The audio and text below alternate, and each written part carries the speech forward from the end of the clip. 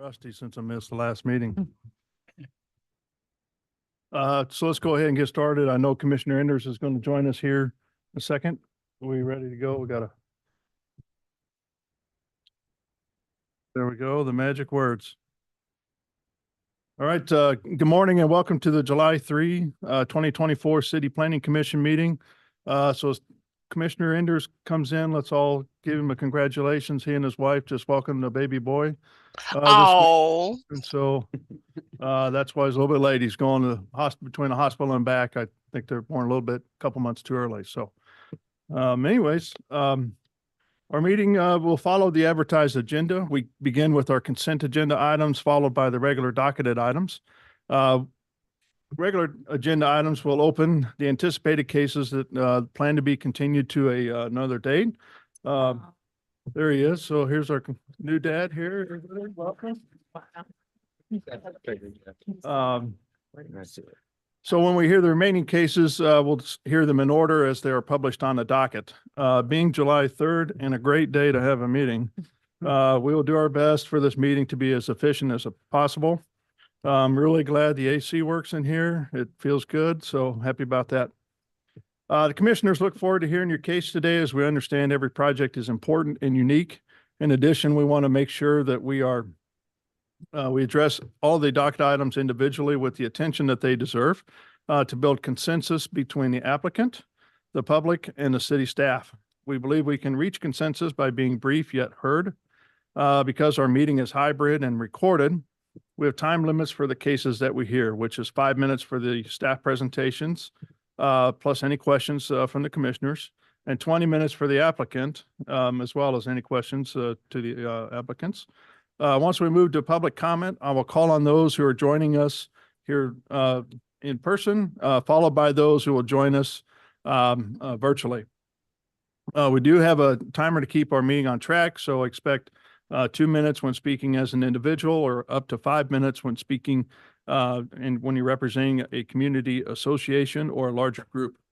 In all instances, please be brief and limit repetitive comments. If you're joining us virtually, please be ready to go with your camera on and your name correctly displayed in there. It's just so we can keep track of, who we're talking to and know who we're talking to. So as we get started, I asked staff to provide additional ground rules and instructions as we conduct this meeting. So Anna, can you please remind us of those rules? Yep, thanks. So I'm going to briefly describe some more procedures for this hybrid meeting. For those online, be aware that there are 2 categories of people participating. We have attendees and panelists. So right now, the only panelists are any commission members and city staff participating virtually. If you are an applicant or a member of the public who wishes to provide a testimony on a particular case, you're going to use the raised hand function in Zoom to let city staff know that you need to be promoted to a panelist position. If you're using Zoom via the web browser, an app on a computer or smartphone, there's a little hand icon in the bottom ribbon of that app, and you're going to click that to raise your hand. You're going to need to accept the promotion. And then when that promotion occurs, it is going to appear very temporarily that you have been disconnected from the meeting. But this is just Zoom changing your position from an attendee to a panelist. When you are on line, please also change your username to your legal name. This is going to help with the promotion process. If you are participating online through a standard phone line, we understand you can't change your screen name, but you can still participate in the public hearing portion by hitting star followed by the number 9 key to let city staff know that you've raised your hand. When the promotion occurs, you're going to turn on your camera and microphone so that we can see and hear you. If you are not actively giving testimony, please keep your microphone muted at all other times to avoid audio disruptions. And this is a reminder that the chat box in Zoom is only for questions about the agenda, logistics about Zoom. Merits of the case cannot be discussed in the chat box. For those in person, if you're the applicant, you're going to approach the desk when your case is called. And then all other public testimony is going to occur at the podium and the microphone here at the corner of the room. If you have any exhibits for the case, a PowerPoint presentation, maps, photos, etc., please have those ready on a jump drive, and you're going to email those exhibits to the assigned planner after the meeting. If you are in person, there's no need for you to also be in the Zoom meeting. If there are multiple microphones on at the same time, it causes audio interference with the microphones in the chambers, and we want to minimize audio disruptions. That's it, Mr. Chair.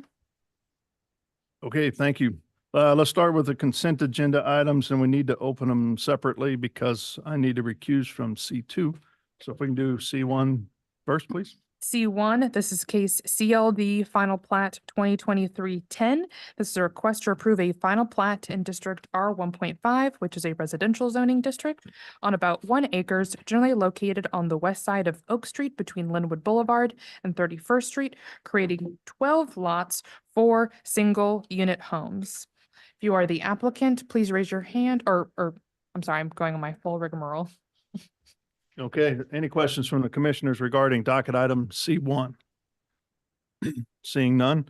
If there's anybody out there, so we're going to open it up for public testimony on C1. If there's anybody out there that would like to speak regarding docket item C1, please come forward or raise your hand using the Zoom feature and you will be called upon. We have 2 individuals online. Oh, okay.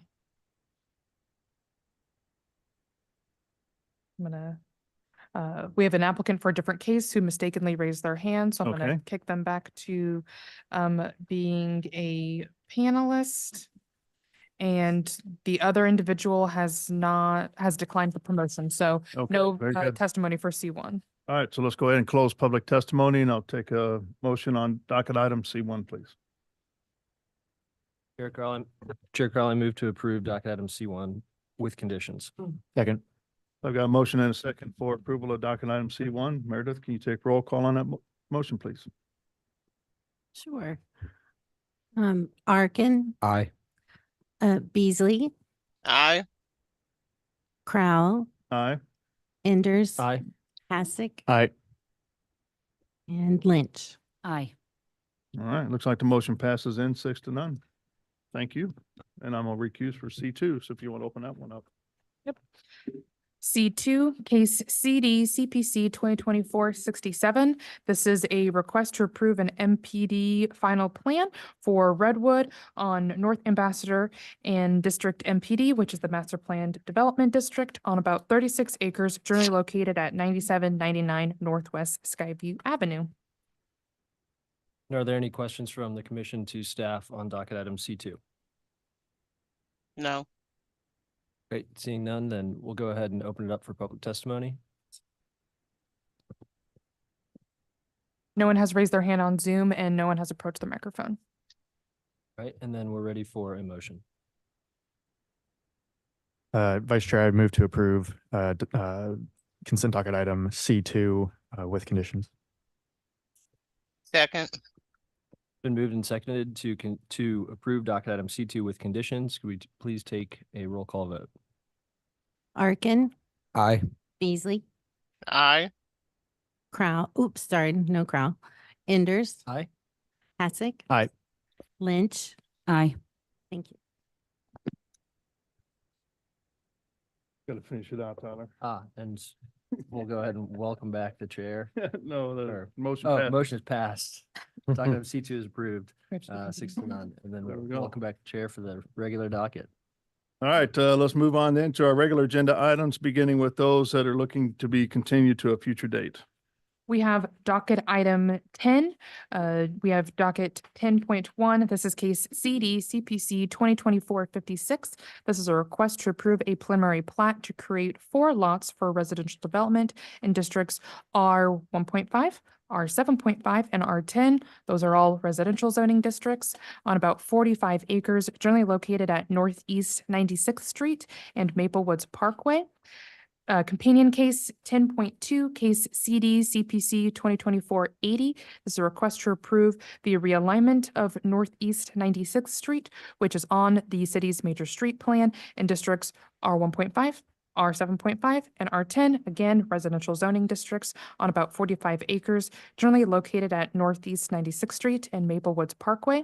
This is a request to continue without fee to August 7th, 2024, despite what it says on the docket.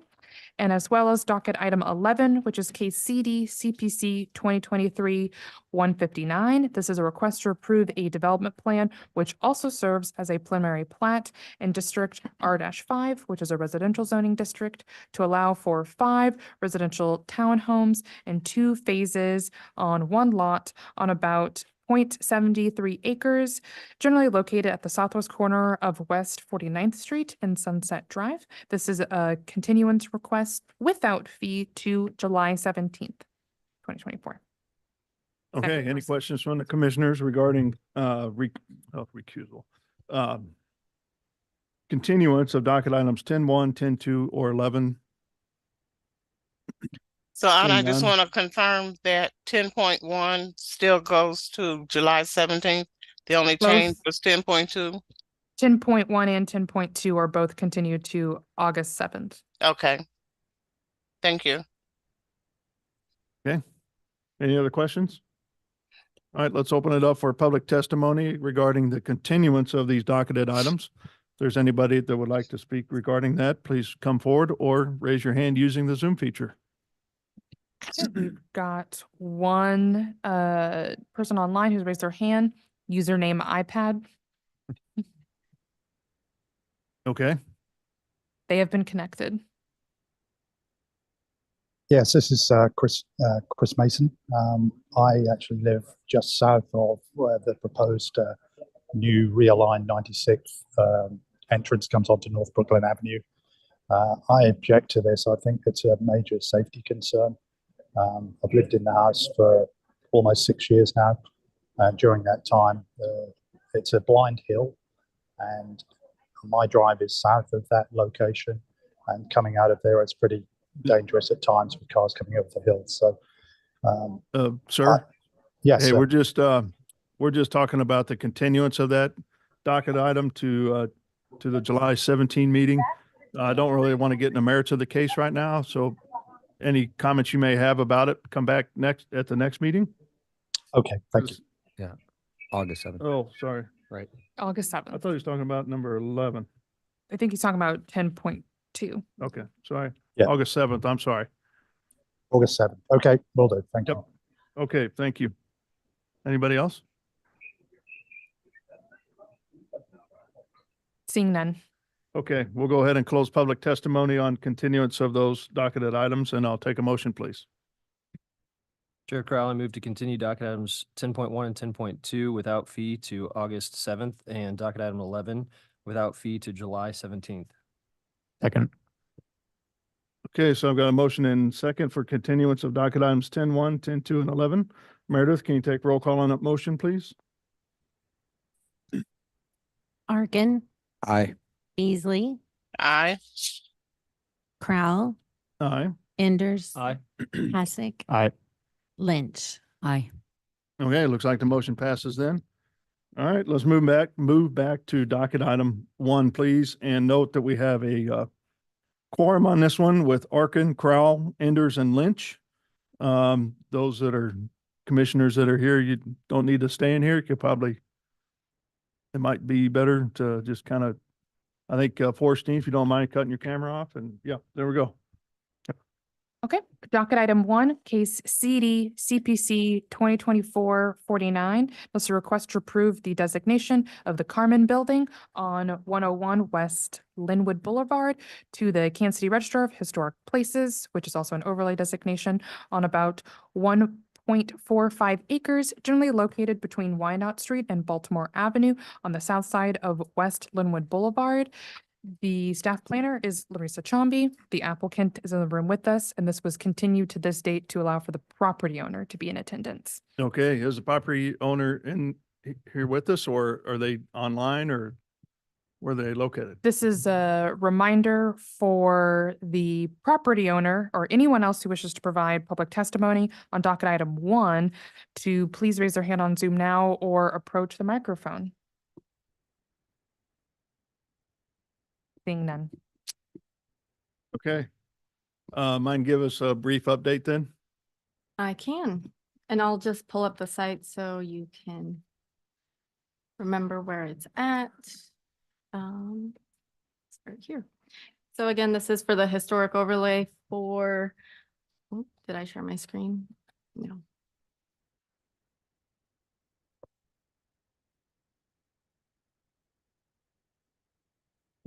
Okay, for 101 West Linwood Boulevard. This is the location of the site. The portion we're looking at is this yellow property. The overlay will be just for the portion above this red line. That will be the HO overlay, and that's in the B4-5 district. And this portion south of that red line is zoned R6. The historic overlay was applied for by the neighborhood organization, and they are here in attendance to give you an updated presentation. And as is Mr. Wolf with Historic Preservation. This is a view of the property from Linwood Boulevard, West Linwood Boulevard. And at the Historic Preservation Committee, the recommendation was approval without conditions. Okay, thank you. Appreciate the update. Any questions from the commissioners on this? Not until after the applicant talks. Okay, With the goal of preserving the building or keeping it from being demolished, are there other adverse effects or implications to the property based on the extent to which it needs to be preserved? I'll let Brad cover that. When the application gets submitted, it stops the ability for the property owner to apply for building permits, alterations, construction, or demolition permits as well. Okay, thanks. I do have a question then. So, so the process would be, once it does get approved, in order to do that, it has to go through the Historic Preservation Department for him to do any upgrades or any modifications or repairs or anything like that? I'll let Mr. Wolf answer that. Okay. Yeah.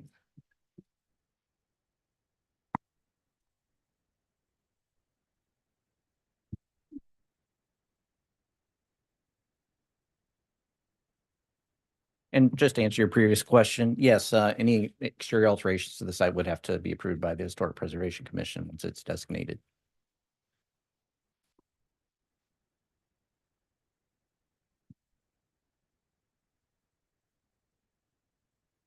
Mr. Wolf, do you mind saying your name and Oh, for sorry. the record?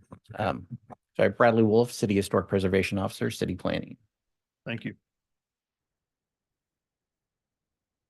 Anything else to add, or kind of looks like you're working away there? You got a presentation or something, so I just. It's make the sure. previous one from the last meeting. If they Okay. wish, I can go over it again, or if you, just to briefly review what we had before, if it would be what's the helpful, but. Wish of the commission here. Do we need a I- refresh? I would rather just, I mean, I remember it pretty well. I'd rather just an Okay. update on what's happened since the previous meeting. Yeah. If there's been any communication. I know at that time, I believe he had, the owner had contacted you that day or the day before. So I'd just like to see where we're at with that. Yes, Okay. good morning. My name is Nacha Carpelo. I'm the president of Old Hyde Park Historic District. Yes, the owner did contact me by telephone the day before the hearing on the 5th and just said to me that he wanted to meet with the neighborhood and that he had decided to not demolish the building. Those were his words. So we did schedule a neighborhood meeting for July 17th. And that's all. I have not seen any plans or anything further. Okay, Has there been further communication with him, or is that? That's it.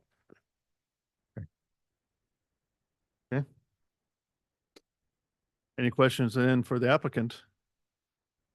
I think we've already been through a pretty extensive public involvement phase. I'm looking at our attorney. Do we need to reopen it up for public involvement or not? For public testimony, Yeah, I would, just because Okay. people. all right, so at this time, we'll open it up. Go ahead.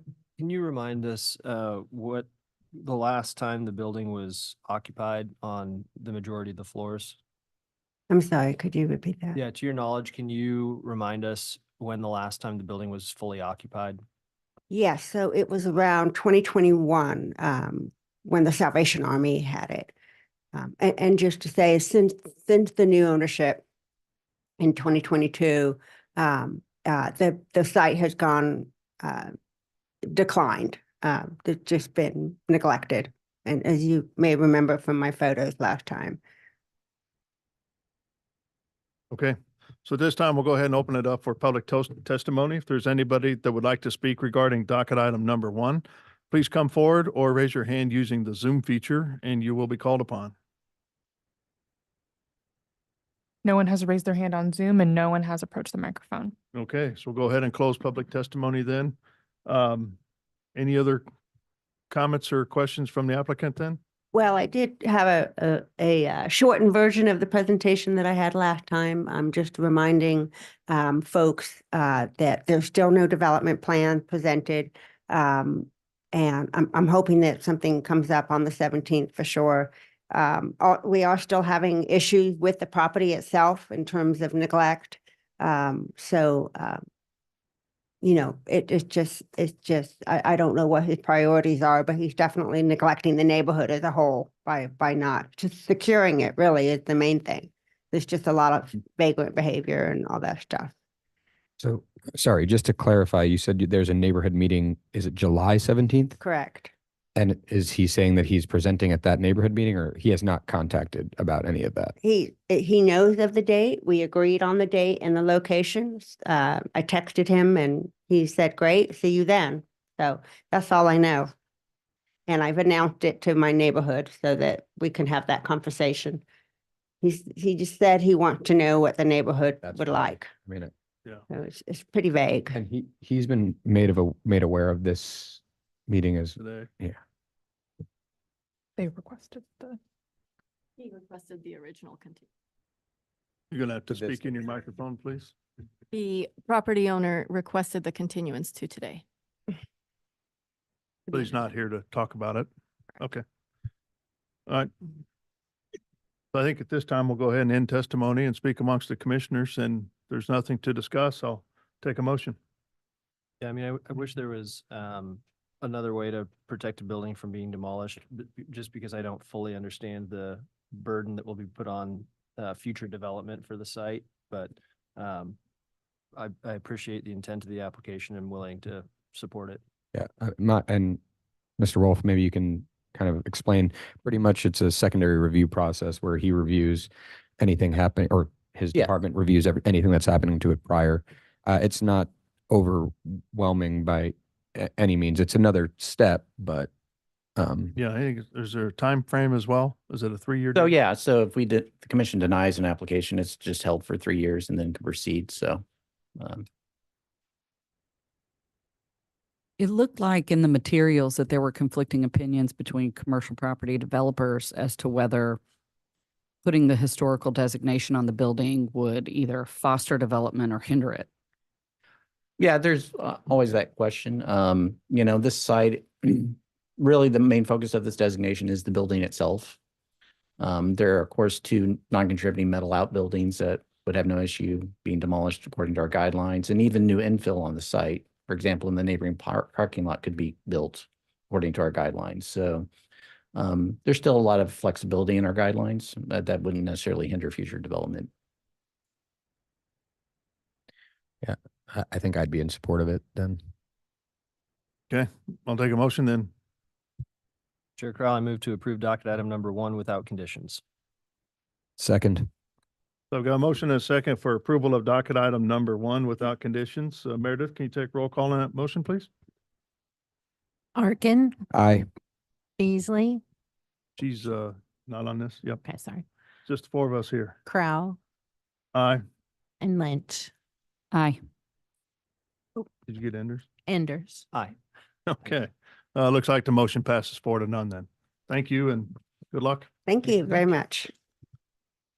All right, with that, let's move to docket item 2, which we also have a quorum on that one.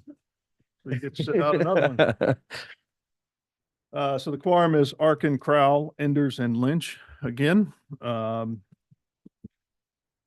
Docket item 2, this is case CD ROW 2023-53, a request to approve a vacation of public right-of-way in District R 7.5, which is a residential zoning district of about 130 feet, generally located on Fremont Avenue, north of East 55th Terrace. Matthew Barnes is the staff planner associated with this case, and the applicant is in the room with us, and this was continued to this day due to the quorum being interrupted. We were at the public testimony portion of this hearing. Okay. Before we start that, can we just have a real quick brief review of this project, what the intent is? And then we'll go ahead from there, I think, and open it up for public testimony to finish that out, and then go from there. And just a brief clarification, the docket does say approval with conditions. This is just a clerical error. This is approval, no conditions. Again, Matthew Barnes, City Planning and Development, here for docket item number 2. Just a quick reminder, this is vacation of public right-of-way at Fremont Street, north of East 55th Terrace. Located south, here is a view of the subject right-of-way. You can see 435 to the east and Blue Parkway also to the east. Here is just a overview of that site. I think you still need to share your screen. Sorry about that.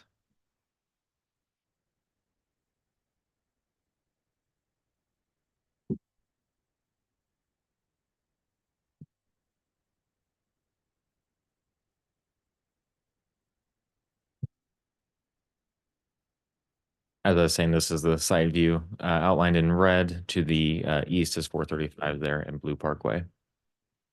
Just an aerial view of the site. You can see the East 55th Terrace dead ends there right at the Fremont Street. Additionally, Fremont Street at this location is not improved to city standards. It was gravelled to our knowledge without any permits because it's not to city standards, and there's no record of that. There's no utility companies with facilities in the right of way, and there was no conditions placed by the fire department, public works, streetlights, public works, traffic, and water services. With that, staff is recommending approval, and I can take any questions or clarifications. Okay, any questions for the city staff on this, just on this recap of this project?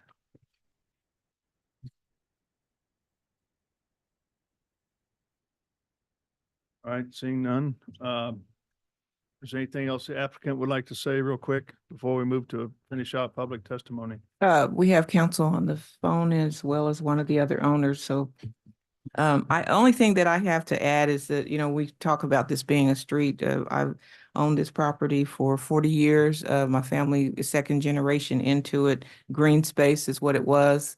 There's a hole cut out in the fence based on a request to use it temporarily. That permission was exceeded. The farm was notified about that.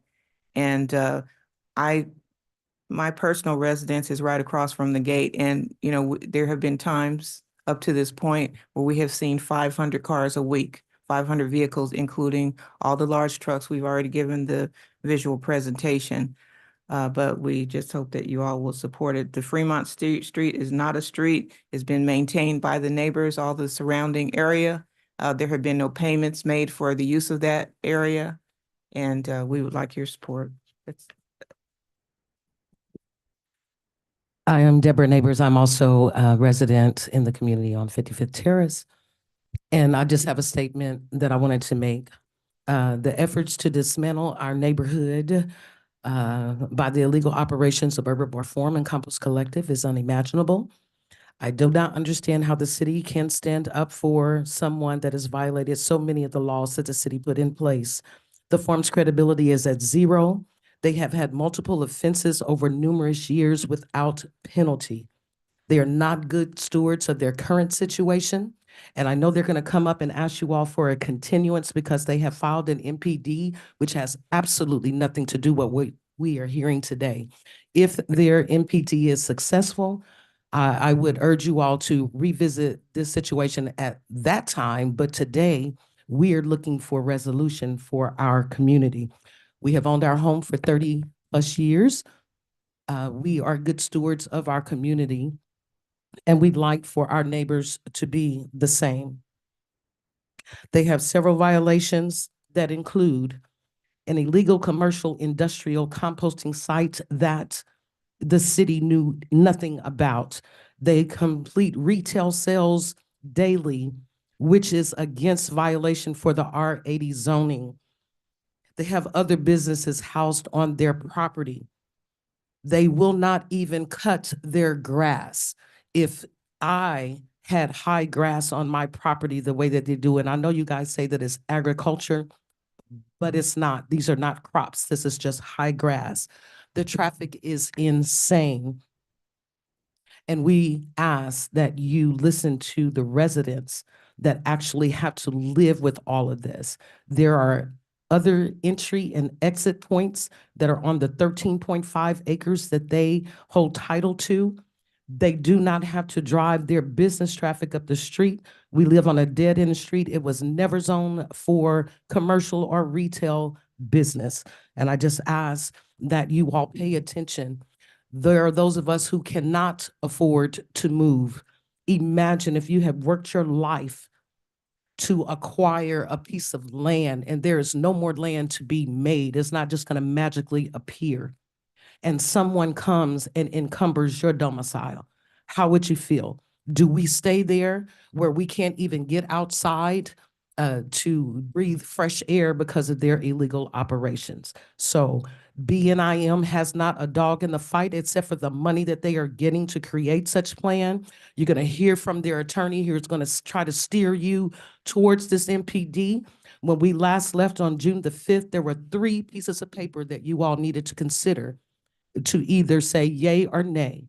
If all of the city departments and everyone that had value in that property is saying no, let's vacate it, I ask it and I encourage you and I plead with you to do so. And by the way, there has never been a street sign that said Fremont. It was just always just vacant until they decided, and which Matt Bourne stated, even when they cut the hole through the fence and put gravel out, they never asked the city's permission, nor has it been improved to a standard that would be acceptable by the city. Any questions for the applicant? Okay. This time we'll move to public testimony and finish that up. I know you've spoke already a couple of times from the last meeting. I was hoping to offer clarification in response to Okay. your question. Please be brief. Number one, I'm just asking for clarification on who the applicant is and whether the applicant is actually here today. Karina Moultrie is the applicant, and I do not see her physically present in this room. So I don't know if she's online or not, but that was clarification I was asking on your behalf. She is online. I am one of the applicants also. Okay. I'm not trying to keep anyone from being able to share their perspective, and we understand, you know, everyone has a right to be heard. I would just repeat for purposes of last time that the criteria, the legal criteria, this is a real estate matter, are not met. There is no other access, and despite what Ms. Neighbors has said, who is not an applicant, she is a neighbor, but she's not an applicant. These streets are in use. Abandoning it would cause immediate and permanent injury. These are things I said last time, but I'm just reminding you, most of the neighbors actually support the farm. That's the map I gave you last time. Since the last hearing, the neighbors who have misunderstood whether this is a legal street have been blocking the street.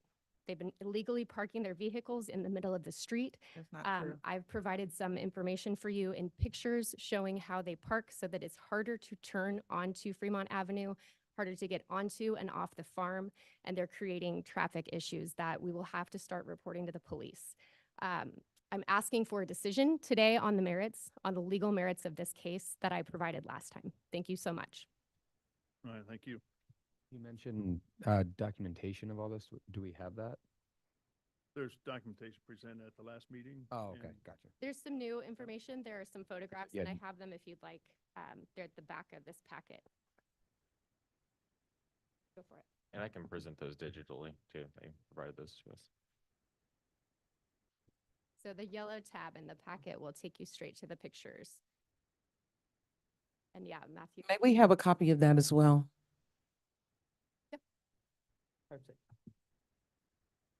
Okay, next.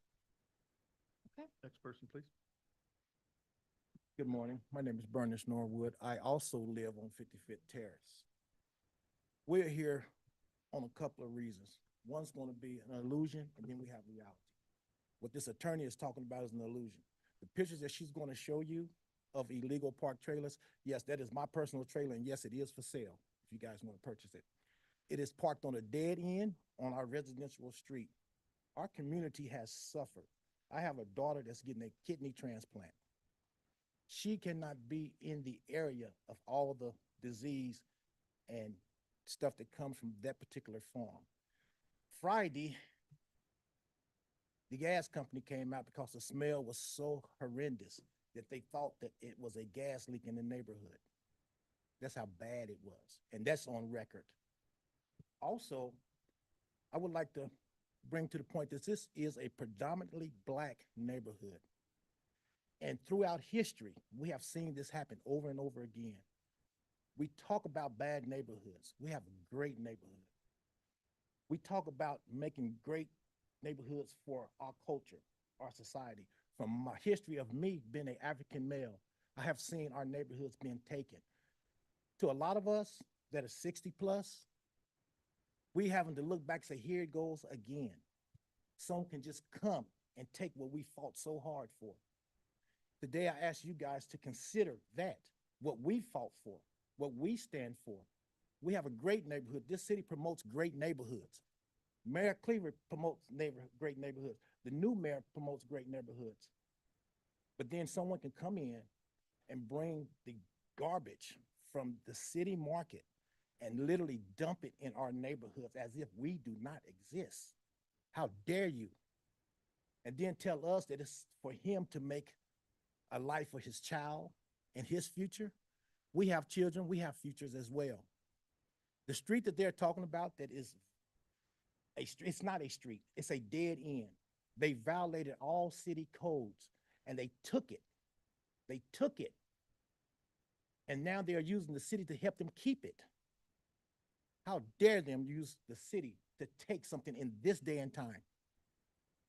As a Black American in this city, I demand us to have the right to have land. I demand us to have the right to have a community. I demand for everyone to respect it as we respect everyone else's. There's no one in this room will raise their hand and say they will let that process be in their neighborhood today. I challenge anyone to accept that in their neighborhood. Thank you. Who's next? Good morning. Jeremy Knoll, Associate Principal and Architect with BNIM. BNIM is assisting the Herbivore Farm team with the master plan development rezoning process, including detailed code and zoning analysis, as well as review of life safety requirements. We've recently submitted the master plan development documentation showing the long-term vision for the site.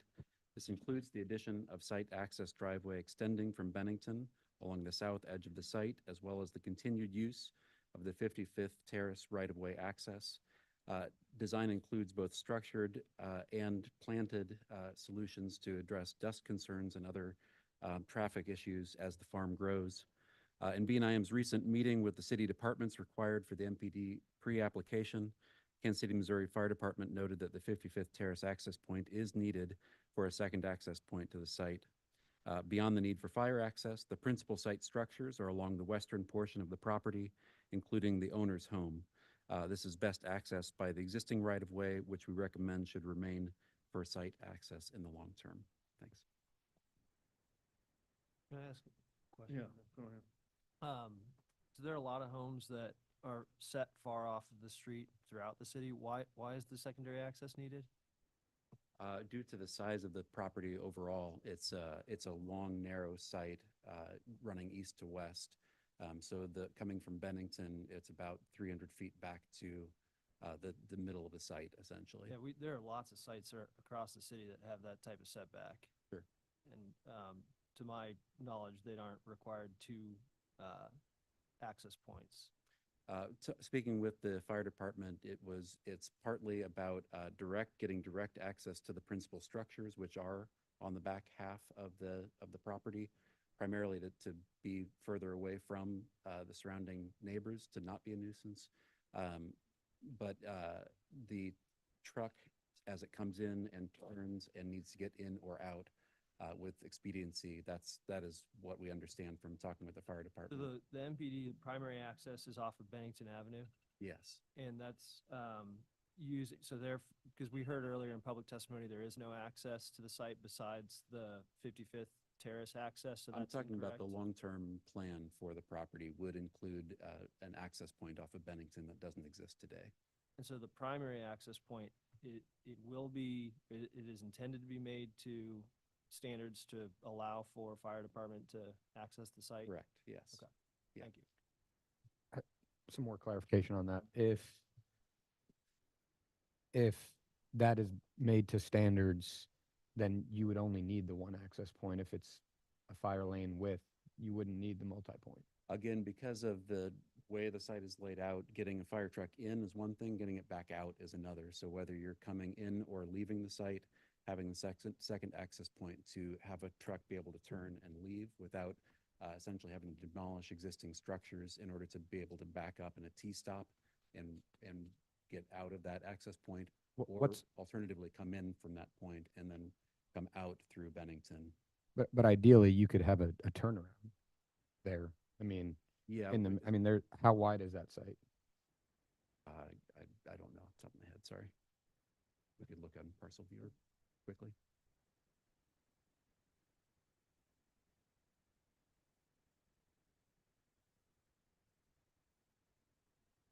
$396 feet. Mhm. With the home approximately 120 feet off of the south property line. Part of it is not wanting to pave the entire site as well, right? To get a 20-foot heavy wheel access road to cut through the farm. Okay, thank you. Any other What, questions? I have one question for you. What's the timeline for completion of that plan? The MPD plan is, let's see, the city had their meeting on it, the internal meeting yesterday. We have our next meeting with the departments on the 16th, and then CPC, remind me, Kristen, is that the August? Yeah. Right, the completion of the project is dependent on funding and, building a long driveway into the site off of Bennington is not cheap or easy. Is there a time range when you are hoping to get it completed? I don't know the answer to that. The request was to provide a vision for and a rezoning to show what the long-term plan was in terms of how that's executed. That's entirely dependent on funding and the choices of the owner. Would it be good to hear from the applicant on what their timeline is on that? Let's let the city staff take Sure. care of that. Okay. We get there. Anything else? Thank you. Who's next? Apologize, Commissioner, may I please say something else, because the Sure. information is bad. We've been here many times in front of you guys, and I apologize that you had to be here as much as we did. But the safety is another huge issue. We're talking about a residential street that has 2 lanes coming and going on a dead end, and they have commercial traffic. I cannot let my children play out there. My dog cannot even accidentally get loose because he may get hit. We have to worry about our cars getting hit. We have to worry about strangers in our neighborhood on a daily basis. 500 cars, like she spoke. They have access to their property. They have chosen to make this their access. It has endangered everyone in our community. Everyone is at danger here. And if we put this off until they make a plan, like they've been doing for the last couple of years, They've been late to bringing you everything that you guys asked for. They don't bring it. They paid a lawyer to stand here last week and she literally lied. You asked her a question and she said she don't know. Today, they still don't know. We asked that you vacate that street. They can take care of their property. And the biggest thing they said, they're going to grow. They're going to consume our neighborhood. Last time we were here, I said they was an invasive species. I say it again today. They will consume our neighborhood. We will no longer be able to live there, and they will grow a farm, and they would have success growing and planting and composting and creating a hazard for, and it's going to spread out. It's going to spread. Okay. Take that in consideration, please. Thank you. Who's next? Come on up. Thank you. My name is Jesse Shore. I am a customer of Herbivore Farm on occasion. Last May 25th, I had an incident with one of the neighbors. It was actually Mr. Norbert here. I was driving through the streets, coming up 55th Terrace, about 20 miles an hour. And I have video evidence that shows on my camera that I was going 20 miles an hour. And when I got up to his yard, he was watering his garden, and he ran out and sprayed my windshield with his garden hose. Slow down, that's what he did. And because of that, I could not see and ended up driving off the end of the dead end. That's how fast you was going. I would respectfully ask that people don't interrupt testimony. I would respectfully ask that they tell the truth. Just, Let's settle down. just like to have One order, person at please. a time, please. We'll get back. Thank I you. understand that the vehicle I was driving at the time was a Honda Civic, manual transmission with a bit of a loud of exhaust. I understand how that can be perceived as going faster than I am. Trust me, I've had many run-ins with the police thinking I'm going a lot faster than I was. On that day, May 25th, 2023, the only public safety issue was that neighbor to me who could have injured me or my property or somebody else.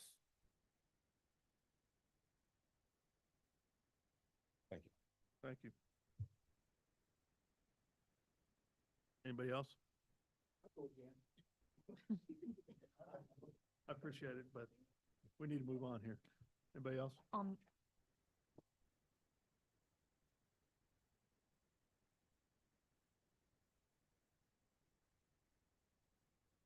Thank you. I'm Daniel Hurrier. I'm the owner of Herbivore Farm, along with my wife, Brooke. I know that there are several neighbors waiting online to testify, as well as some video testimony that was submitted to the city. I'll be very brief. The neighbors that are presenting before you today are new neighbors. Miss Suttington bought her house in 2021. At that location, the right-of-way was already there, already in use, already very clearly the activities that we are conducting there now were happening then. Mrs. Neighbors married into the property that she's on in 2019. These are all new neighbors. That doesn't mean that they don't deserve respect, but the activities that are happening on the property were happening before they moved in. The same is true of Mr. Norbert. He lives with Miss Suttington. So all of these, these neighbors knew that they were moving next to a farm, and I'm more than happy to answer any questions that you have regarding timeline or anything else.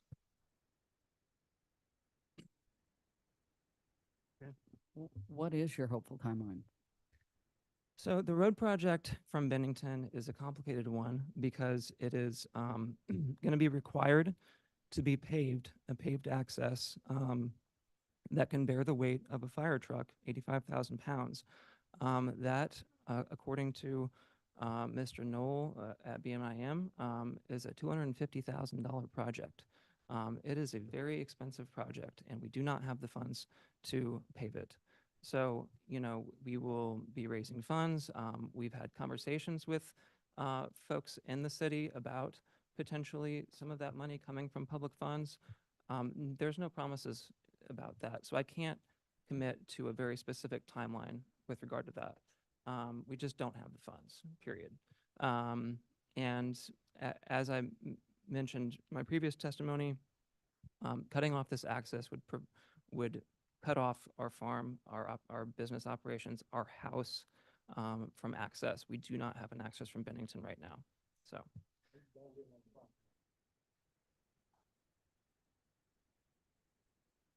Okay. Sure. Any other questions? All right, thank you. Okay, thank you very much. Next. Okay, online, we will have Carnes Pro. That's the username, I believe. And then Ronnie will go next.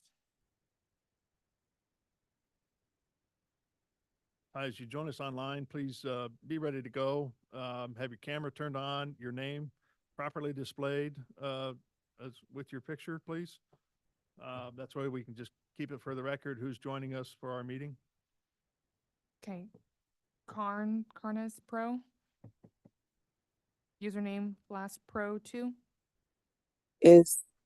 Yes. Oh, I apologize. That's actually the name of my cell phone. My name is Karina Moultrie. I'm actually the applicant, one of the applicants. So to address majority of things, the property, the field next to Fremont Avenue is, my mother was there in 1990.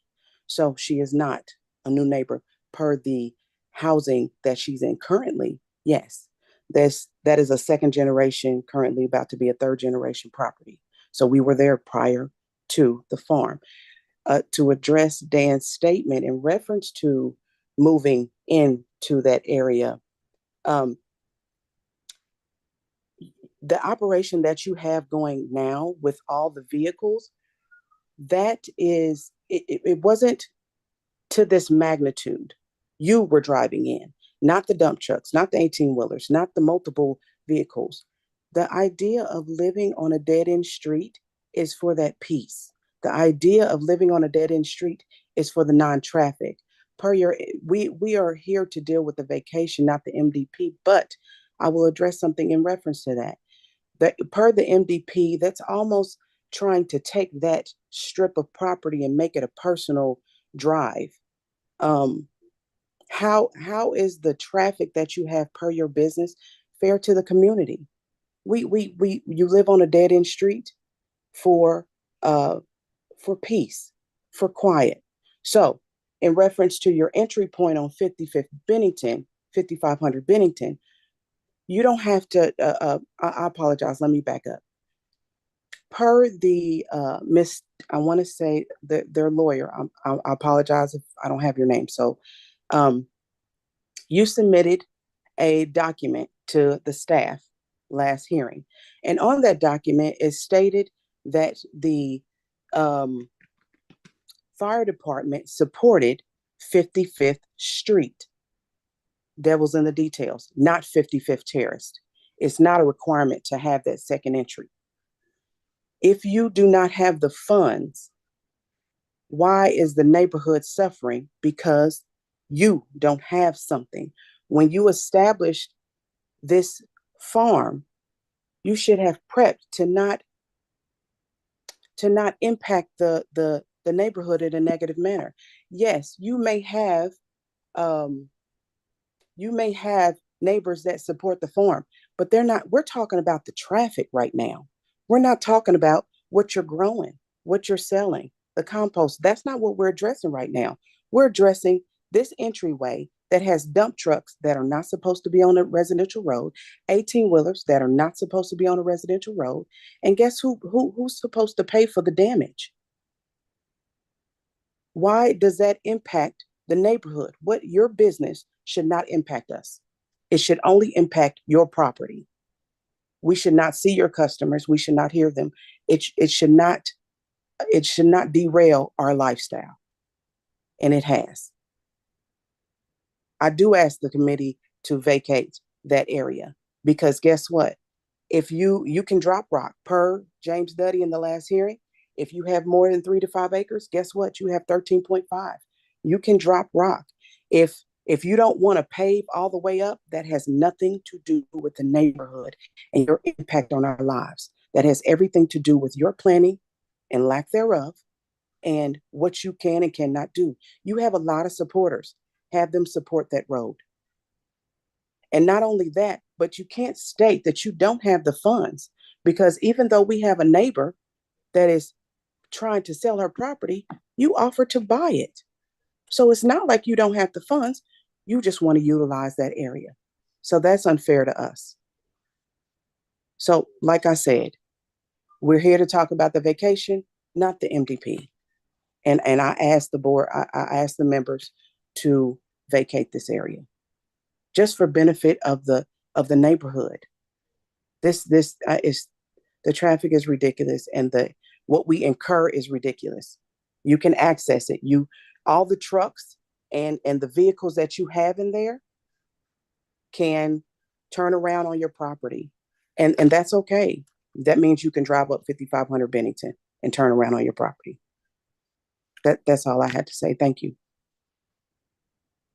Ronnie, you're next. Good morning. Can you hear me? Yes.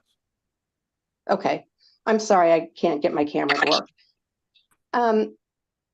My name's Ronnie. I am a neighbor who have lived here for 32 years. I learned of Brooke and Dan buying the property, what was it? I don't know, 13 years ago, and was really thrilled that there was such a positive addition to the neighborhood. I think the farm has had a favorable impact on the area. Brooke and Dan are engaged citizens, dedicated environmentalists, and advocates of making this community a better place. They work tirelessly at providing quality produce for the community.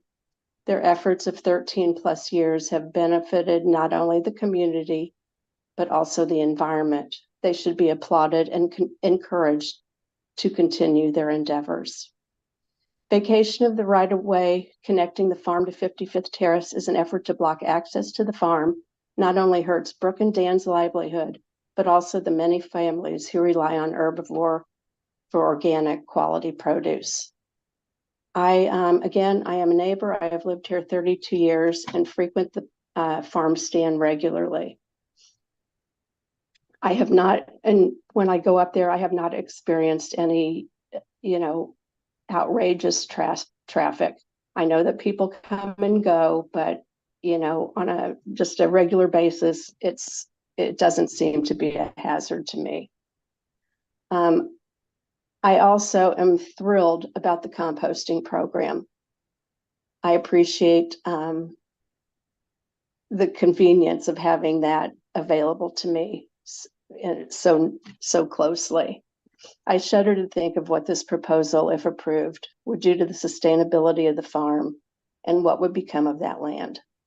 The proposal was established by a few opposing neighbors of the farm and does not represent the attitudes of the majority of the neighbors. Maintaining this right-of-way does not have an adverse impact on the community at large. Okay. I would urge the commission to wrap it up here, ma'am. We need to move on. I would urge the commission to oppose. I would urge the commission to oppose this. Thank you. Okay, who's next? Chris is next, and then Shannon. Okay. Chris? Yes, good morning, Commissioners. I apologize. I'm counsel for the applicant. We were originally under the impression that this was going to be continued today. Otherwise, I would have been there in person. Just briefly, the applicants and the neighbors are supporting their argument just fine. Just reminding the commission that we are here solely on the applicant street vacation, not on the MDP, which is going to be heard, I believe, next week in front of the BZA. I do have a point of clarification that I'm confused on. This access point, the neighbors are not opposing the farm operation per se. they are here about the access point. And on the MDP that's been submitted, and I know I just said we're not talking about it, but it's been labeled as fire code compliant. And my only question for the commissioners is this something that's going to be only used in emergency situations? If so, that may, that's something that the neighbors would need to know and consider. Or are they just wanting to have a full open access here? That's been what the chief complaint is, resulting in the increased traffic volume and the heavy trucks going up. So that would be my only comment. The applicants are speaking for themselves, and the street this paper street, because it is not an actual street, should be vacated. Thank you. All right, thank you. Okay, Shannon.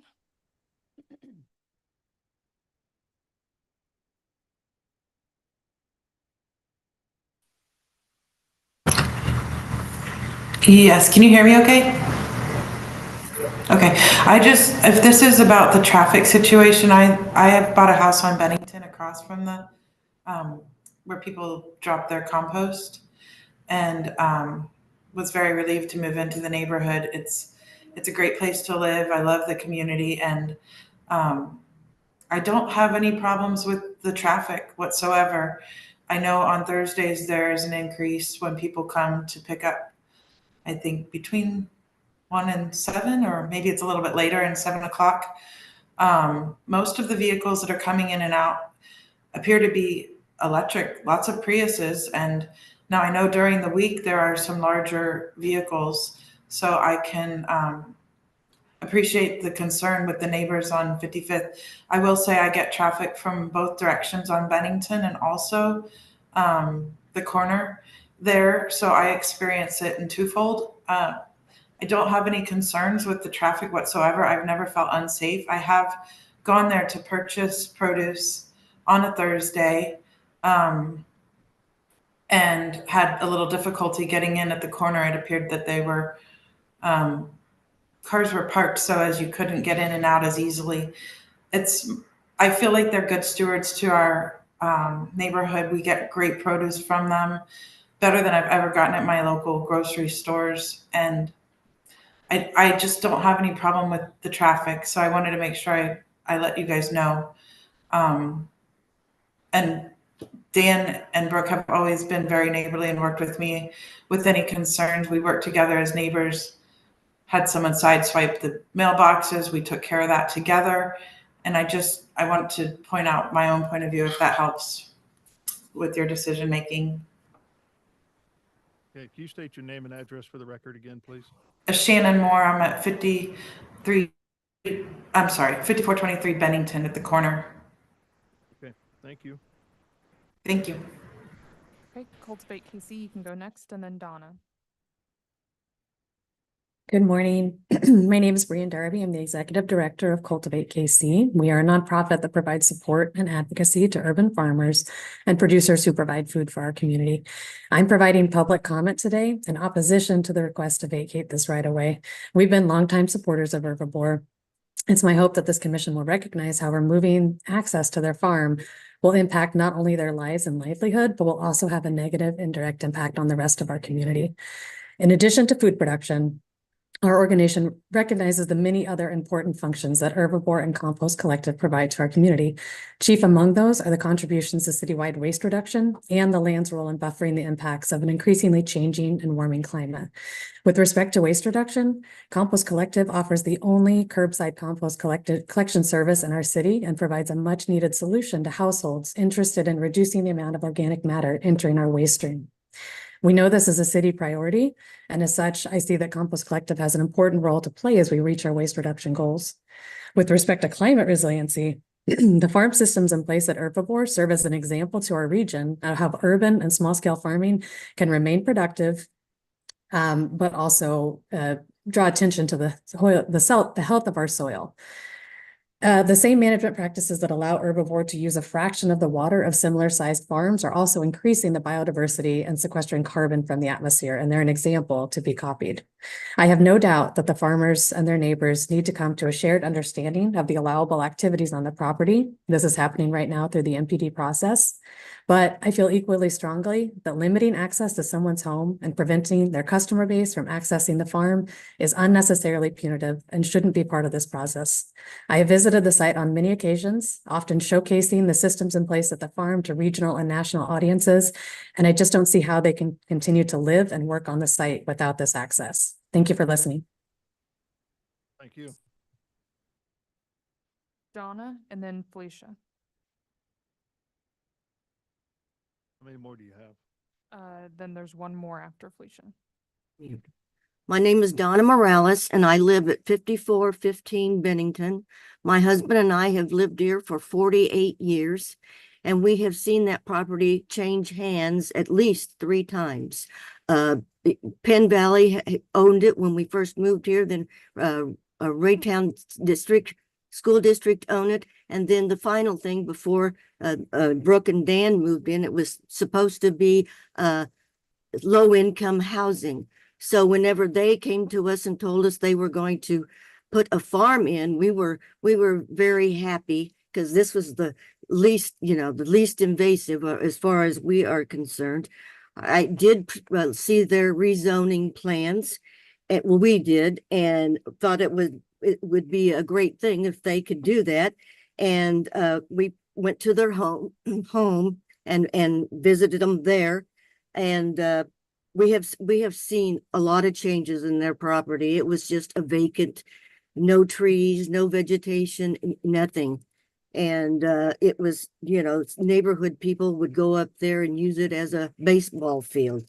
But they're good neighbors. We've communicated with them on different occasions. We enjoy sitting on our front porch and watching their farm grow and their boys grow. And they manage their property well, and they are very eco-friendly and environmentally friendly with their efforts. And that access is the only access they have at this time, and that it would be wrong to block that access to their home and their business. So we are fully in support of their efforts.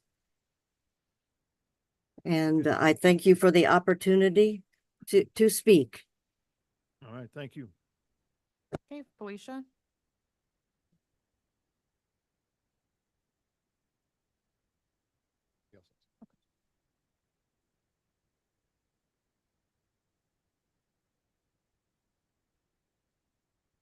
Felicia, you there?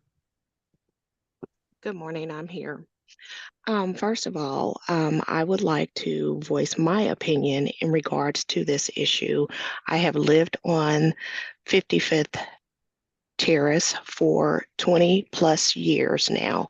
My parents are also around the corner, so we have been in this neighborhood for 30 plus years. And what I do not understand is how everybody is voicing their opinion or their concern about the farm and what closing this street off will do to them. What about the neighbors that live on 55th Terrace? What about us?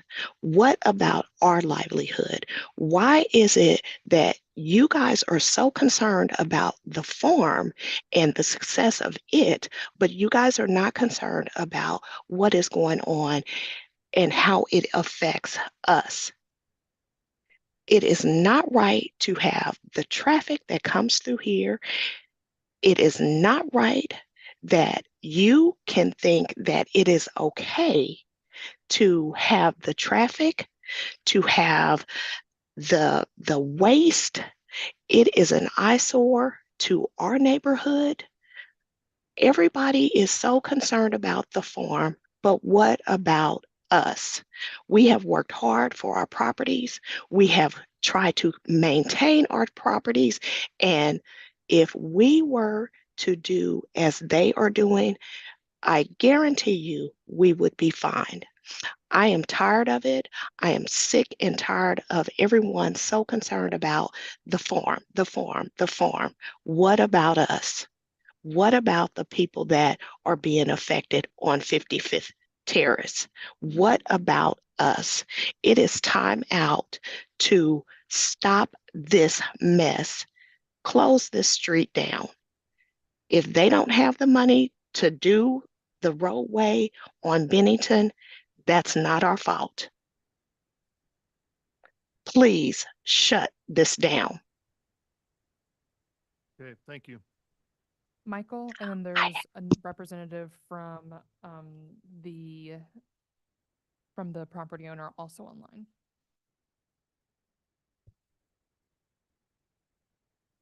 I presume I'm the Michael that you're talking Yes. about?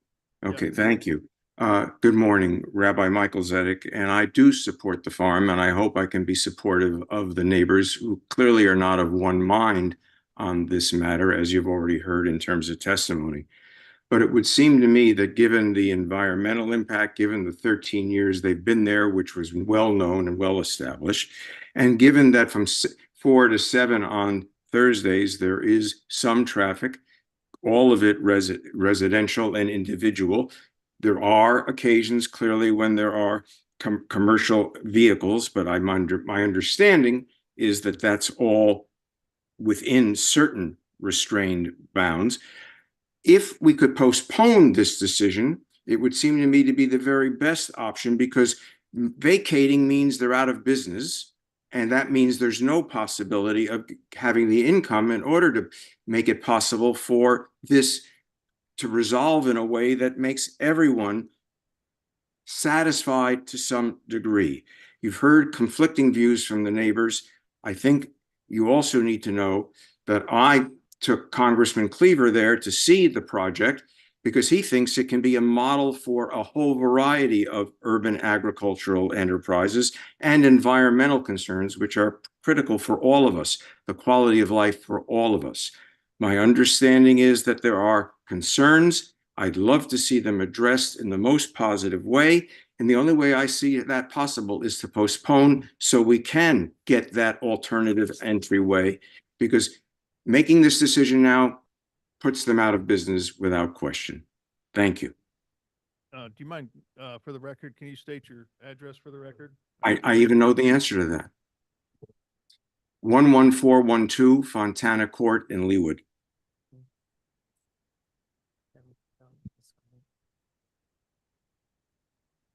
Okay, thank you. And then Thank there's you. Compost KC, which is associated with the property owner online. Okay. Which property? The 5500 Bennington, the farm. We can keep this more towards the vacating of the roadway. I'd like to do that. I'm not, my decision today is not based on the farm and the success of the farm and if the farm should be here. I'm looking at, we're here to talk about the case at hand, which is the vacation of the roadway, as well as we got to look here for what's best for property in Kansas City. I mean, that's what we're looking at.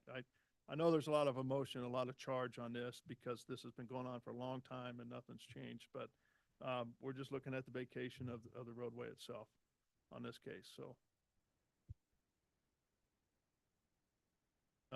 so who's speaking next? Compost Collective. Okay. That's me. My name is Coco. And just for the record, I'm not a property owner. I actually live at 1206 North 1000 Lawrence, Kansas. But I am a co-owner of Compost Collective KC. And I've been working with this environmental organization for over 6 years before Dan and Brooke bought it. So I've been with the company before we joined forces with Herbivore, and I've watched our small company grow from just 1 employee, me, and only 40 composters to now 15 full-time and part-time employees, as well as over 3,000 composters. So we've grown a lot. I work full-time, sometimes overtime, as the director of operations, making sure our daily operations run smoothly. I know our hardworking team is proud to be making a positive change in our community. We attend weekly farmers markets and events. We work with local schools and organizations. And I feel truly lucky to build my career alongside such an impactful movement. So I'm here to ask that Fremont Ave stay open as a public right-of-way. Closing Fremont Ave, which is currently the only safely accessible entry point at Herbivore, would pose a significant burden on our operations.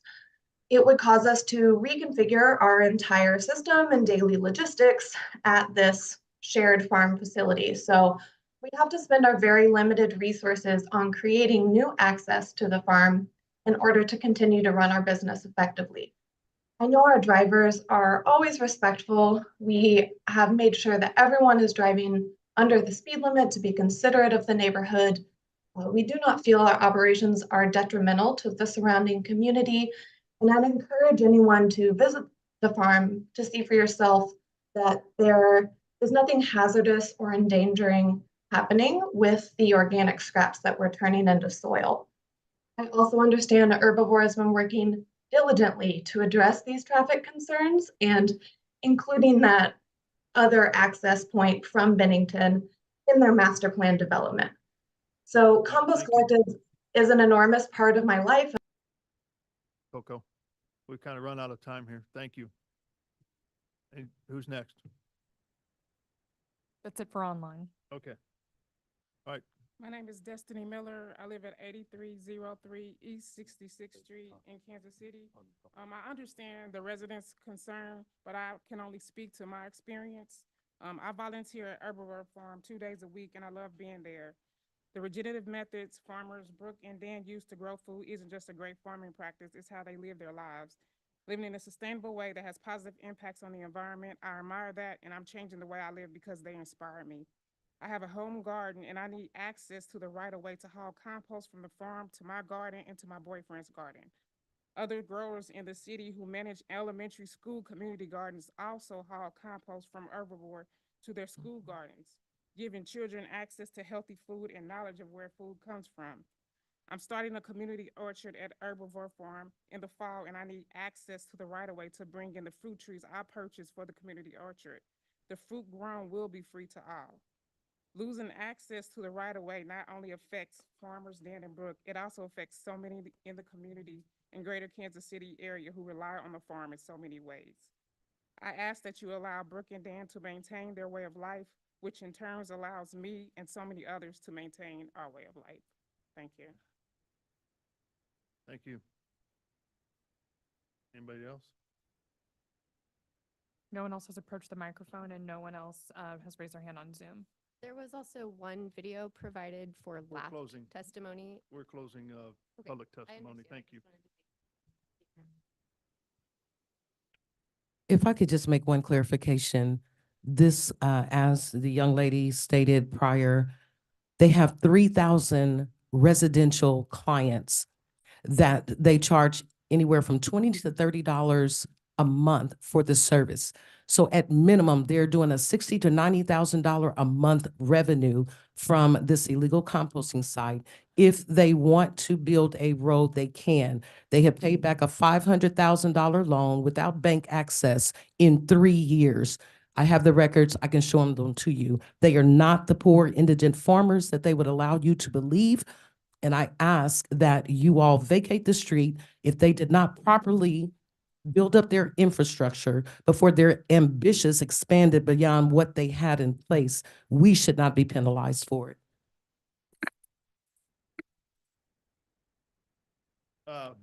So we closed public testimony, and usually after that, there's a lot of comments that were brought up during testimony, some of it regarding the closing or the acceptance of the right-of-way, and some on other topics. But this is an opportunity for the applicant to state some of their comments, against or for what was brought up in the public testimony, to make sure that we address this appropriately. Okay, I just wanted to iterate what she just said about us being penalized for how things moved forward without the blessings of the city. I do want to point out that, yes, Karina Moultrie mentioned that we had been on that property for 40 years, but when I moved into that house in 2021, in the spring of 2021, is where we lived on the bottom of our acreage.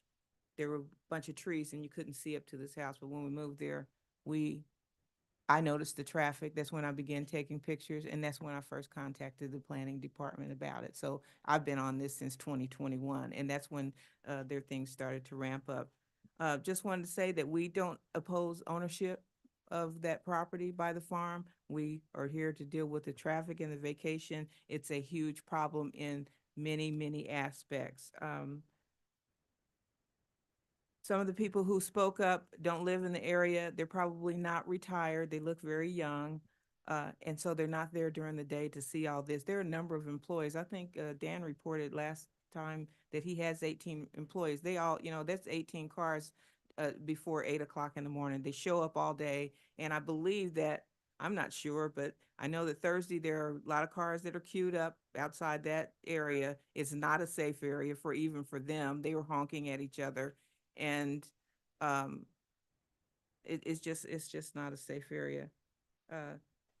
Drivers they said that the drivers are respectable. We've noticed that they wave a lot at us now, and that's okay. We don't harbor any ill will toward any of them. But one of the things that's happening with the house that the easement is next to is that when there's any ingress or egress that requires multiple cars on the outside or inside, people pull into the yards. They're absolutely physically destroying somebody's property right now. I'm sure it's happening today as we do that. I watch it outside my window. Somebody comes out, all these cars pull out into the grassy areas, which is, additional private property. I just wanted to also say, I did show a video last time. There are issues with the kind of material that they're bringing up the street. I was just reading an article recently. The World Health Organization has declared that there are new fungi in the compost materials. That stuff gets dropped on the street by trucks. We've had garbage that has been dropped in the street. Dogs or puppies eating, not mine, down the street. I've seen them do it. I couldn't play that video for you last time, but I wanted to share that. And on a personal level, we don't have any ill will toward Dan and Brooke. We just do not want. It is not fair to us to have to deal with that traffic. We want their business to succeed as they want it, but they need to do a different access point than right. And that what he showed you on that map, that easement is right next to that house where I told you that so it's just going to continue to expand and destroy. The neighborhood's going to be, it's going to expand and destroy. So I'm, as a resident, again, thank you very much for hearing us. And Okay. Yeah. Thank you. Mhm. Before we close testimony, I just have a couple questions for you. How many times, can you remind me, have you worked with public safety, the police department or whatever to help curb some of the traffic and getting cars out in front from your driveway or anything like that? Do you call them to help? Are you talking to me? Yeah. Oh, I've spoken to them. We've involved the community involvement police department. There's nothing that they can do. This is a civil matter according to them. And unless there's, traffic on the public part of the street, that they are not going to get involved. They're standing by, but we have involved them so that they understand, some of the issues that flare up. I know that young man spoke about what was going on. I also have video of that incident, had my phone in the windowsill, and things like that. That's one issue, and I don't think it's happened any other time, but we have involved them. And the same with your council persons as well? You want to speak to? So we have spoke with our council representatives. They have been to meetings in our homes. They are not in favor of the operations because of the illegal way that the farm has increased their businesses back there. They have not asked permission for anyone. The community said yes to a vegetable garden. When we said yes to a vegetable garden, they did not have retail sales that were coming to our community. They were at the Bad Seed Market. They chose to shut down their brick and mortar and bring it to our community. They did not ask permission from the city, nor did they ask permission from the residents. We said yes to a vegetable garden, and that's it. Not the traffic, not the illegal composting, or any of the other nefarious activities that go on this property. So this time, any other thoughts, comments? I have a question for staff. It looks like there were some emails exchanged, and you commented in one of your emails that you had gotten a statement from the fire department. And I'm just curious what that statement was and how it weighed into your decision and your recommendation for approval. Yes, so as part of the utility comments that we receive, the fire department provides a utility comment sheet, which should be in that packet as well with the staff report. Those are the comments that we've received, that they did not, they did not object to the vacation. Very good. Another question for staff. This is an appropriate time, Chair. Yep. Can you all speak to the difference between R80 and MPD in terms of the amount of drive that has to be paved?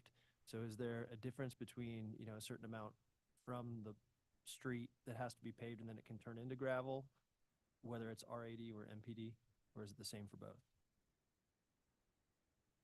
Well, with the MPD, it's, you have a. Okay, yeah, so for R80, which is a residentially zoned district, I believe they are allowed to have 25 feet of their driveway paved, and then the rest can be gravel.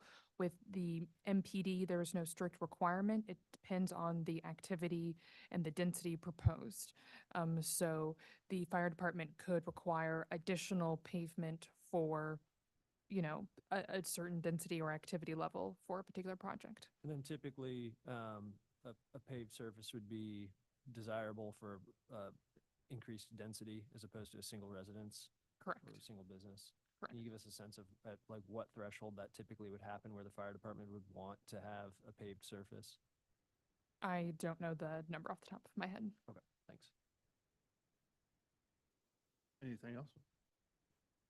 I guess one other question I have, what is the street, the typology or rating for Bennington? I can look that up. Is that considered a serial or collector, connector? It does not appear to be on the major street plan. Not on the major street plan?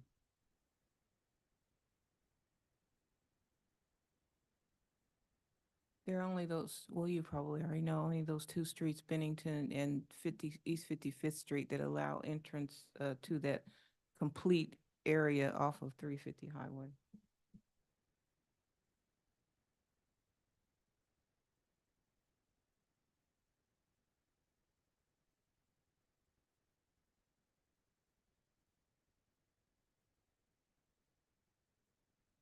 And just a reminder, there is another exit and entry point on the northwest corner of their property that's at the far back. And also, they do have an entryway that they used to use at 5500 Bennington. In fact, there's still the little shanty stand where they used to sell their vegetables. So if they wanted to continue their business, they have access points in two other areas, and they do not require the one on 55th Terrace. Okay, did you find the street type or no? Or we're still It's not sticking with- listed on it's the not major street plan, so. Okay, so at this time, we're going to close all testimony and just speak amongst the commission. Just some things I want to remind the commission about. We are just a recommending body. So our recommendation would go before city council, and they're the ones with final decision making on this. So you'll probably have another opportunity to speak with the city council at one of their committees. The other thing just to remember, I've just got a few comments here. This is obviously a very emotional project because it's you're affecting neighborhoods and also the urban farm. And these are obviously two big things and initiatives that the city has in their latest KC Spirit playbook of having connectivity between neighborhoods as well as opportunities for the urban farms. And so we've got a very emotional charged push for both of those things. Our focus is on the land use and trying to remove emotion as much as possible. And with that land use, looking at access to properties, access to neighborhoods, connectivity, as well as protecting the neighborhoods the best that we can. With that, I mean, this is obviously a very challenging thing. I really don't like that neighborhood street is being used as an entryway and an entrance to a commercial type of property. The street's not designed for that. The neighborhoods aren't designed for that, and shouldn't be used for that. And that's where I think that the Parks Department and even Public Works and even Public Safety should be more involved in helping protect these neighborhoods and keep that type of bigger traffic on there, from disrupting the neighborhood. I kind of believe that Bennington being a north-south, more major type of street, even though it's not on the major street plan, should be used as the main entrance to the property because it's more designed for that. It's got wider right-of-way use in that. But the problem I have with this is this little roadway is access to a parcel which provides that connectivity to something else, to another department. So I don't like this project, but I really want to help move it forward. And so, and even though I don't like everything, I don't like that we would abandon that to take out that access to that property. And it's all of it's very unfortunate. And I'd really like, again, I'd like to see Public Safety, Public Works, and Planning Department help these folks out and help put some control on the street so they can actually live like they should in their neighborhood. But that's, again, I'm looking at it from a land use standpoint. Yeah, for me, I'm supportive of staff's recommendation based on the 8 criteria that staff looked through and that we're to look through. The only one that I think makes this slightly unique, I think it's straightforward otherwise, is the retention of the public right-of-way or subdivision serves no current purposes, no future useful public purpose is anticipated. I think that everyone's been appropriately sensitive to this project because of the benefit that the neighboring farm provides to the community, which I think is meaningful and shouldn't be understated. And that said, I do think that access should be off of Bennington. I don't think the street was intended to be used this way. I think there's sufficient access. I hope that the architect can work with city staff to come up with a solution that doesn't require the entire drive to be paved. If it's one residence and a business, there's no reason that it should cost $250,000. If dump trucks are currently driving on a paved access road to get to this site, there's no reason that the city shouldn't be able to figure out a solution that doesn't cost $250,000. I think that my understanding of our decisions as we've reviewed this case is we've been very interested in trying to delay the process so that the MPD process can take effect.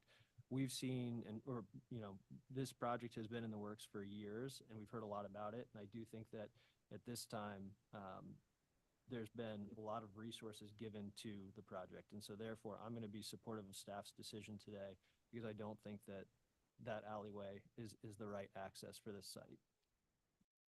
I can concur with that opinion. I mean, I think you can be supportive of the farm and also supportive of the property owners. It does look like you have other options for accessing your property, and I don't really hear any sense of urgency in the planning process to implement those. I appreciate what you're doing at the farm, and I don't wish to interfere with your rights as a property owner, but I think your rights as a property owner are starting to interfere with others' rights to their own property and the quiet enjoyment of it. So I would be supportive of staff's recommendation. I guess I'm last here. I think my other peers here have kind of stated pretty much exactly what I was going to say here. We've heard quite a bit about this case, and while I'm a relatively new member on this commission, I know that this has been in process for a long time. While I do believe that Herbivore has a unique space and plan in the future of kind of the city, I think that there's been a lot of time for them to produce alternative options. But again, I don't think that their function should affect the property of the owners on a street that's not meant zoned for that. So because of that, I'm in support of staff's Okay. recommendation. All right, somebody want to make a motion then? Chair Corral, I move to approve docket item number 2 without conditions. Second. So I've got a motion and a second for approval of docket item number 2 without conditions. Meredith, can you take roll call on that motion, please? Yes. Arkin, Aye. Rao, No? Enders. Aye. Lynch. Aye. So it looks like the motion passes 3-1. So congratulations. And so the next step will be obviously going through the council process. And so make sure you keep in contact. Okay, thank you. How that goes. Thank you. Thank you. Appreciate you. Appreciate you. All right, let's move on then, so we can welcome our other 2 commissioners back. Commissioner Beasley, you still available? She has turned her camera back on. Yes, I'm here. All right, thank you. Docket item number 3, case CD CPC 2024-58. This is a request to approve a major amendment to a previously approved development plan to allow approximately 147 units in District BX-15. That's a downtown zoning district on about 0.35 acres, generally located at 1818 Main Street. Genevieve Kahn is the staff planner associated with this case. The applicant team is in the room with us.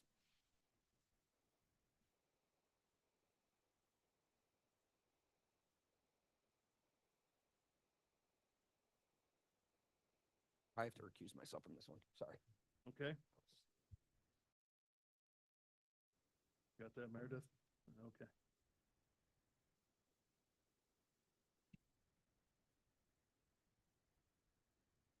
Good morning, Commissioners.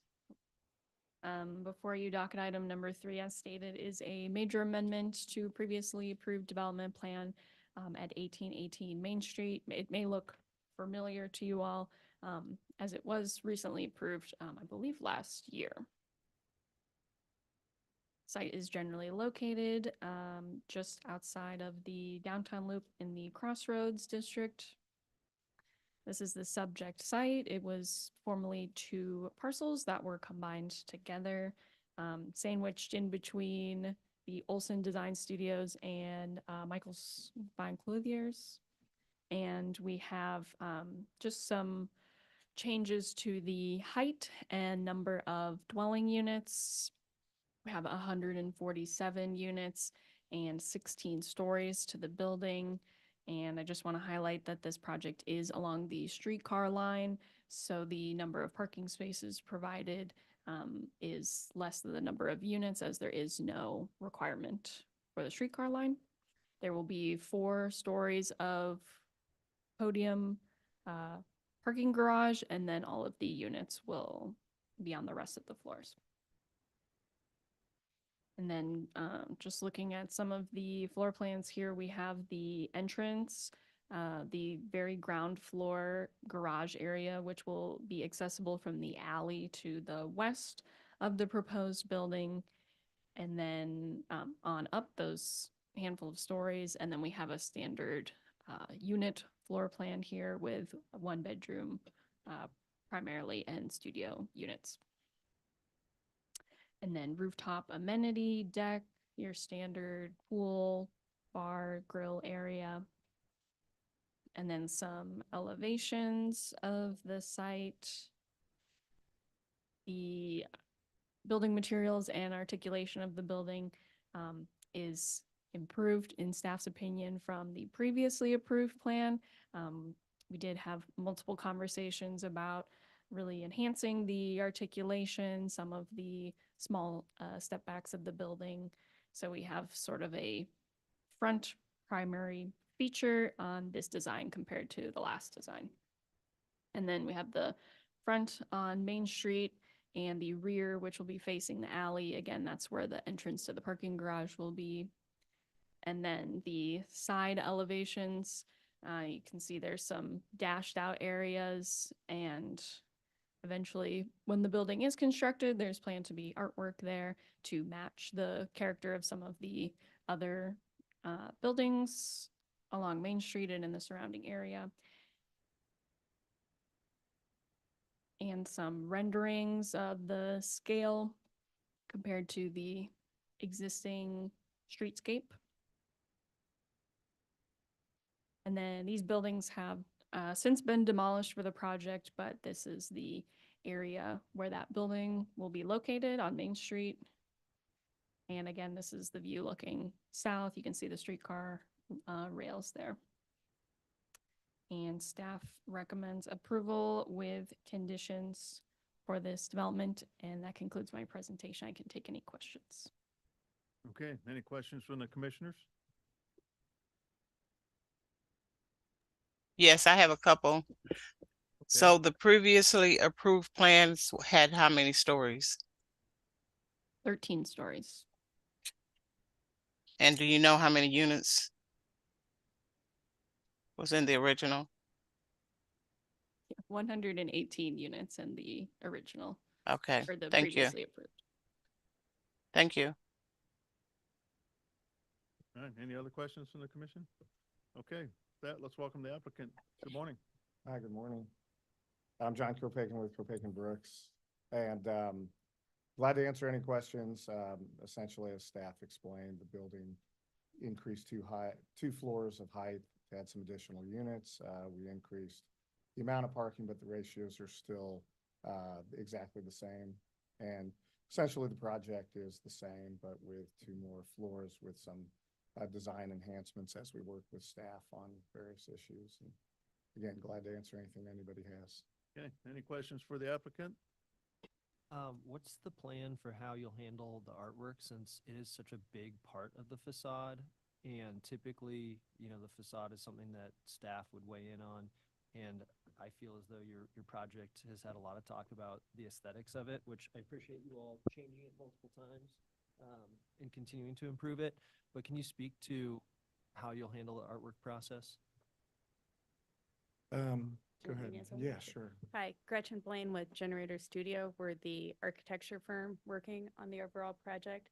So generally what we like to advise our clients, and we have different examples of this around the city, is we partner with a local artist and really work with them on finding an appropriate application that makes sense for both the development and what's going on around the city. We anticipate that there is a potential for future development along this Main Street corridor, and recognizing that it is the DX15 zoning, there will likely be increased height as these go. And so in the interim, when this project is constructed, we do have the large walls at the north and south that we anticipate partnering with a local artist. Recent example that my firm has worked on would be the Child Protection Center, where we partnered with Psych Style, local artists, to get a large wall mural installed. Thank you. And then it just a thought. It might be something that, since there's no there'd be no like teeth to it, but it might be something that you could bring to the Municipal Arts Commission just to get some expert artist opinion on it, just since it is taking up such a big amount of space. But I appreciate you all continuing to revise the plan to meet different people's views of what is aesthetically pleasing. Thank you. Any other questions from the commissioners? I do have a couple. Okay. I was noticing that the parking garage says compact cars. What type of model is considered compact these days? Not mine. I can answer that one. So what we're utilizing for the stalls where we show compact cars is matching the KCMO city standards for parking spaces. There is a smaller standard for what they consider a compact car parking versus what is considered traditional stall parking. We have a mix through the garage, but with some of the column placements, there are areas where it makes sense to be compact limited. And then when someone is to lease that stall, it would be a known thing. So it'd be primarily your four-door sedan style type car is what I believe the city standard is based on. So I had a couple models come to mind. So would a Tesla or a Lexus be considered a compact car? I don't know that off the top of my head. I do know that a compact stall is a city-defined dimension, but I don't know the sizes of cars that they consider to go within each one. And I noticed some comments regarding the alleyway and the difficulty that may arise because of the back entrance. And then I was looking, is there not another apartment development that backs up to this one? There is an existing condo building that is on the other side. On the Baltimore side, does their parking also come through the alleyway? Yes, and there's also they have multiple entry points. They have a garage entry point off the alley and I believe a surface parking lot off the alley. So have some of the issues I saw the neighbors raised about the issues with the alley been addressed? Commissioner Beasley, you'll recall this is the one where the applicant, I don't know if I should say generously, but I feel like generously went and drove a whole bunch of cars through for us so we could see the turn radius of cars entering and exiting the neighboring building because the neighbors were concerned. And so now the effective impact is just the additional parking spots. But otherwise, my understanding of the project is that nothing has changed in regards to turn radiuses. Radii. So that was Tyler, right?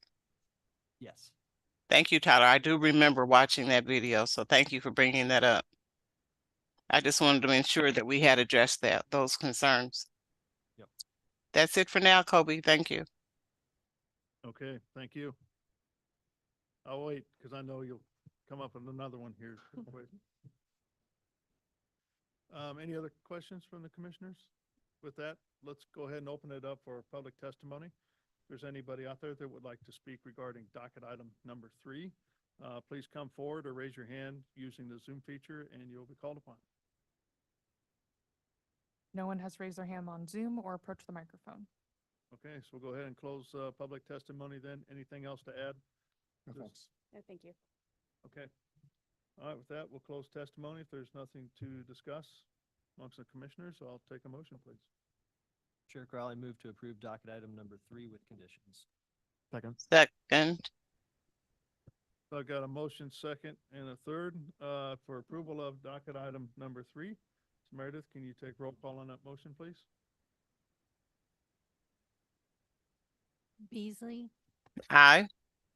Crowell, Aye. Enders. Aye. Hassick. Aye. And Lynch. Aye. All right, looks like the motion passes 5-0. Thank you. Appreciate it. Thank you. Yep, good luck as you move forward. Thank you. All right. Yeah, we can. Let's take like a 5-minute break then, and we fill up our coffee cup and go to the restroom. Thank you.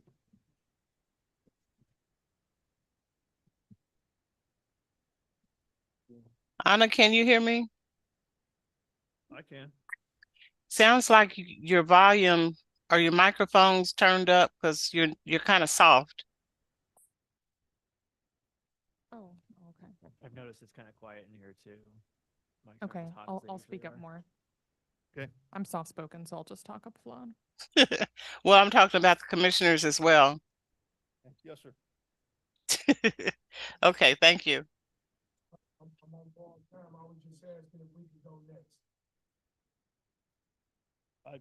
I'm sorry, unfortunately, I gotta follow the order here. What number are you? 6. Yeah, we're getting ready to start 5 or 4, then 5, then down to 6.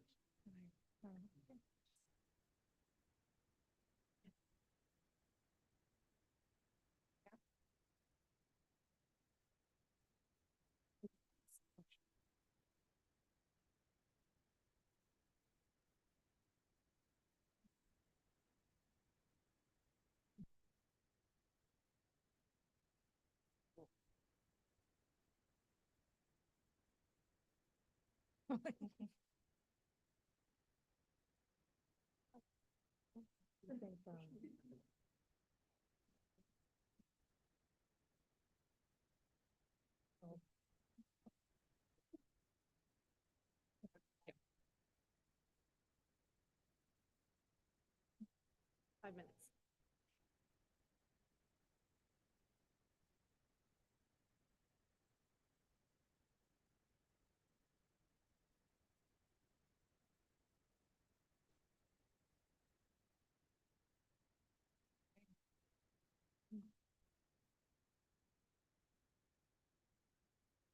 Gotcha. Turned on, holding on profile stories. And then, I think emails, and then it just went black and deleted them. And then I restarted it, and now my Teams doesn't work. Good. But Morgan says, so. That might still work. I think copies is too. And They're probably, but yeah.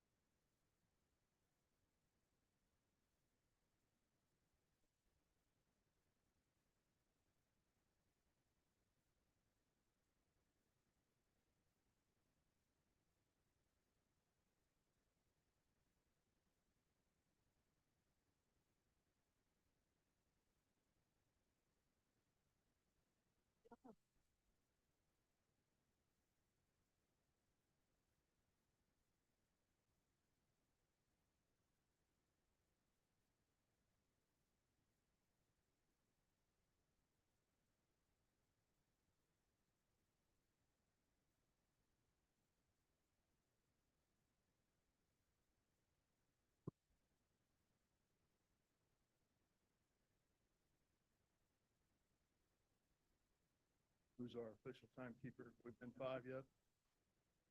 I didn't look. What? 48. 48. 10:48. Okay. So it has been 5 minutes. It'll be quick. Too bad you couldn't have enjoyed that lovely case prior. Oh, yeah, I was really like itching to Say something. chip in. Oh, yeah, but I sitting back there, I was just doing crosswords. You could have worked. You could have clocked in. No, I was answering Teams messages. There's the one. The airport. There's one back. Yeah, but I that know, one's 3 people went in and out of that one before I got the one. all right. We are on. Yeah, yeah. Okay, we're gonna need to get started here again. Everybody back and ready to go again? We're ready. It's, Commissioner Beasley, you ready? She's on. Did we do something to adjust the microphones by Yes, we chance? turned it up. Okay, That's much better. Thank you. all right. All We right, have- thank you for a short break there. Let's go ahead and get back at it here. Docket item number 4, please. Docket item number 4.1, CD CPC 2024-70. This is a request to approve an area plan amendment to the Greater Downtown Area Plan for future land use recommendation from residential medium density to downtown residential on about 0.18 acres, generally located at 521 Campbell Street. Companion case 4.2, CD CPC 2024-69. This is a request to approve a rezoning without plan from District R1.5, which is a residential zoning district, to District DR-3, which is a downtown zoning district, on about 0.18 acres, generally located at 521 Campbell Street. Genevieve Kahn is the staff planner. And we've got the applicant online.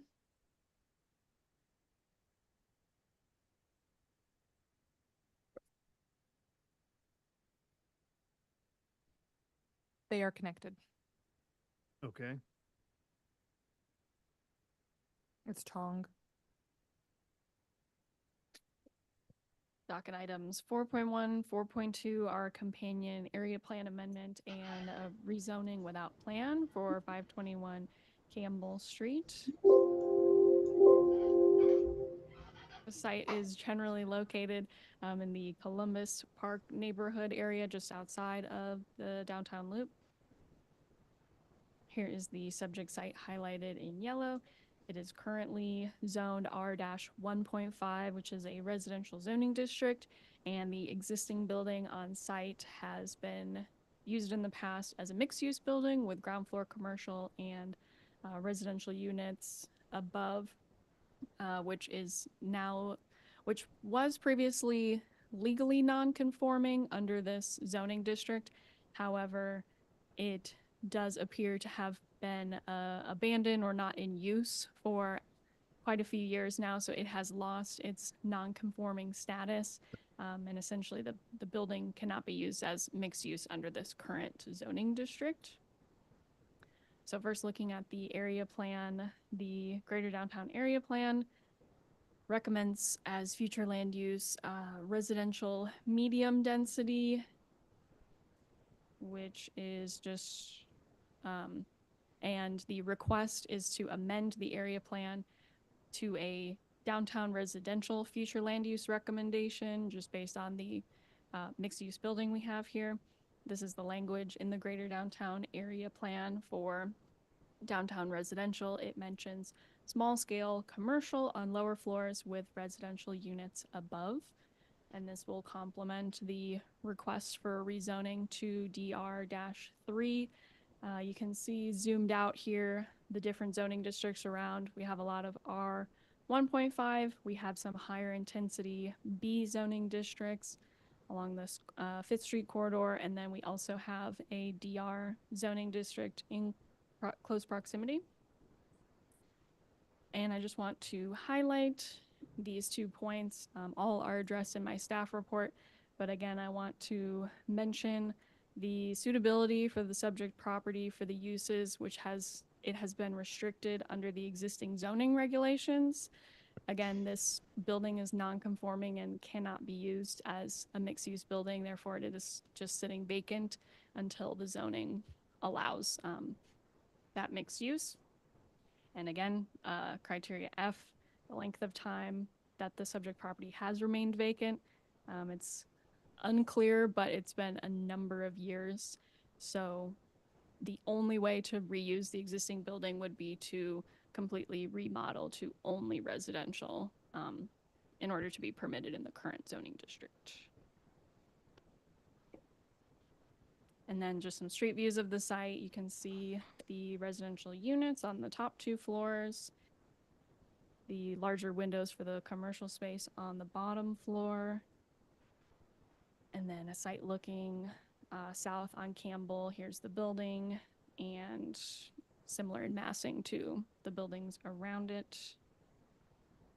Staff recommends approval of the area plan amendment and approval of the rezoning.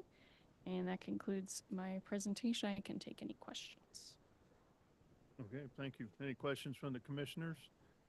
I have a clarifying question. Go ahead. So is the request just for that building to be rezoned, or is it for the whole block?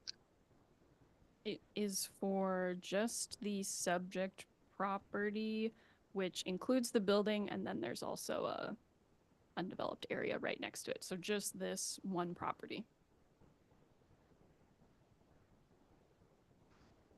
So we're doing a spot zoning. For a illegal building under the current zoning district. Okay. That's all. I just wanted to clarify. Said that the building has not been used in recent years. Correct. And so it came about, this application came about because of the interest in getting a certificate of occupancy or starting the project, or? I can let the applicant speak more to the specifics of that, but yes, it was brought to our attention based on the interest in remodeling, reusing, getting the building back up and running. And then with DR3, they could short-term rentals out of the space. I believe that is correct.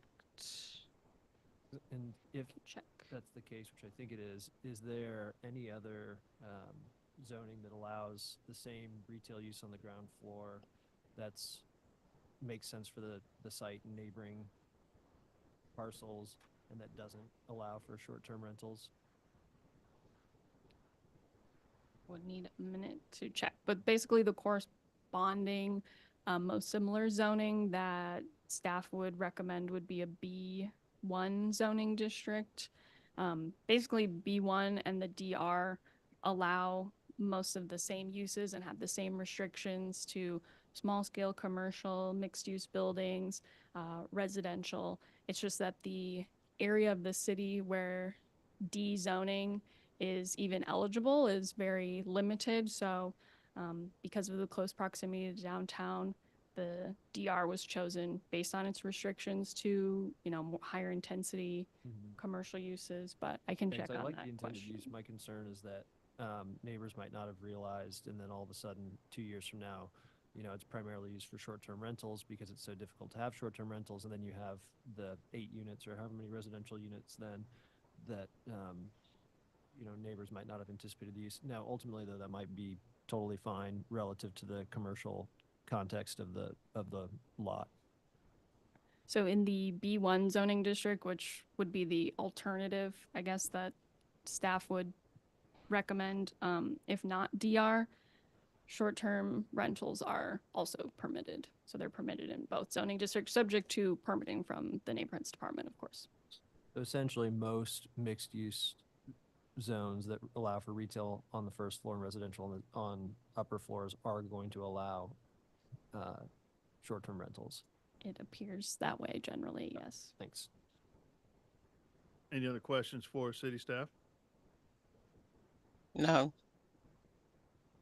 All right, let's move on to the applicant then. We can welcome the applicant. Yes, Henry Doherty from B&A Architecture, the architect for the project. And I think it was explained very well.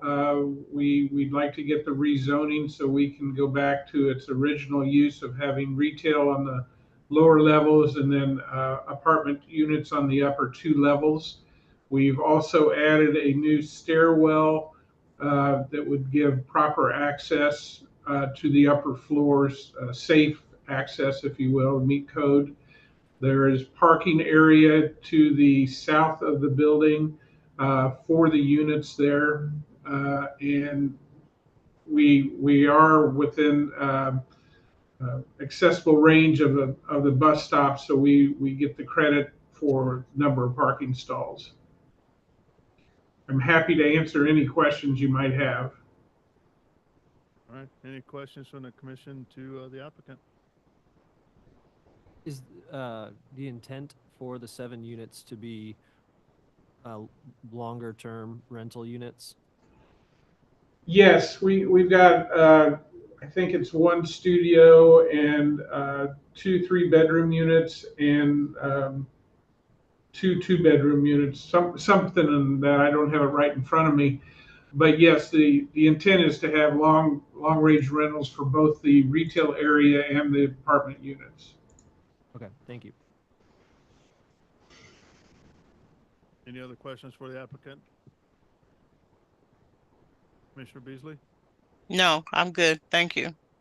All right, so at this time, let's go ahead and open it up for public testimony. If there's anybody out there that would like to speak regarding docket item number 4, please come forward or use the Zoom feature and you'll be called upon.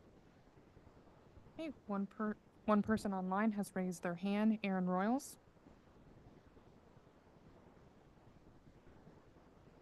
They are connected. Okay.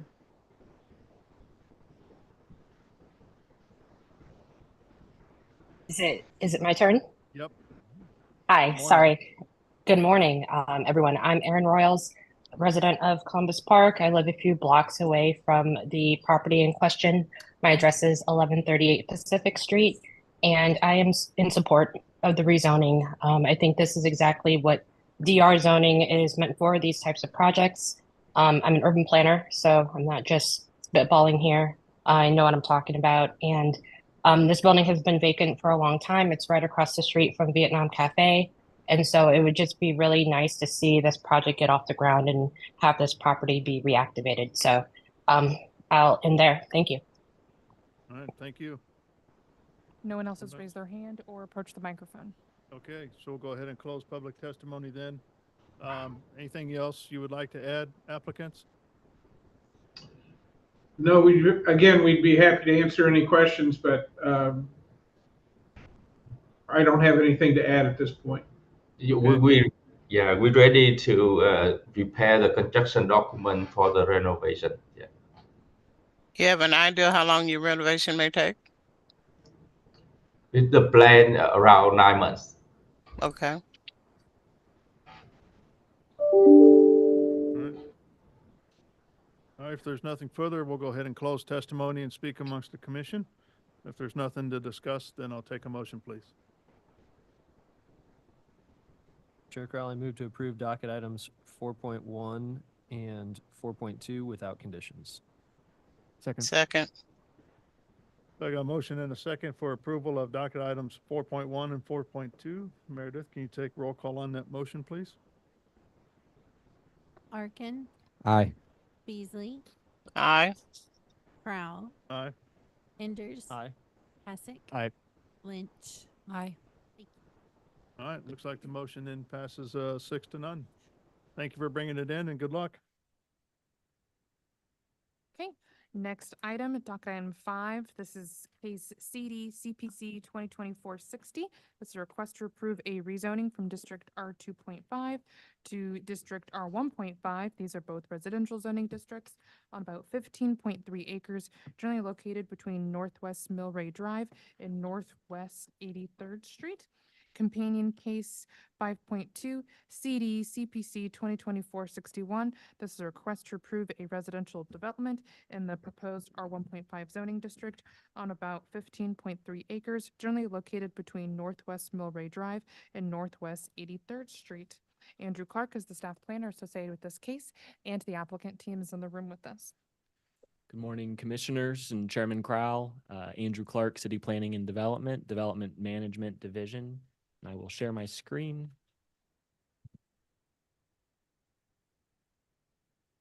Before you are docket items 5.1 and 5.2, which are companion cases.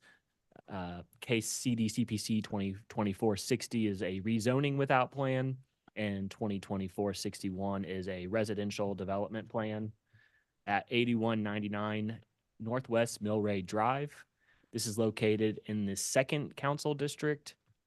It's just south of Zona Rosa. It's behind an existing retail center. It's a landlocked parcel, so it's a very unique situation. It's never been developed, and there is higher density residential to the south, and then medium density to the west. The site is currently zoned R25, and it's about just over 15 acres. You can't see the site from the public right-of-way. This is a view looking southeast from Northwest 83rd Street. And here is a view looking west from Northwest Prairie View Road. You can see there is a lot of mature vegetation on this site. Here's the overall site plan. The primary entrance will come from the Northwest 83rd Street. The applicant is working through the process, and Ms. Jensen can correct me in her presentation, of creating the main drive through that parking area. So it will be a unique entrance. There was no other way for anyone to get legal access to this site because it is landlocked. The property owner to the east did not want to cooperate. The applicant is proposing 150 units on this site. It will be multi-unit rental product, and they are proposing 349 parking stalls. Just so you know, they are rezoning to R-1.5. So the applicant staff did encourage for more tree preservation for higher density and more clustered development to preserve the trees. And they would have been allowed to have almost 500 units on this site, but they are going with a more sprawling site plan. The existing mature vegetation is about 8.5 acres. And after this is built out, there will be about 1.3 acres of vegetation left. The applicant is providing a buffer from the strip center located to the east, and then also a buffer in the northeast corner to provide more sense of comfort for the residents here. The elevations, you've probably seen this building type on a few other projects that have come across your table. Here is a example of the elevations. These will be 4plexes and 6plexes. There are a few corrections. This project was delayed. Casey Water was planning a detention tract on this site, which made things very complicated. They have since changed their plans to not do that. So staff worked really hard with the applicant's team, and I'd like to thank them for the back and forth we had of revising plans on not a typical timeline. So there are some very easy corrections that need to be taken care of before this goes to the city council. We just wanted to get through this process. And the last slide is staff's recommendation, of course, is approval without conditions for the rezoning. It matches the recommended land use in the area plan. And the overall development plan, although it's not the density that staff requested, it does comply with the zoning code. And staff is also asking that a landscape plan is added to condition number 8 before going to city council. And that concludes my presentation. All right, any questions from the commission to city staff?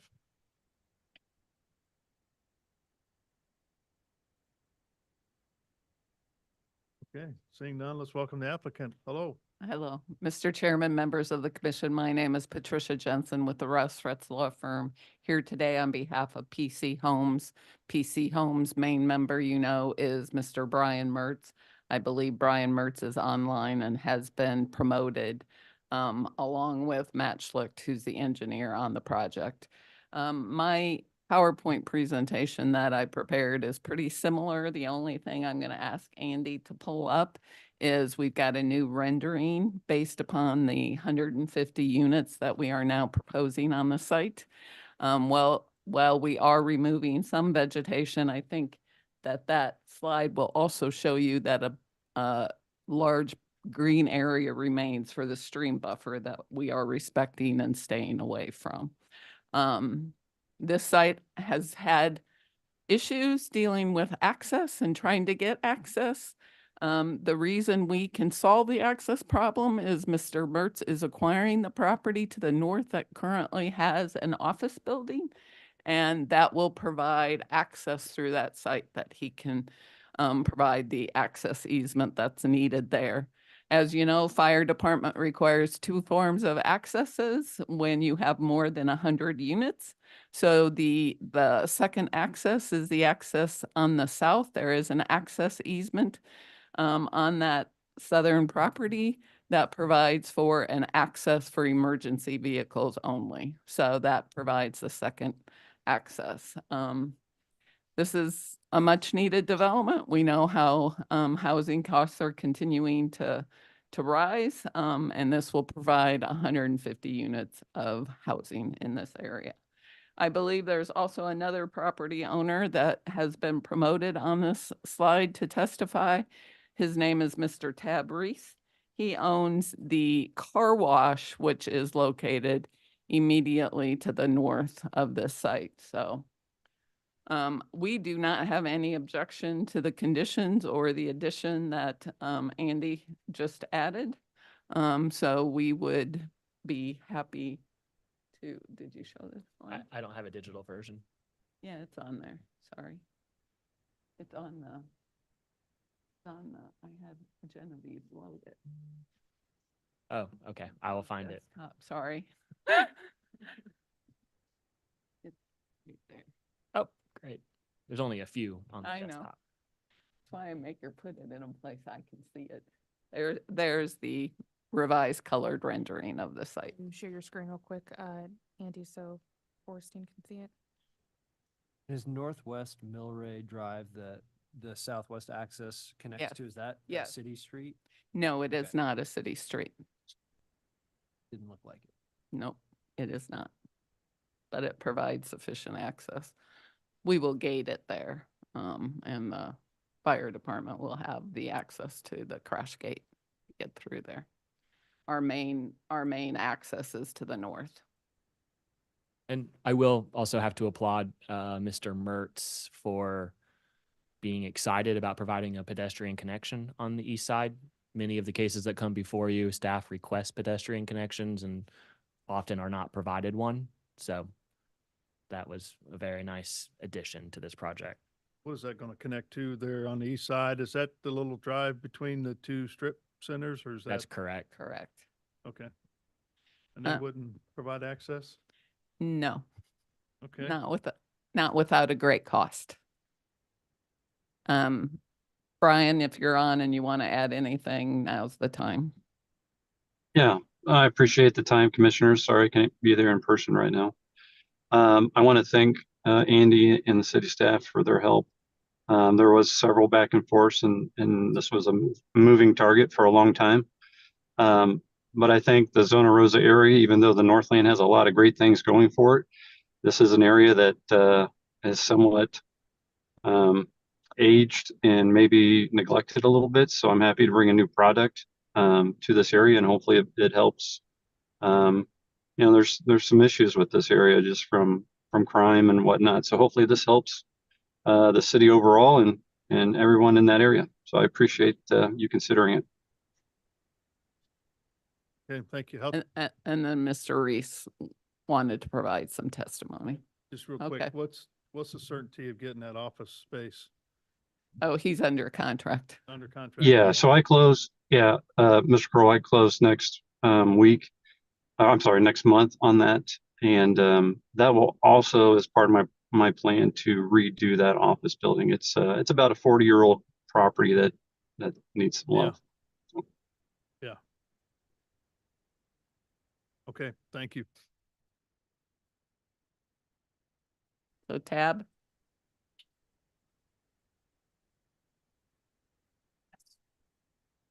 Tab, you need to unmute yourself. Can you hear me?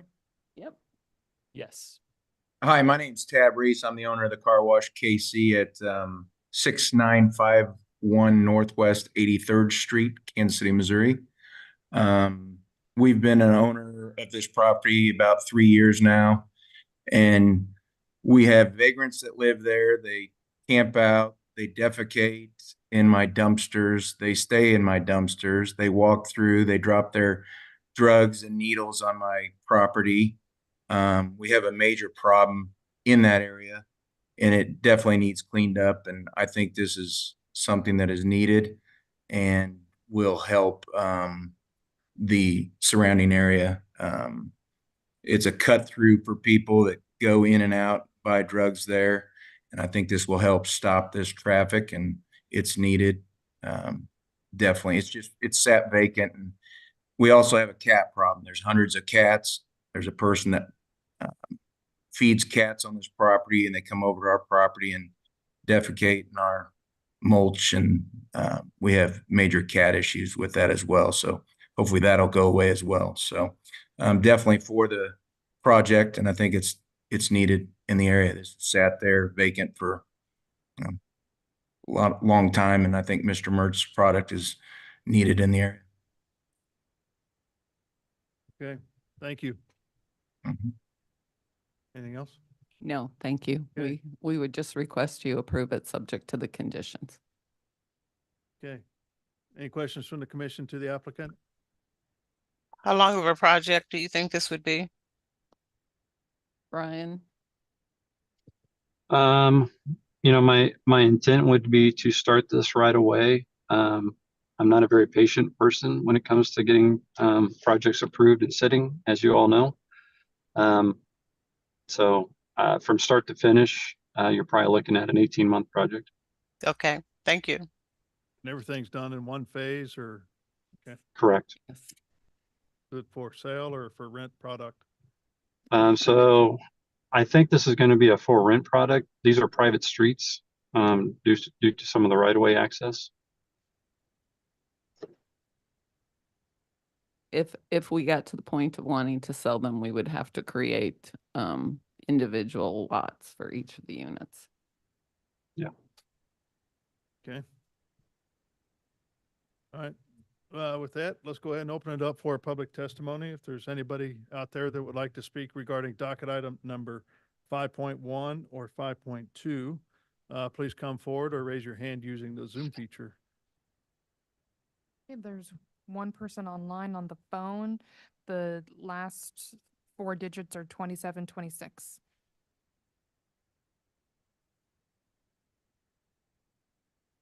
They're connected. Hello. Hello.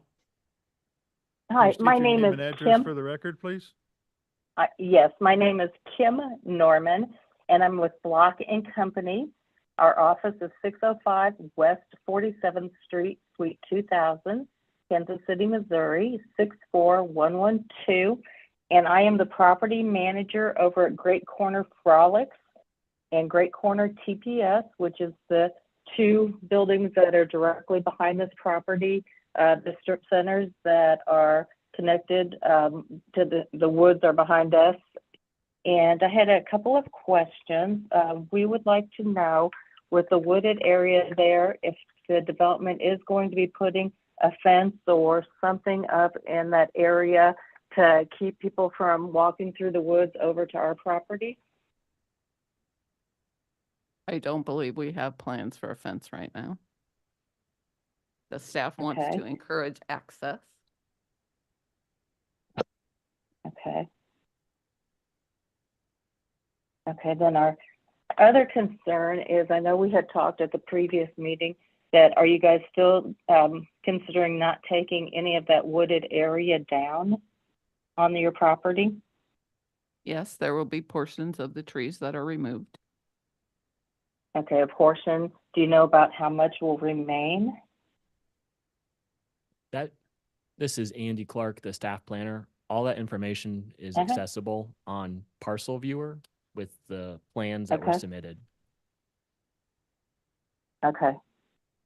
So I'd asked previously about it, and they had originally said they weren't. We were just concerned because of, the homeless camps back there, and just wanted to make sure that the detrimental that it is to our property, that it wouldn't be to the residents that would be living over in those communities. Okay, well, that were my questions that I had. Thank you. Okay, thank you. Anybody else? No one else has raised their hand or approached the microphone. Okay, so we'll go ahead and close public testimony then. Sounds like we've addressed the issues that the public testimony person had. So, anything else you'd like to add on this project? No, I would just like to ask you to approve subject to conditions, and I certainly appreciate the time we spent with Andy and the Water Services Department addressing the city's initial plans for a detention area on this site. So it's been a process. I imagine so. Yes. Do we need to look at the change you want to make to condition 8? Again? Just adding a revised landscape plan. Okay, that's it? That's it. Okay. I think Mr. Enders can remember that. Yep. All right, with that, we'll close testimony and speak amongst the commission. If there's nothing to discuss, I'll take a motion, please. Chair Crowley, move to approve docket item 5.1 without conditions and 5.2 with conditions, adding a revised landscape plan to condition number 8 prior to it being submitted to council. Second. Okay, so I've got a motion and a second for approval of docket item 5.1 and 5.2. Nope, sorry, 4, what am I on? 5.1 and 5.2. Correct. Yep, that's good. correct. 5.1 and 2, with the modification of condition 8. Meredith, can you take roll call? Get me out of this? Arkin, Aye. Lynch, Aye. Passick, Aye. Prow, Aye. Enders. Aye. And Beasley, aye. Okay, thank you very much for bringing it in. This is a much needed project in the Northland. It's, hopefully will help that area there, and, good luck. as move Thank you. forward. Thank you. Can I make a quick comment to Patricia? Sure. Thank you for addressing our usual question from Mr. Allender regarding the detention basin. All right, let's move on. Docket item number 6, please. Docket item number 6, case Yep. CD CPC 2024-64. This is a request to approve an amendment to the Heart of the City Area Plan for the future land use recommendation from institutional to residential medium high density on about 23 acres generally located at 4520 Benton Boulevard. Companion case 6.2, docket item 6.2, case number CD CPC 2024-63. This is a request to approve a rezoning from District R 2.5 to District UR with the associated preliminary development plan, which also serves as a preliminary plat to allow for residential development containing approximately 290 dwelling units on about 23 acres generally located at 4520 Benton Boulevard. Genevieve Kahn is the staff planner associated with this case. The applicant team is a combination of in the room and online. So I'm promoting them. All right, good morning, and you do realize that's out. Okay, thank you. Docket item 6.1 and 6.2 are an area plan amendment and a companion rezoning to UR for the 45th and Benton residential development project. The site is located towards the center of the city, just north of Brush Creek and east of Highway 71. This is the subject site highlighted in yellow. It is currently zoned R-2.5, which is a residential zoning district on a city-owned property. The General Services Department within the city has recently completed a minor subdivision, which you can see is these sort of gold-orange lines to subdivide out these existing buildings from the site that will be developed. Looking at the area plan amendment, the future land use recommendation in the heart of the area plan recommends institutional, primarily based on the location of the existing fire station and the Navy Reserve building.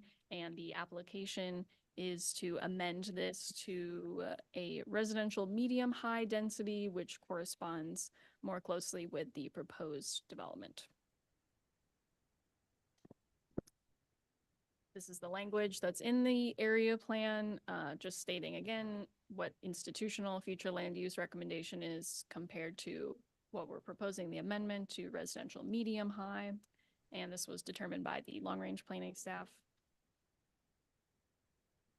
Then moving on to the development plan corresponding with the rezoning to UR. I just want to point out that this site is heavily vegetated. There is a lot of topographical change. So the site layout you see is very intentional based on those site challenges. The proposed use is entirely residential with 290 units that will all be in a total of 8 multi-unit buildings. And you can see there is some large portions that will be left undisturbed, again, based on that existing vegetation and topographical grade change. So just to highlight again that building data for you, we have 290 dwelling units and 330 proposed parking spaces. This project will have affordable units as this is in partnership with the city, as this is a city-owned property currently. And the zoning code does offer relief for projects with affordable units, only requiring 0.5 parking spaces per unit. So I just wanted to highlight that the proposed number of parking spaces does greatly exceed that and also exceed the total number of dwelling units on the site. There was a tree preservation plan submitted, and there is a condition of approval in the staff report that the plan be fully completed in accordance with the zoning code. We have some partial calculations provided, but there will be a UR final plan that will be administratively approved after the preliminary plan is approved. So we will address the plan fully at that time. And then there is a waiver requested by the applicant on this plan to section 88-405-10-B number 2, which is in the subdivision standards, which requires that new development connect into existing development. You can see we have some existing street grid here, 45th, Bellefontaine and Agnes. Again, due to the steep grade change, I believe there's about a 40-foot change here. Those connections are not feasible for vehicular access, and the section of code does allow the applicant to request this waiver from council on the basis of topography, sensitive natural resources, and other physical constraints. And then we have some building elevations, generic sort of north-south. All the buildings will be similar. And then building elevations for the proposed clubhouse, leasing office building, and then some street views of the site, which will hopefully show some of that topographical change. You can see on the eastern side of the site from Benton, we have trees, and you can see there's a hill looking south. And then this is the sort of bottom southern portion of the site right in front of the fire station. You can see the site behind it by all the trees. And then this is at the very northern portion of the site where 45th Street dead ends. And again, you can see we're overlooking quite a drop here. The applicant is also requesting a waiver of the commission for the required signposting notice, where they post a sign on the property 15 days prior to the hearing date. They were not able to post the sign the full 15 days ahead of time. I think it was more like 10. So they're requesting this waiver from the commission as they were not able to meet the requirement. And then just a couple of condition modifications that have been worked out between the applicant and staff. First to, I believe this should actually say number 13. Which, so in your report, it should be number 13 in the conditions. So it's based on pedestrian connectivity. Originally, we discussed with the Mobility Division of Public Works that sidewalk or some form of pedestrian connection trail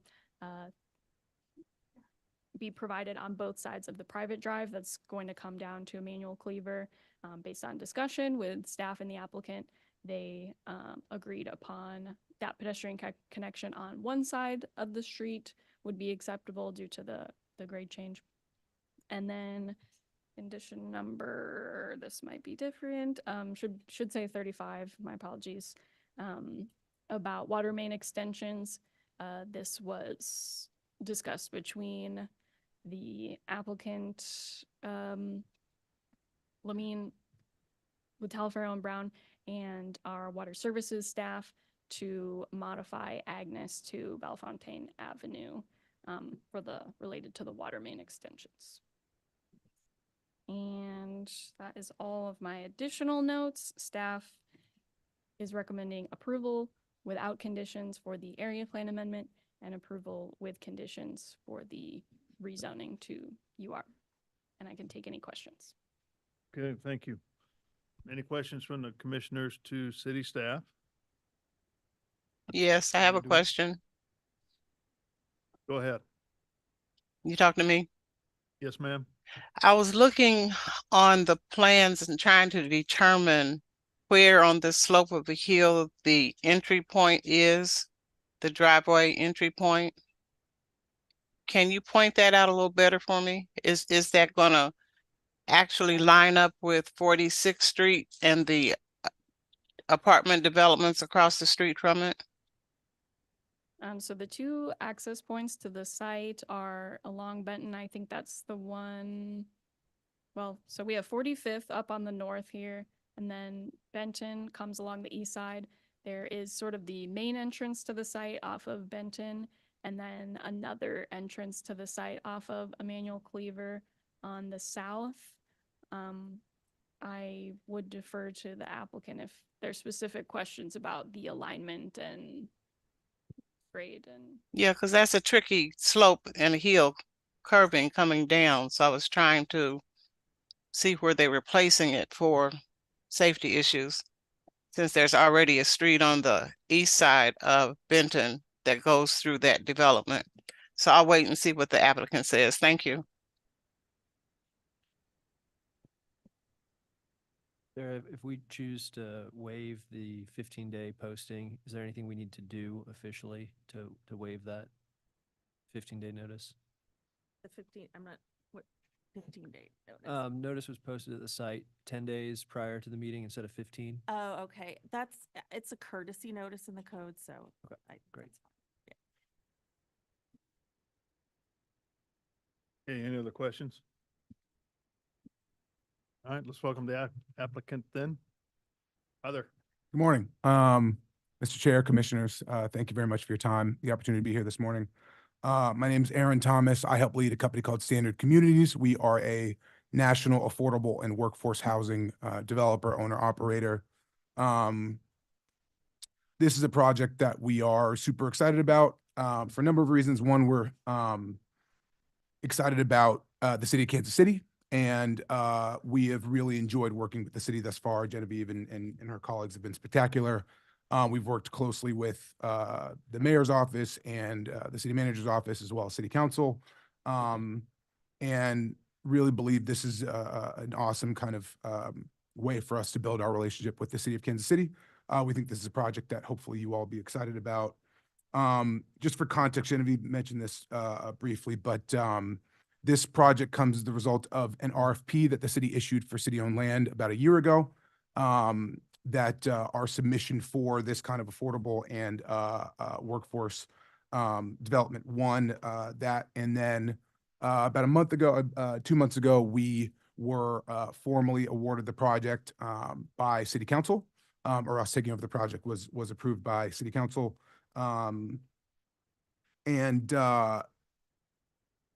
I guess just a little bit more about the project. As mentioned, it was 290 units, all of which will be restricted, deed restricted for income and rents, a minority of which will be under 50% of AMI, and the rest will be between 50 and 80% AMI, with an average of 60%. We think about how we want to serve the communities that we're serving, I guess at 3 different levels. One is just high quality, dignified, safe, comfortable housing. That's something that we are proud of and believe we're very good at. The second thing is services and amenities to enhance folks' quality of life. We want to add things to the property and to the community that will mitigate a bunch of different barriers to prosperity for, moderate income, low income communities. We think this is a really, really cool site. Genevieve mentioned some of the complications, but the flip side of those is that it's a hilly site. And so it offers a beautiful view southwest and east of Kansas City, of Brush Creek, et cetera. And so we are going to take advantage of that and aim to take advantage of that, and are excited about kind of the views that presents and kind of the beauty of a site, something like that. And then the third level is opportunities for uplift for, vulnerable and moderate income communities. There is a balance that I know you all are familiar with, the desire not to, we want to bring capital and energy and dynamism to a community without gentrifying and displacing communities, while also not concentrating poverty, which is a concern as well. And so this is a kind of mixed income plan with folks from all different kind of walks of life. It can be, public servants and essential workers and young professionals, as well as lower income folks that will be served ideally by a minority of the units as well. We, in this process, have been really enjoyed working with the city, as well as with local community organizations. Pat Clark and the Oak Park Neighborhood Association are here. We've been in close dialogue with them and understanding and addressing their views and concerns and desires for the project. We want to be complimentary with what they are doing for and with the community. Pastor Gladney at the Oak Grove Baptist Church across the street, just across Benton, we've been working with as well, and excited about that. You'll notice, I guess we have a quick deck we can just spin through. Does that work? Oh, it's PDF, sorry. So that's us. I talked a little bit about us. So this is the site. This is a sample rendering of kind of what it would look like. I mentioned level 1, dignified, safe, comfortable housing. Level 2, services and amenities, and then 3 is opportunities for real uplift for the communities we're trying to serve here.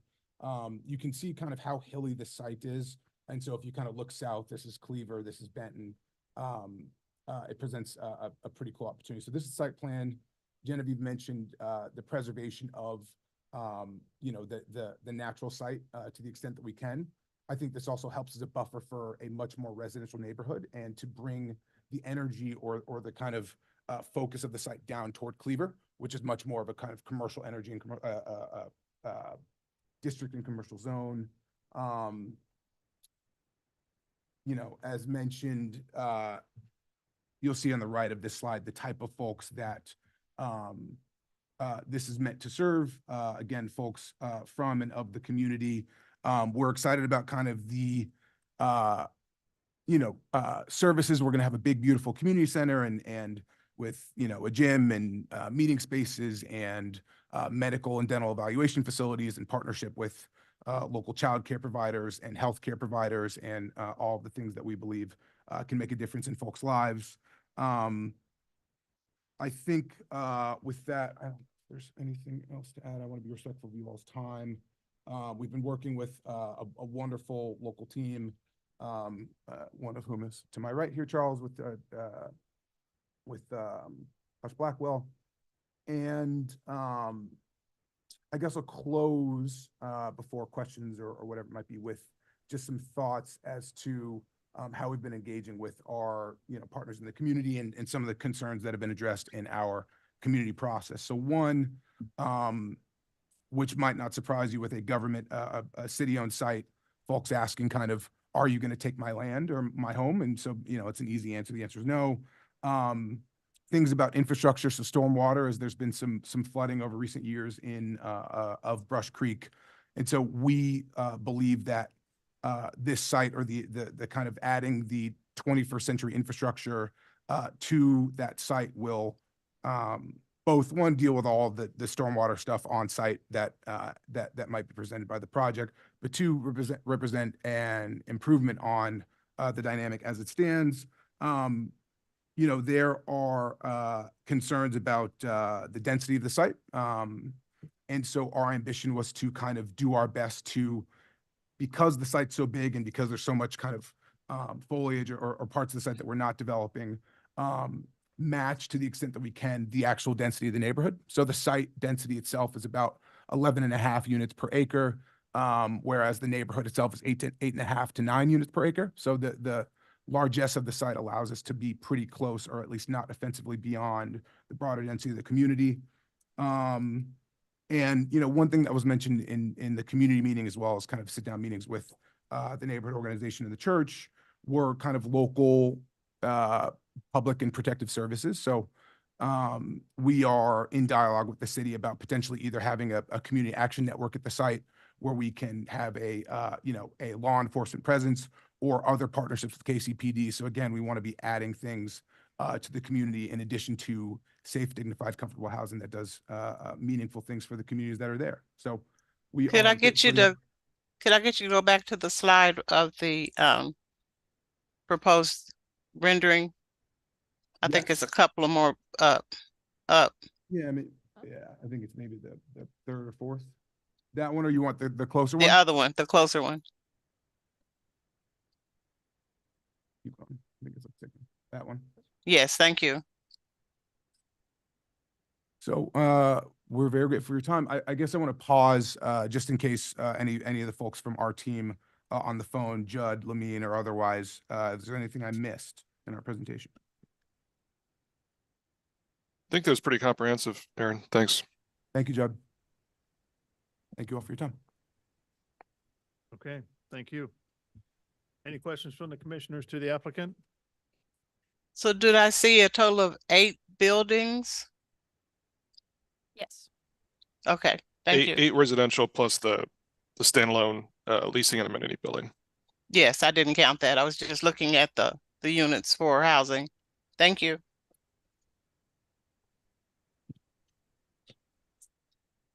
Any other questions? No, but I'd like to recognize former Councilwoman Elisa Kennedy.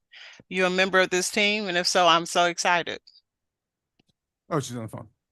I'm not. I'm here for public comment on this Oh, item. okay. Okay. I'll wait.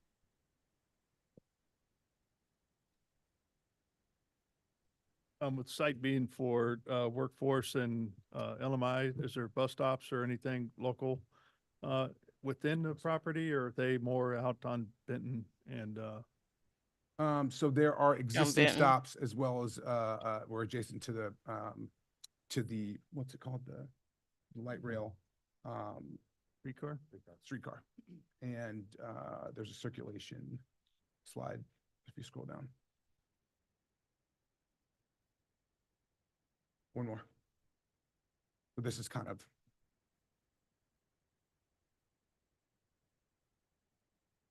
there's a couple bus lines nearby, and that we've been talking to the city about how to increase access on Cleaver as well. okay. All right, thank you. Just to add to that, so the bus line running, the blue line 18, is that 18? Yes. Is that, there is a stop right there in the corner, correct? Yes. Okay, so pretty much that. Yeah, the literally exit like out, you have a yeah, stop right as you go out on that eastern exit of the site, there's a bus stop right there. Oh, my question. How does that align up to the other street? I was asking earlier, where does that exit actually line up coming down Benton? It aligns with 46th. Okay. That's what I was thinking. Thank you. Thank you. Okay, any other questions? Commissioner Beasley? No, not for now. Thank you. Okay.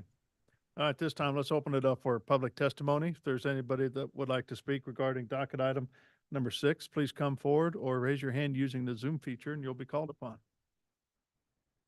Yes, sir. Good morning. Good morning. I'm Pat Clark, P-A-T-C-L-A-R-K-E, president of the Oak Park Neighborhood Association. I'm feeling like a prize fighter right now. Bell just rung. I've been wanting to say something for the last 2.5 hours. This project right now doesn't fit Oak Park. It doesn't because we didn't have long enough to even talk about this. This was thrown in. And when somebody comes in and starts making decisions and making phone calls for you, then there's something else going on. The city didn't contact me and say anything about the property, the purchase of the property. I've got residents who are overwhelmed, and I mean they are very upset that they only had a few weeks, you know, to even they got letters in the mail. And where I come from, I mean, I don't see any representation of me at the table, but I gotta paint a picture for where I come from. Oak Park is one of the most we're high in crime right now. You know, we don't need an inner city project. You know, you talk about 300 units. Where are you gonna get these people from? See, it would be a great project if we had time to sit down and discuss the things that they're talking about to you today. But see, I represent these kids in the room. They come from where I come from. And as an adult, and they're not old enough to vote yet, I have to make the right decisions for them. So when we talk about this project, I'm not saying that it wouldn't be good down the line. I'm saying it's not good right now. We have other things that we need to work on in Oak Park, and this just ain't one of them. We need to have more time. When we did the public conversation with the neighborhood meeting, we only had the people that actually live around the project show up because they had concerns. What is this going to do for me? You got that looking good over there, but my house needs repairs. You know, that's an easy fix when it's just a conversation. But when you have people who are going through what they're going through, and again, in a high crime neighborhood, I mean, you know, what's the conversation after that? So on behalf of the Oak Park Neighborhood Association, right now, we would decline supporting this project until we've had further conversation. Did you even receive a notice regarding the public meeting, or? I just got it yesterday, as well as my vice president. Well, I think me, she'll be me, on the like line. this meeting, but he hosted the community meeting that we did. I We just got- said that. Right. I just said that. Just to clarify. And all the people was there was who? The people that y'all sent letters out to that came. Like I said, in my neighborhood, man, if it don't say free on it, I ain't coming. And Just keeping it real. so I think I heard that your one concern is you haven't had time to process it, think about it, look at the plan, et cetera. Yes, sir. In general, do you also have objections to the plan as it is, or you just haven't had time to consider it really? We haven't had time to consider it. Again, we've met, we sat down, had lunch and everything. There's nothing against those two guys or any of it. It's just the fact that a project like this can help or hurt. And I've been in Oak Park for 60 years, all my life. I know where everything is and damn near everybody. Excuse me, kids. But when a decision like this is being made, and we're the largest neighborhood association in the city. Yeah, I mean, so maybe you can understand that when things happen in the neighborhood, I get blamed. I'm the messenger. You know, how did you let this happen? And I'm like, Miss Johnson, I didn't, you know. And see, that's my conversation with my elders. But the kids is coming behind me that want to buy property, be homeowners. What do I say to them? You know, when, you know, we've got kids that's trying to move back into the neighborhood, or like some of the people that was on here that been in their neighborhoods forever. You know, we got a new development, but how does it affect us in the long run? And so And you're that's all I'm at. you don't think the neighborhood or you personally are necessarily opposed to more density, it's just that you need more time for the Density's a project? problem as well. Okay. You know, I mean, we've got Friendship Village, not even a mile. You know, and we've had that conversation. I think at this point, we just need to sit down and address everything. And again, have another, community meeting. You know, it's different when you get something in the mail and, you know, you don't think it relates to you. But it's different when somebody knocks on the door that you know and say, hey, I need you at that meeting August 12th or whenever. Okay. Thank you, sir. Right, thank you. Anybody else? Okay, then we have Ms. Kennedy online. Let's continue on with those that are here local, if you don't mind. Oh, sorry. Thank you.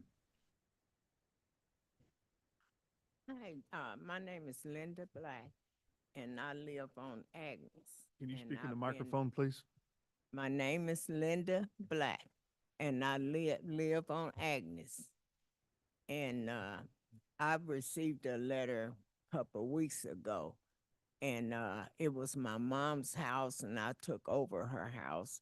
And my dad, he passed there. My mom passed. My grandma passed. I've been, you know, there over. I'm 68 now. I've been there 60-some years myself.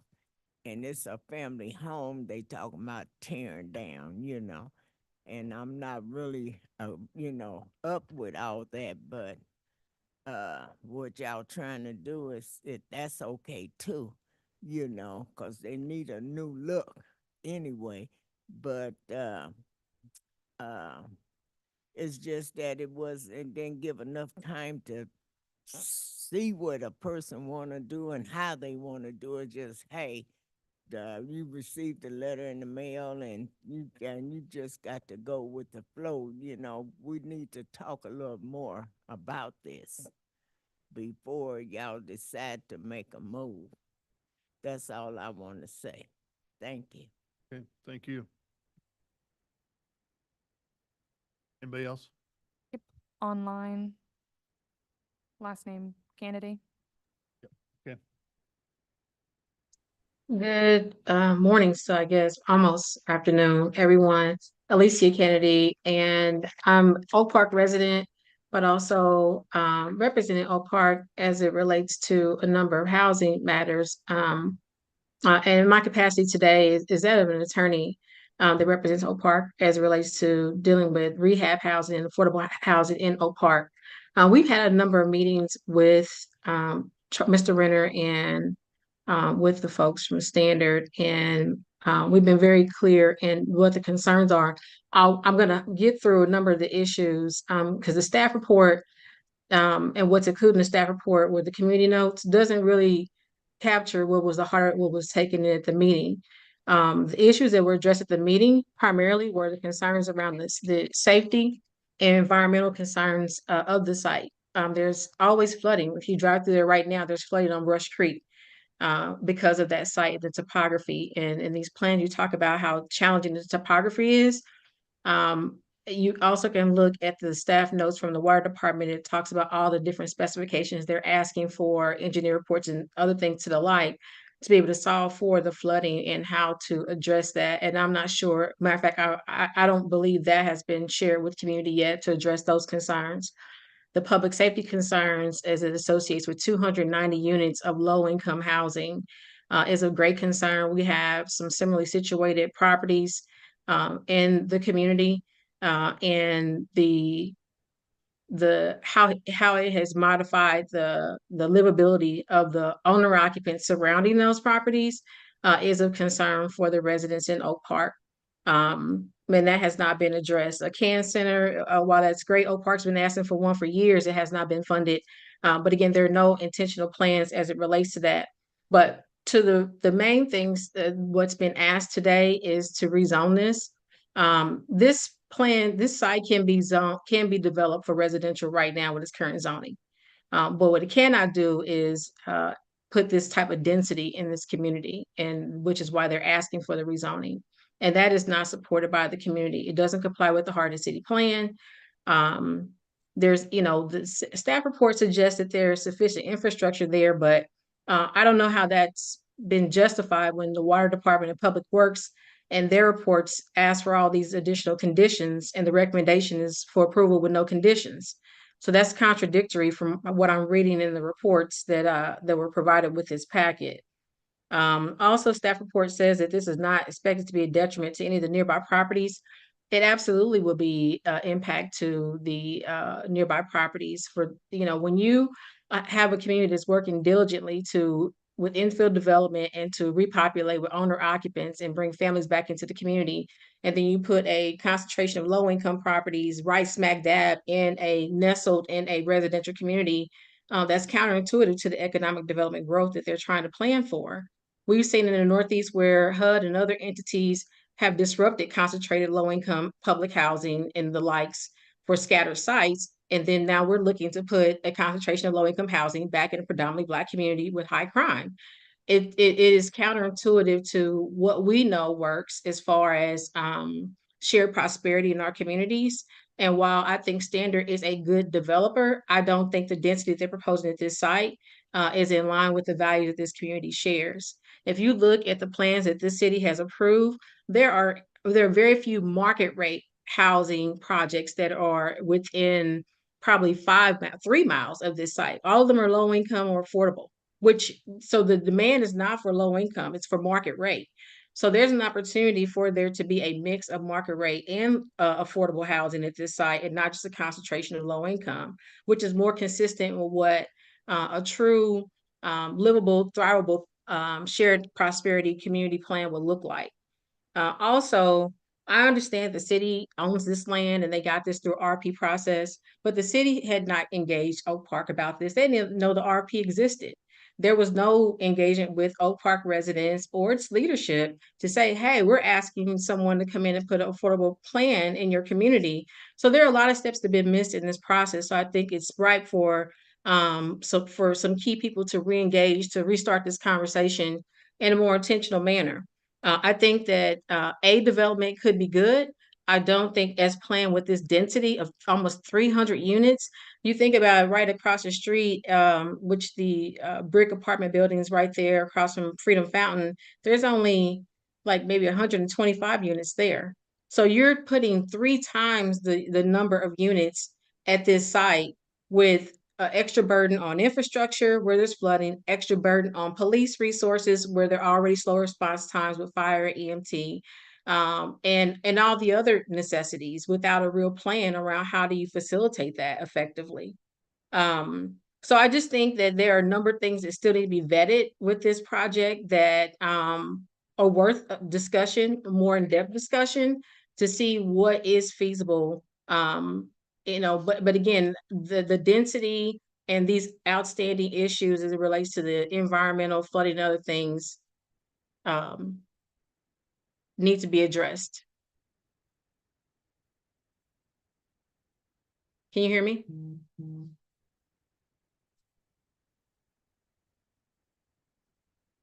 Yes, we heard you well. Okay, thank you. I got messages that lost audio from a couple different people, so I'm not sure where I left off, but the gist of what I was saying is that this plan or this developer looking at this site can be a good outcome, but it warrants some more intentional discussion to come up with something that is palatable to community and its plan for shared prosperity, and not create unnecessary burdens on community.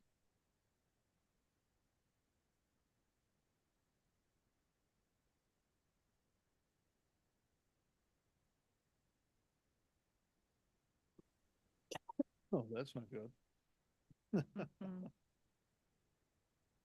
Well, I saw it was recording the whole time, I thought.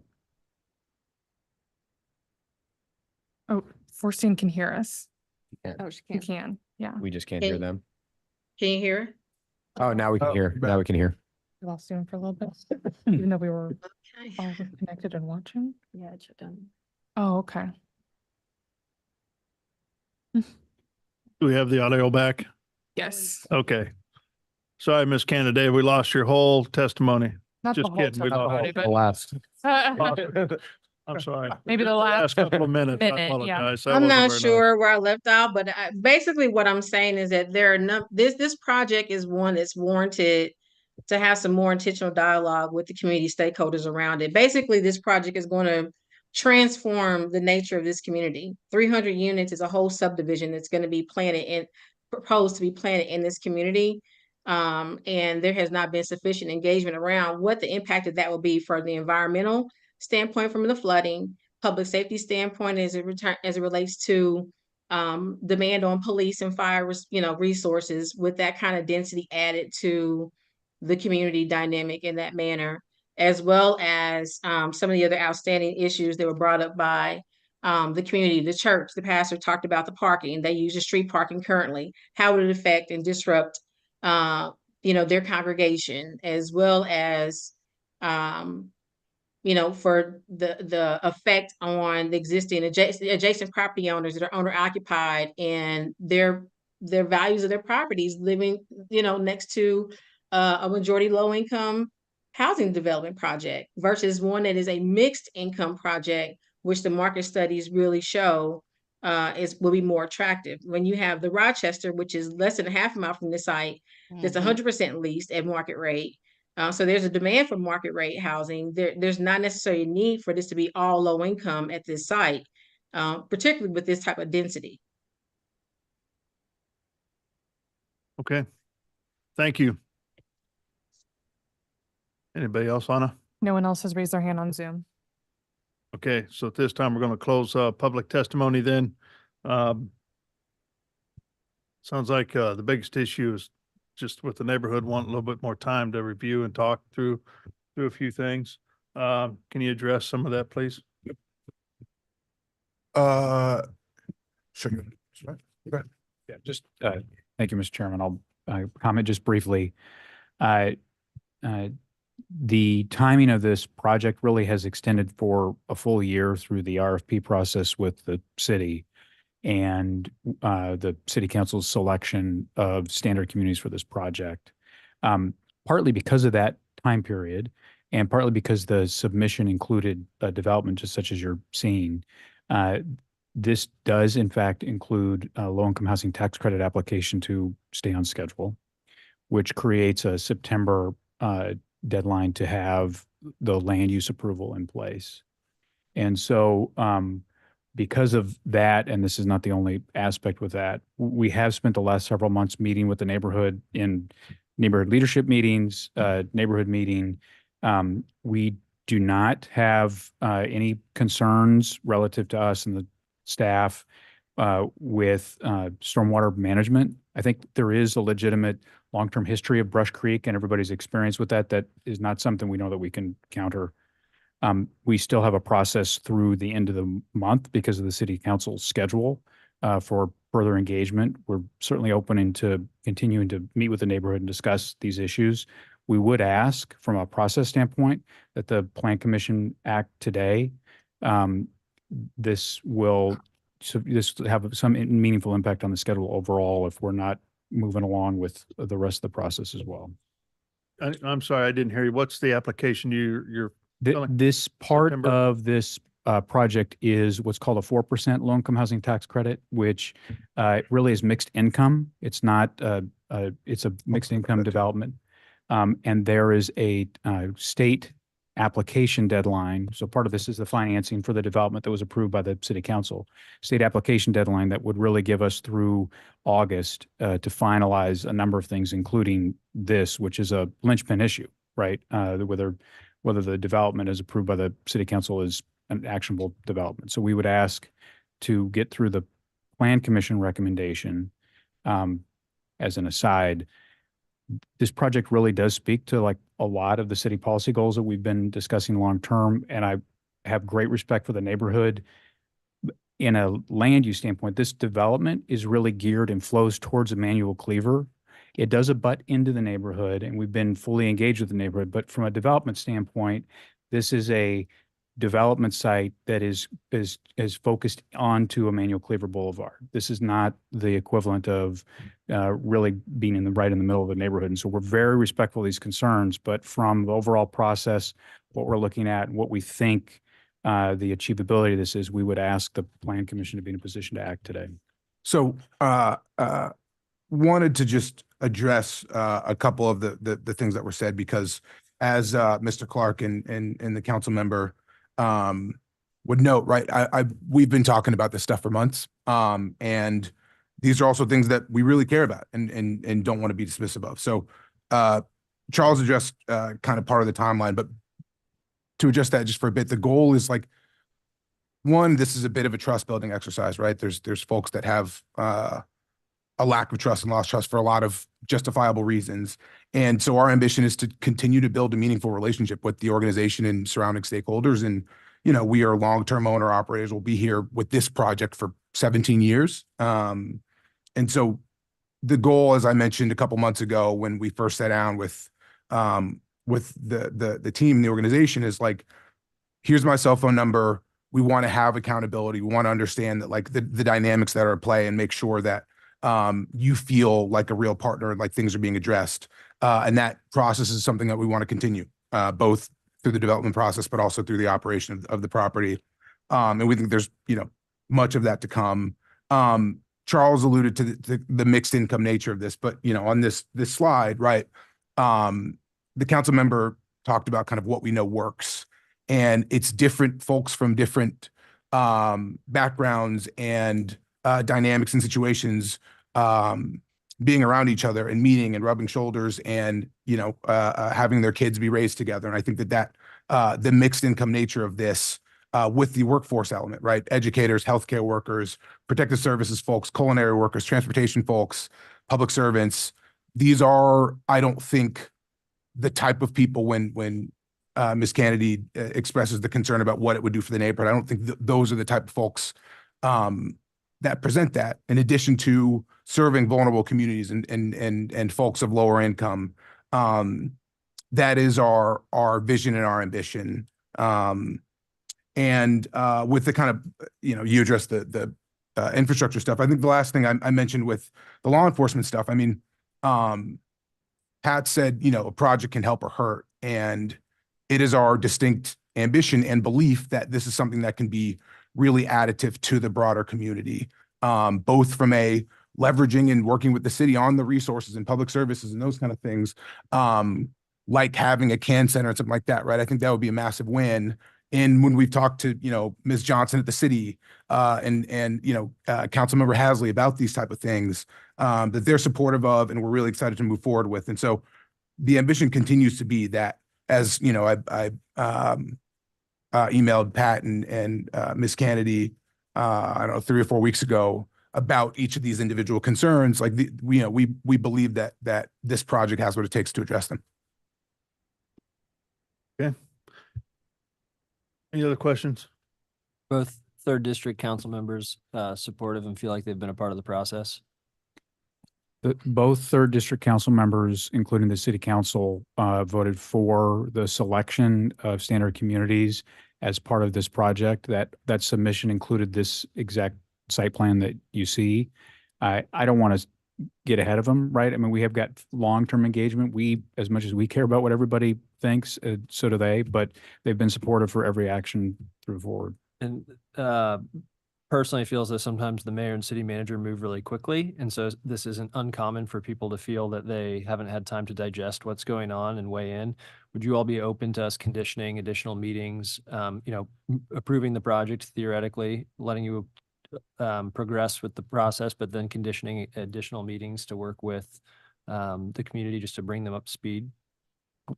We're absolutely, I mean, first of all, yes, we would like to be able to have any future meetings with the neighborhood, and we've offered to meet as many times as we need to. So we're full in with that. I would say on the speed, because I respect those comments, the RFP process took over a year. And part of that is, you know, part of this engagement, part of this is just the difficulty of developing and just getting the site in any position. So within whatever the timeframes are, we would be open to having any meetings.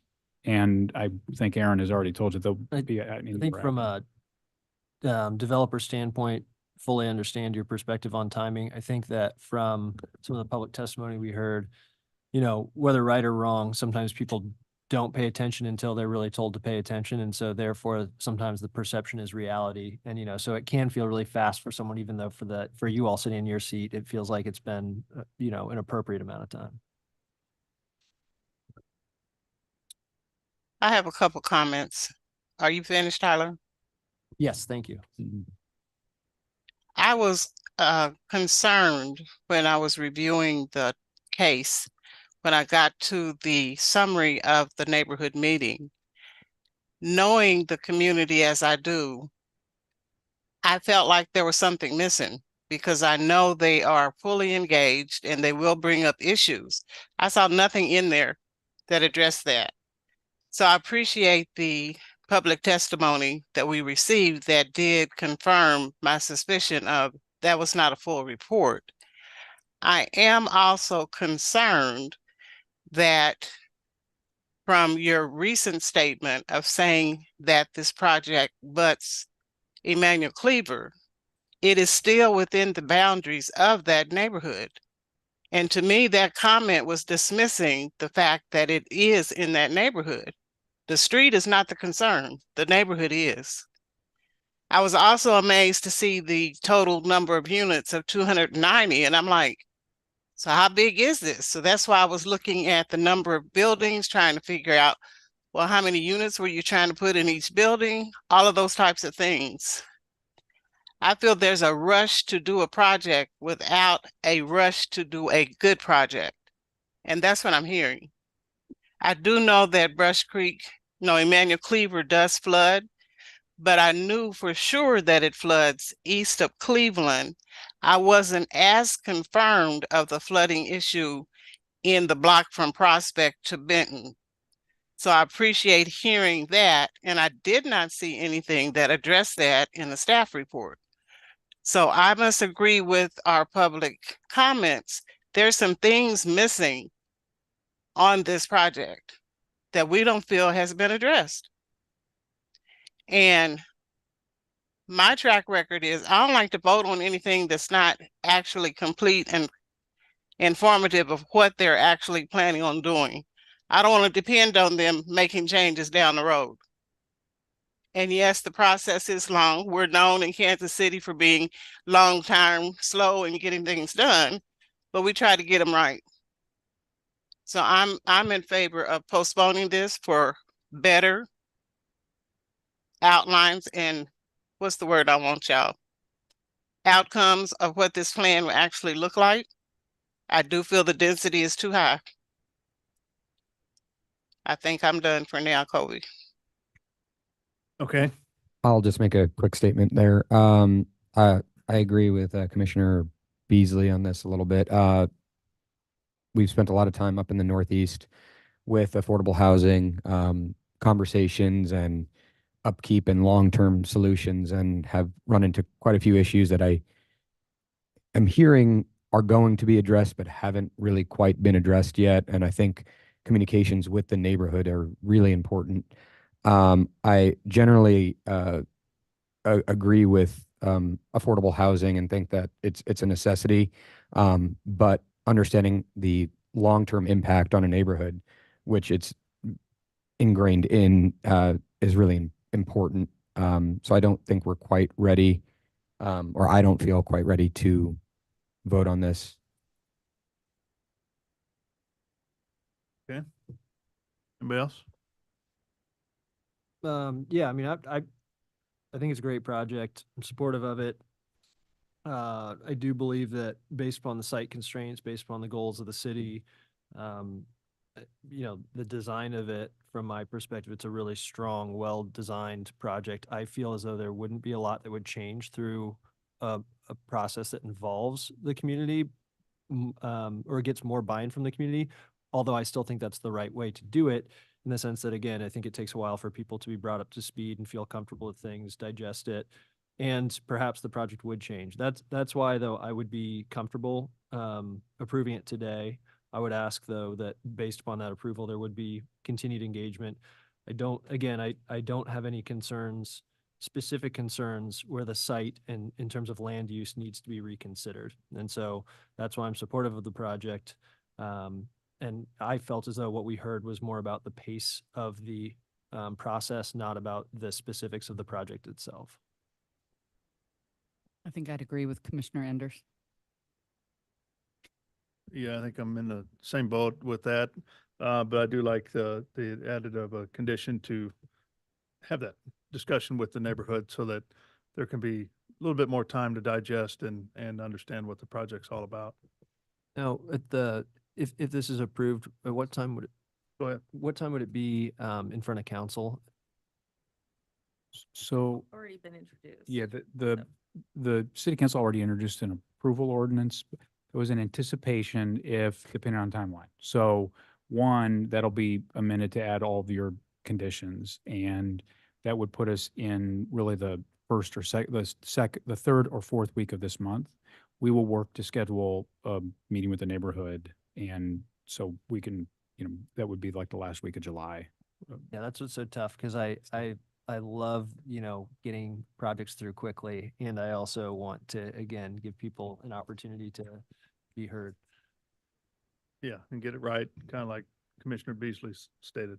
I do fully understand why people who have many priorities outside of work or outside of, their community stuff, feel as though they don't have an opportunity when it's already docketed. And it seems I as do though want to, just to clarify, unless Developers Council has different information than me, though, this would be in front of NPD the week after next because it's already been introduced. So- It would, we did not anticipate having it actually heard at that meeting. We anticipated a hold anyways. So I guess my question is, if we did, That'll be up to the committee. Yeah, no, if we continued this to the next meeting for them to have some level of engagement, at least to show good faith, and then approved it at that point, it would force that NPD to move back another couple of weeks, and then we get that's my only thing. Is my concern is once we approve this, the engagement is on their terms essentially. yeah, I mean, occasionally we've had things that council's gone ahead and approved and then decided retroactively we might as well get CPC to put a stamp on it. So I think sometimes it works, sometimes it doesn't. To just a comment, one, we respect all the process, so we're going to work with whatever the requirements are. In this condition, we're going to continue to meet with the neighborhood because we will. There's really two categories of comments that have been provided, and I want to just to make you aware what I expect what types of things there could be results on and what there could not. Some of the comments were with regard to development, so flood issues, density, street layout, those types of things that can get resolved in this process. Some of them, which are, I would arguably say, the more meaningful ones, right? The long-term services, police care, public type services, bus service. Those are long-time service operational matters. And as much as we are equally engaged in prioritizing those as the neighborhood discussed, just frankly, there could not be resolution on those within any of this timeframe, if that makes sense. So if you just kind of think of a can center, the process for a can center, if that's the answer, that will not be an answer that we would be able to bring back to you in some period. And I just want to put some context to what what things can be addressed in this stage of the project. So am I hearing you say that density and the actual economic mix cannot be addressed at this point? No, that's not what I'm saying is there are site development aspects of the comments that were raised that would obviously those can get, continue to get discussed and resolved, and that's what you would be approving. But some of the long-term services types issues that have been raised, we happen to agree with wholeheartedly, but those issues could not be resolved in this time period. And I don't think resolution is the question. I think it's communication, and that's at least what I'm hearing, was that all of that is, because I believe in the initial presentation, I saw some talk about, police station kind of on site and all that. So I think that I just don't think that they've been communicated to, it sounds like, because I had a question here about timeline. You mentioned that this has been going on for a long time, but it sounds like the president of the neighborhood didn't hear until his constituents reached out to him. To absolutely respect the fact that everybody doesn't get communicated with. Mr. Clark and Councilwoman Kennedy we have met with them, including the neighborhood meeting, 3 separate times for large hours. And the presentation that we kind of quickly went through today was part of that discussion with them. So that doesn't mean that everybody caught everything, but we have spent whatever time we've had engaging with them. When was the initial point of contact? Like 8 weeks ago, 9 weeks ago. So in May? Yes. May 21st, after outreach and discussion, but May 21st was the first meeting we had that included Mr. Clark and Councilwoman Kennedy at the Oak Park offices. And we went through this very presentation. And then each of the subsequent weeks, we've then had meetings, including then the larger community meeting. Yeah, again, I like the project. I think we need diverse housing types. There aren't parcels that are this large in the center of the city, which can be developed and that are also owned by the city. And so I think it's a really unique site, and I think it's a really great use of the site. So I don't want to rush it yet, but I will go ahead and make that motion in a little bit. But I think my to- question still has not been addressed. So part of the continued discussion would not be able to discuss the density and the makeup of the that types could of be- tenants. Yeah, that's something I think that can be changed, because that's in regards to the development. As I understood the applicant, what I heard was things such as density, site layout, water retention, et cetera, are all things that can still be moved and changed. Correct. Mm-hmm.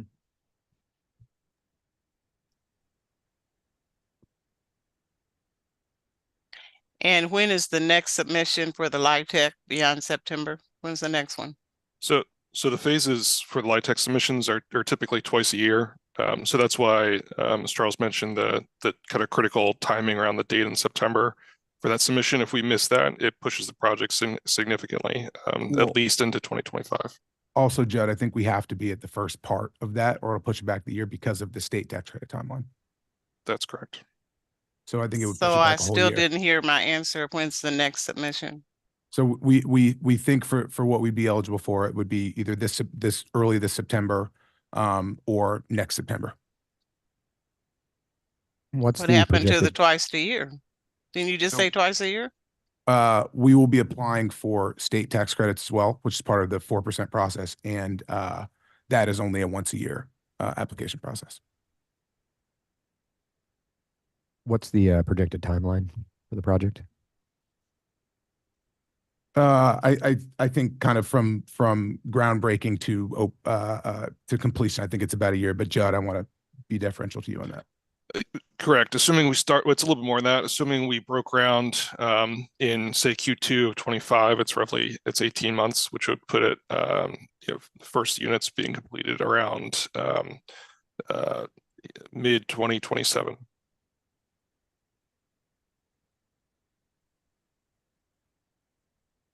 Chair Crowell, if I'm going to make this motion, do you have a sense of what would make the most sense for a condition of additional continued outreach?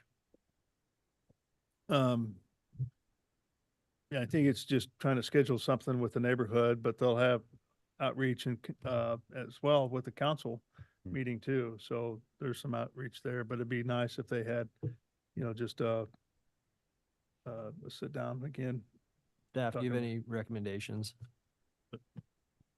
I just wanted to also bring up that any changes that may be discussed and agreed or less than agreed upon as far as number or unit count, site layout, those changes will need to be reflected in all the plans and will need to be looked at by reviewers again. So just keep that in mind in terms of, the level of engagement, timing. If we're talking, 10 units, that's not a big deal. If we're talking 100 units, that is Well, I mean, substantial. yeah, it may be naive, but my perspective is that I don't anticipate it will change very much based upon the quality of work that went into the project. But I do think that certain concerns that might be less based in fact could be quelled, which would be great. So is there already enough public engagement that's going to happen through the next steps of this process that it doesn't need to be conditioned, or is there a sensible way to condition something just to show the commitment that the applicant's willing to make to bring the community along better? They have completed their required public engagement. So if you would, Okay. if you feel strongly about additional, that's up to you to add the condition. Okay, then I'll go ahead and make a motion. Chair Crowley, I move to approve docket item 6.1 without conditions, 6.2 with conditions, amending condition number 13 so that the sidewalk is on one side of the street instead of two, amending condition 35 to read Bellefontaine Avenue instead of Agnes Avenue, and then adding a condition requiring the applicant to meet with the community again prior to bringing this to full council to allow for continued engagement and to provide those community members who show up warning that this is going to be before council so that they can reach out to their council members should they wish to, using the same expectations for community engagement that were already previously required for this meeting. Second. Can I ask a question? So is it your intent to suggest that the developer have a meeting prior to this being heard in NPD? Full council. The intent is that. Okay, because that would be after all public debate has occurred. There's no debate they that won't, happens. there's at no full opportunity council. for it. I mean, Oh, the council can debate, but there's no public testimony at full council. Okay. So that's why I asked the question. MPD, which is in 2 weeks. And I've got a process question just to, part of the comments you heard today were some frustration with the actual city process, which requires mailing and scheduling a meeting. Our public engagement meeting was adjusted to match up with the neighborhood's regular neighborhood meeting at their venue and time. So we are absolutely open to working with the neighborhood to have a meeting and would like just to understand exactly what that process should look like to comply. In other words, we could offer today to Mr. Clark and Councilman Kennedy, we'll be available for any meeting that you would like between now and when we go to MPD. And we could do that here and would absolutely do that. If for some reason the format of the way that's communicated or there's not excitement to have that meeting anytime soon, I would want to make sure that we're able to satisfy the requirements of the commission. We're going to continue to meet and talk with everybody. I don't mean that, but I want to be able to have our actions satisfy the condition you're putting on us, if that makes sense. That's frankly, it's part of the challenge and frustration that I have that it's like the city planning commission is bypassed. We're just going to go straight to ordinance and have something sitting there, whether you approve it or not from the planning commission standpoint. And what's happening here, it's creating an issue here that if the site changed, requirements changed, it's supposed to come back to us for approval before it goes on or recommended to go on to council process. And so in some ways, we're trying to bypass that. If you have another meeting and something changes, what happens? You're not giving staff an opportunity to relook. You're not giving the public to make comment here at the planning commission stage. It's bypassing the whole process whatsoever. And so why have the planning commission if that's what we're going to do? It's just a question, rhetorical kind of thing. And in this case, you've done your job with what you're supposed to for the public meetings. You created the ordinance, and so now we're like stuck. We have to either approve it or not, and that's just kind of the way it is. And so we're missing a little compromise piece yet that might have some discussion between the applicant and the public. So that's one of our hallmark things is building consensus between the applicant, the public, and city staff. And right now, doesn't seem like we're there, frankly. I mean, I agree with the project. I like the project, but at the same time, there appears to be a little bit of discussion that needs to happen with the neighborhood that, they had some initial discussion, but they didn't, what's the final thing? What's it really look like? And so they can talk internally, what's this impact on their neighborhood? Because they know that they're going to have some concerns and they've got to get that worked out in their heads and figured out how that's going to affect them. So I am sympathetic that it took a year for the RFP process to make the selection because I have the same thing in some of my projects too. You respond to an RFP and it's months before you even get a notice to proceed. That's a very long process. I'm sympathetic to that. I just think we're kind of pigeonholing ourselves here. If something happens, a change to the plan or whatever, that's what I have an issue with. Yeah, so I guess the intent of my condition was, and perhaps I could restate it, but was less so maybe a specific meeting, but providing that opportunity to re-engage everyone that already had to be engaged, so that again, there's no opportunity for someone to say that they didn't have the opportunity to speak with you all, with the hope being that in terms of cost benefit analysis, it's worth the incremental time that you all spend on that to have more people brought along with the project. So that's, I guess, if I were to restate the motion, that would be the change that I would make, not specifying a specific meeting, but to re-engage those people that you have to through the CPC process, making yourselves available prior to MPD or prior to. And to clarify with that would be, prior to MPD. And if there is a big change, you're going to make a change to the site plan or whatever. I can actually comment on just the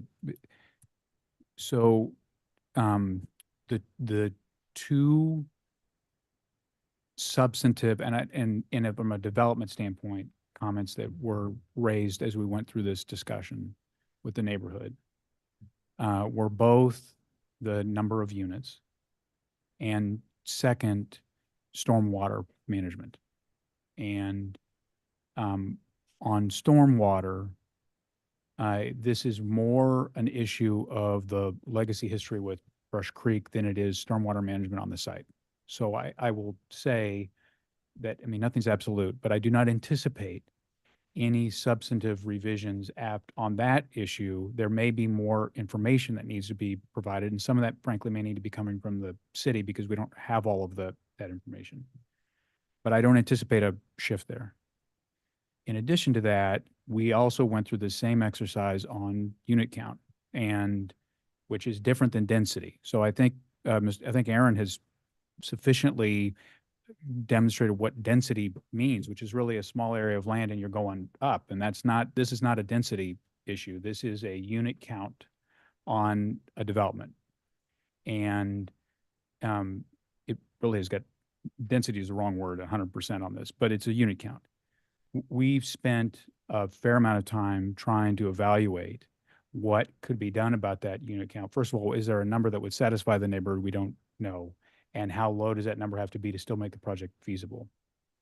If we had that, and it was different than what you had in front of you, you'd have a different number in front of you because we want to have the neighborhood together. So there are some limits on what can actually be done to still have a achievable site. Like I said, a lot of the things that are more meaningful are the longer term issues, but I don't expect to see a big site plan revision coming back to you either way. Yeah, I agree with the infrastructure, the stormwater part. A preliminary plan's turned in as part of this phase, but you're really getting to the meat and potatoes of that. Once you go through the permitting phase, there'll be a lot of stuff that happens there, and you just have to follow the rules on that. So I don't see that being modified. It is the density piece that's a concern. And obviously support or not from the neighborhood to move forward with the project. I think that's the other thing. And I know from my standpoint, we'll never get 100% approval from everybody on any project, but, you know, you still want to have that, you go through that process to, you know, vet out the concerns that people have. So. Sticking with your motion, or you going to modify? I'll Can you modify repeat it. it? Yeah. Yeah, go ahead. Okay, Chair Crowell, I move to approve docket item 6.1 without conditions, 6.2 with conditions, amending condition number 13 to state the sidewalk is required on just one side of the street instead of two, and amending condition number 35 to read Bellefontaine Avenue instead of Agnes Avenue. Adding a condition that the applicant re-engage the community in the same manner required previously prior to MPD to allow for continued communication with the applicant from any members of the public. I'm sorry, I hate to be interfering with what you're trying to do. The city's requirements for how we have that meeting require mailed notice to a set number. Sorry, I meant it only specifically to identify to whom you need to engage. That's what I meant by that, meaning that you will engage the same people that were required previously. So not expanding the number of people or the area. Oh, no, I agree, but does that, what that, I'm trying to understand what we have to do. And to notify them of the upcoming MPD meeting and meeting. providing reasonable access to the applicant should anyone have questions or concerns and want to engage you. So it's not necessarily then that they'd have a separate meeting prior to NPD. You're just having them notify that the NPD meeting is going to occur, and you have every opportunity to. Here's what we're doing. Here's who to talk to if you have issues about it. So that way, Yeah. people don't feel as though this is Okay. getting steamrolled because you already had the next three steps taken. You're saying, hey, you can come talk to me. I'm not hiding anything. Here's the next meeting. Here are your council members' information. Here's who's on NPD. You know, just being as good faith as possible. So that way, people feel good about the process. Totally appreciate that. Get it. That be achieved? I mean, is that? Because the meeting is in less Well, than I 2 mean, weeks. I would, it sounds like the developer and their We can do this. council are not objecting to this. Am I reading that? Well, I'm just correctly? thinking practically. So if you've let's received just, one Yeah, I of don't those wanna notices speak for them, before, but- you know, It's required like. We've had a community couple of notice. those since. that's not gonna be possible, but like if you're someone who was aware of a project and maybe you heard rumblings, you didn't show up, getting an additional notice now that, hey, this went through CPC, it's gonna go to NPD, no one should be upset about that. In my mind, there's no extra harm that should come from that because it is only providing more opportunity to engage those who might have felt that they weren't engaged with. And so that's why I see it as a good cost benefit analysis of, you know, in theory, there are other people who couldn't be here today. It's disappointing when someone testifies in public and doesn't hear the outcome, but we don't know what people need to get to. Often that resolves issues. People come in, they hear the case fully, they have a concern about water, they realize that storm detention is already figured out on the site. They say, oh gosh, I'm actually okay with this project now. And I wish that we could have more people see that because I think there are a lot of or unfounded frustrations with this project, or just, you know, misconceptions. And so my hope is that, and this might be all trivial and unfruitful, but my hope is that this could tease out a handful of things that could end up being vocally difficult for you in the future. You could suss them out now and address them. Okay, so the added condition is more just an intent, a notification of the upcoming NPD meeting. And any concerns, here's who to call. We will be readily have to have the conversation. All right, I don't want to hear what. so got a motion Second. and I've got a second. So got a motion for approval of docket items 6.1 and 6.2 and modifying the conditions as stated by Commissioner Enders in 6.2. So can I have roll call on that motion, please? There you go. Arkin, Aye. Beasley, No. Crowell, Aye. Enders, Aye. Lynch. Aye. Okay, so it looks like that passes 4-1. Just get everything down, Genevieve. That's what needs to happen. Okay. Will do. Thank you for your patience on this project. Thank you for Thank you bringing for your it time. in. Thank you. And good luck as you move forward. All right. Got two left. We have- I don't want to break for lunch. I want to get them done. There's two So- items and then an update from staff on the comp plan. Sure, yes. Okay. Mr. Chair, I'm going to have to bow out. I got to be somewhere at 1. Yes. And Mr. Enders, are you staying, able to stay? Yep. Okay. So that Okay, leaves- happy 4th, everybody. Hey, thank you, Yep. Commissioner Beasley. Be safe. Okay. Okay. All right, let's move on to docket item number 7, please. Okay, we've got docket item number 7. This is case CD SUP 2024-22. This is a request to approve a renewal of a special use permit to complete fill work for a demolition debris landfill in District R80 on about 7.37 acres, generally located at 11202 and 11206 East Missouri 150 Highway. Genevieve Kahn is the staff planner associated with this case. We have the applicant on line, I believe. Kevin Ash, do you recognize? Okay.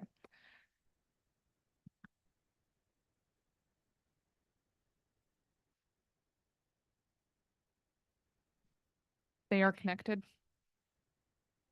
Should be relatively quick.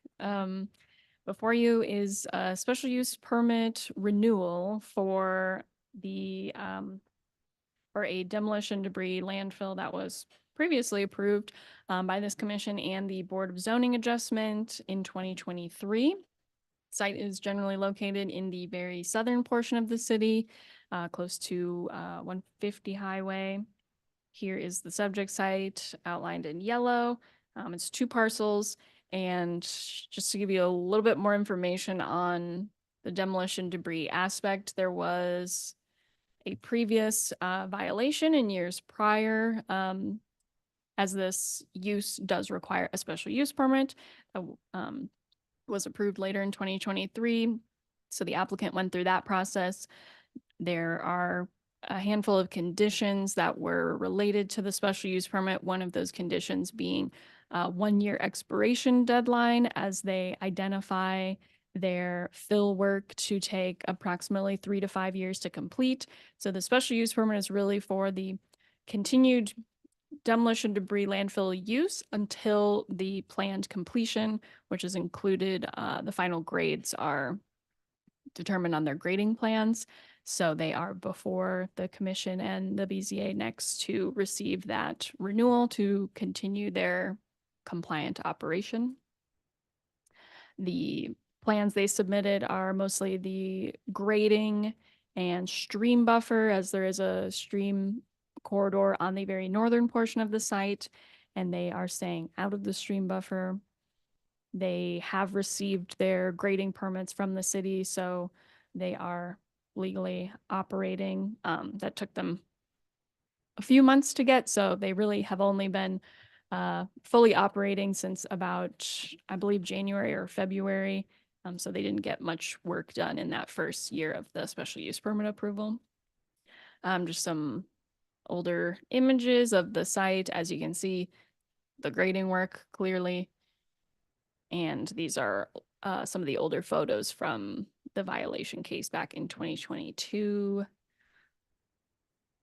And staff is recommending approval with conditions for this renewal, and I can take any questions.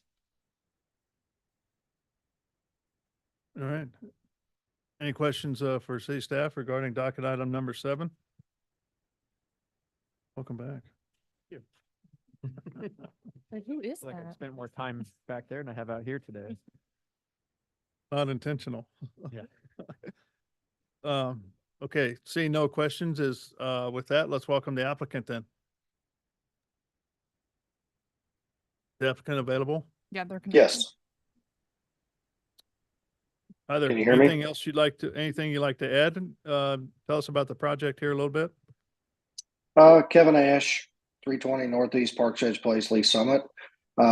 We finally, earlier this summer, we got this got this project started and got everything approved to move forward. Really just in the past 30 or 45 days.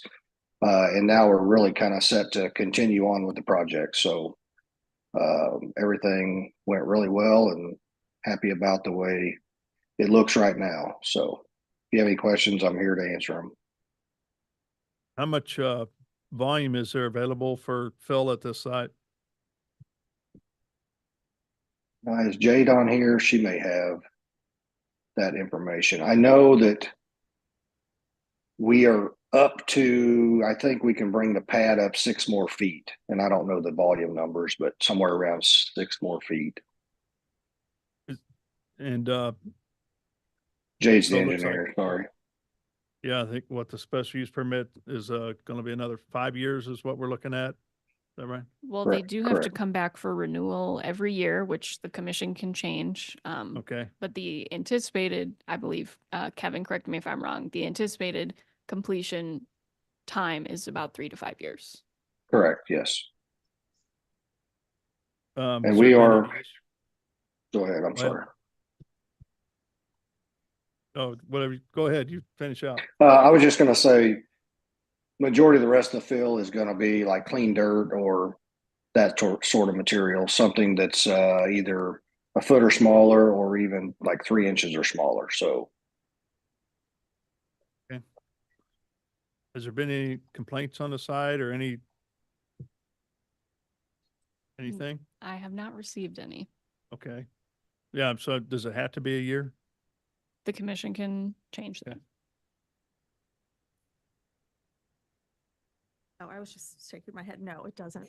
I didn't, you were looking at me. Yeah, I was thinking you had something to say. No, I was Okay. agreeing with Genevieve. Okay.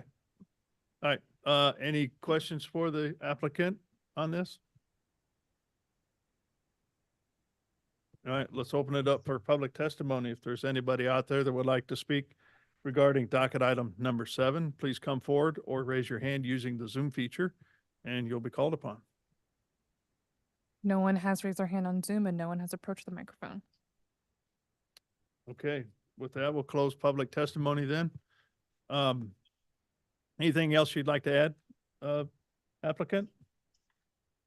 no, I don't think so. We had a couple people, a neighbor across the street and the pastor from the church next door, and he just was representing the church, asking, to see the plans, and that was really it. All that went really well, so no big deal. And the neighbor across the road just purchased the property recently, and they were just trying to become aware of what we're doing, and that was really it. So no problem there at all. Okay. All right, thank you. Yep, you bet. All right, so this time we'll close testimony and speak amongst the commission. I know it's supposed to come back annually. Is that necessary from the commission standpoint? What's 3 to 4 years when they say the site's gonna be built? 3 to 5. And the condition, if you would like to modify, is condition number 6. And it sounds like there's not been any complaints or nobody's had any comments on this site or anything, so I'll leave it up to the commission as to what they think. Not my area of expertise. 3 to 4, 3 to 5 sounded better though than 1. Yep. Yep. I mean, I could see 3 and then from that standpoint, then you can see how much longer before it's full, if not already. That seems reasonable. I agree with that. Chair Crowley, move to approve docket item number 7 with conditions, amending condition number 6 to read 3 years as opposed to 1 for the SUP. Second. Okay, before I go I just want to check the applicant, make sure they're okay with going from 1 to 3 years. Yes, we would appreciate that. Okay, just checking. Depending so on the no, work a that's around the second? area. No, thank you. Motion and a second for approval of docket item 7, with the change to condition number 6 to be 3 years instead of 1. All right, can you take roll call on motion, please? Arkin, Aye. Crowell, Aye. Enders. Aye. Hasek. Aye. Lynch. Aye. All right, looks like the motion passes 5-0. Thanks for bringing it in and your work out there to be a good neighbor. Thank you. We appreciate it. Okay, moving on to docket item number 8. This is case CD CPC 2024-68, a request to approve a non-residential development plan in District B3-2, which is a commercial zoning district, to allow for outdoor and indoor sports and recreations on about 24.7 acres generally located at Interstate 35 and Northeast Oak Ridge Drive. Andrew Clark is the staff planner associated with this case. The applicant is online, and I appreciate that they put the docket number they're associated with in their username. Good afternoon, Chairman Crowell and fellow commissioners. Andrew Clark, City Planning and Development. And before you is docket number 8. This is CDCPC 2024-68. This is a non-residential development plan at 5870 Northeast Oak Ridge Road. It is in the 2nd Council District, adjacent to Interstate 35, also right on the border with Clay Como. You're seeing this case today because the site is over 10 acres and zoned B. Here's a view looking from Interstate 35. The site sits below the grade of the interstate, and Northeast Oak Ridge does dead end to the proposed site. In the early 90s, the site was a driving range associated with the Oak Ridge Family Club. As you can see here, it is in a floodway. The applicant had a pre-application meeting with KC Water and city planning staff, and they were immediately directed to work with the Army Corps of Engineers for the permits they need from the federal side. They are proposing a private youth club artificial turf soccer field for phase 1, and phase 2 is just to the south, would be an indoor practice facility, but this is only for a private club to practice. There are no lights, there are no bleachers, and KC Water had no problems with these uses being within the floodway. Again, they deferred to the federal government. There are just a few corrections from KC Water related to stormwater detention and elevation markings on the plans. City planning staff is also asking that a tree preservation affidavit condition be added to this case prior to council. This is just to make sure that they are stating they are not removing more trees than what this plan calls for. Right now, no mitigation is required. We just want to make sure no one looks at the plans differently and clears more trees than what was approved. The city planning staff does recommend approval with conditions for this project. And that concludes my presentation. So city's approving this, not only the field, but also that future building? The future building will be required to come back to the City Plan Commission with a project plan for that phase 2. As a final plan? Yes, project plan. Okay. And what's because it's going to be built in a floodplain, what's the likelihood of that happening, maybe? Or is it going to be? The structure is out of the floodway, and I see the applicant, Matt Cross, is online to answer that question. Okay. Then you, looks like condition number 6 is correct in the report. You just wanted to identify it. Yes, in a previous hearing, I was not listing all of the corrections to keep cases on the schedule. So these are just corrections that need to be taken care of before it goes to City Council. Okay, thanks. It's an informative slide. Okay. Any questions for city staff? All right, with that, let's welcome the applicant then. Yeah, thank you, Chairman and Commissioners. I really don't have much to add other than to address the Chairman's concerns about the building. It will be located outside of the floodway, and the elevation will certainly be above the base flood elevation by the required amount. The field itself does fall within that floodway, but they're using material that will not have an environmental impact if it were to wash away. Okay.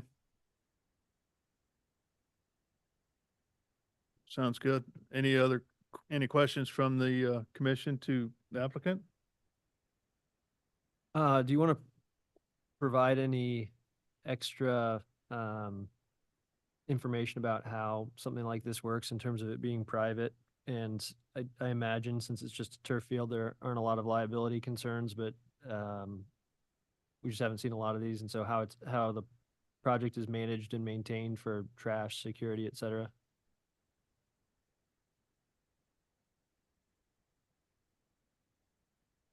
That's for you, Matt. Yeah, I think that, to be honest, I wish that the developer was here to address that more specifically. I don't have answers to that right now.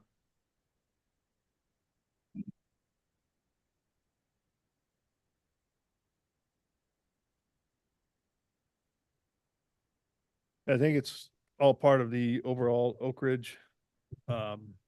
It's like a family club, so to speak. They have various like community center, golf course, basketball courts, pickleball courts, and different things that families can participate and attend. And this sounds like it's just an expansion of that. It'll still be maintained and operated by the folks at Oak Ridge Country Club, I guess. Yeah, and Club. I can speak to Oak Ridge and their concerns with safety. You know, they have made attempts to ensure that that property is secure and safe for the members of that club, and this would certainly be no different.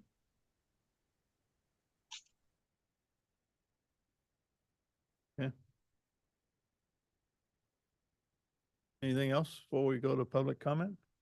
All right, with that, let's open it up for public comment then. If there's anybody that would like to speak regarding docket item number 8, please come forward or raise your hand using the Zoom feature and you'll be called upon.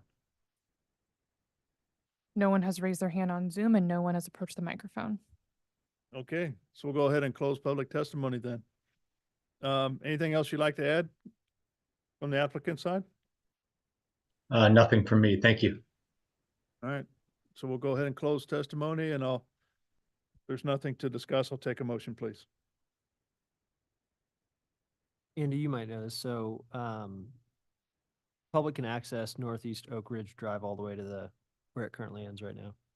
Correct. And I know overall between the businesses along that stretch, they have been cleaning everything up. But that is a public street. Chair Crowell, I move to approve docket item number 8 with conditions, adding a condition that a tree preservation affidavit be added prior to council. Second. So I've got a motion and a second for approval of docket item number 8 with the addition of the tree preservation plan. Meredith, can you take roll call on the motion, please? Arkin, Aye. Crowell, Aye. Enders. Aye. Hasek. Aye. Lynch. Aye. All right, looks like the motion passes 5-0. Thank you and Thank good you. luck. Okay, last item, docket item number 9. This is case CD miscellaneous 2023-5. This is presenting an update to the implementation of the KC Spirit Playbook after 1 year since its adoption. We've got Morgan Pepperton, our director, Jeff Williams, and then long range manager, Gerald Williams. Good afternoon, Chairman Crowell, members of the commission. I'm Jeff Williams, Director of City Planning and Development. With the introduction of the item, I guess the first thing I may want to say is happy anniversary. It's been 1 year since the adoption of the city's new comprehensive plan, the KC Spirit Playbook. So we're going to take a little bit of time today to give you kind of updates for those that are not fully familiar with the plan, a bit of an overview, some framework, what we've done in the last year and what we look forward to doing. My job will be just really to basically do a bit of a kickoff and maybe some closing comments at the end. As Ms. Nanisky mentioned, Gerald Williams is the head of the Long Range Planning and Preservation Division, and he really took this project on kind of in midstream to bring it to fruition. And Morgan Pemberton is a long range planner in that same division, lead planner, and she is the implementation planner for the playbook. So with that, I think we'll take a couple of seconds and show a video that we have put together that gives you a sense of the playbook and its importance. Sorry, just 1 second. I had to hit the button.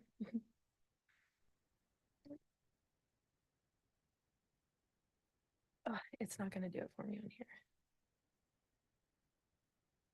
So I will continue to be a little background as we wait for technology.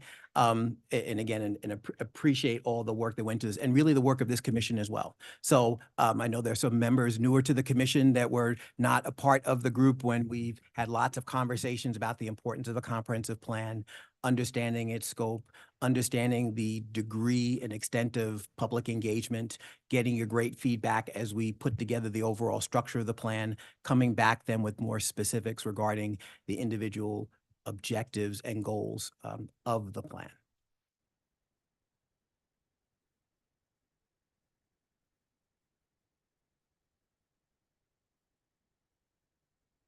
Oops, it might be as loud as it goes.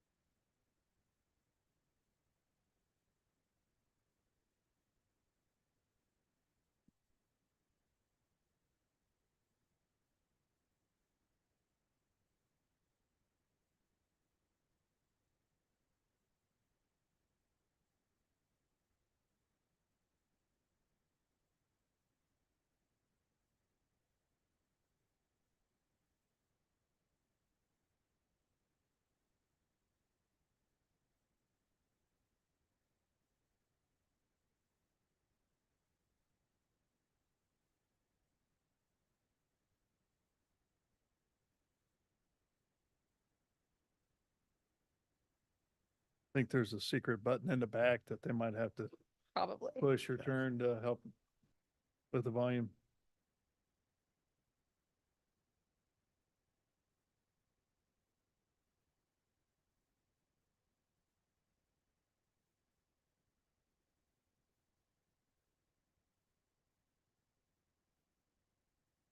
So I apologize for quality of audio, but hopefully video, and you're seeing just imagery on the screen that gives you a sense of some focus points of the plan.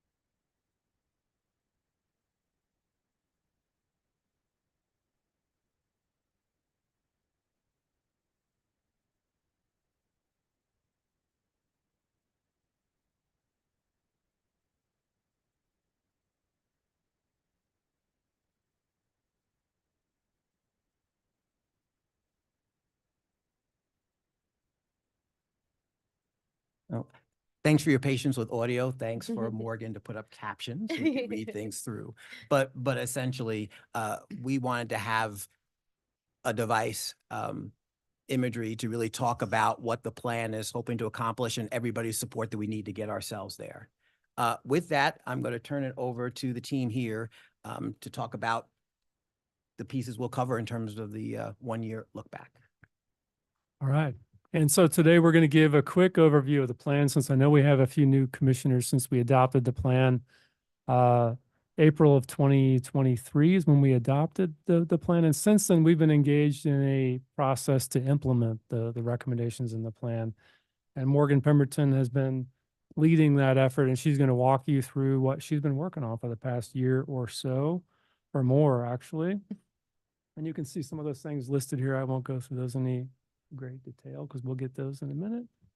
But one of the biggest things we do to implement the comprehensive plan is to update our area plans. And as you probably know, we have the city divided into 18 areas, and we are going to embark on a process to update all 18 of those starting in 2025. And so we'll have an opportunity then to integrate these big ideas from the comprehensive plan into these smaller area plans throughout the city. We'll spend the rest of 2024 getting ready to do that. We're building websites. It'll be a web-based document, much like the KC Spirit Playbook is. We're putting together a public engagement strategy. We're creating data books. We're doing all the things we need to do to be ready to go first quarter of 2025. So with that, I'm going to hand it back to Morgan and let her walk you through the implementation. All righty. I know that we are all hungry and eager to get to lunch and maybe our holiday weekends as well. So I will try and be as concise as I can. So first, we just wanted to mention that we took a presentation about the playbook and its dashboard, and we were able to get admitted to the Missouri and Kansas Bi-State Conference for the American Planning Association. That conference was held in October of last year here in downtown Kansas City, and we gave me, Gerald, and our consultant, Josh Boehm, gave a presentation about the dashboard and its functionality, and just trying to be an informational presentation to other planners who are trying to, add more structure and accountability and long-term tracking and metrics to their planning documents. So we also submitted that session for the National Planning Conference, and it also got accepted. So that was really exciting. We got to go to Minneapolis and give this session to a packed room of planners from all over the country, and it was received very well. And lots of people are, trying to do similar efforts in their city. So it was really cool to give that session and to talk to other planners about our dashboard.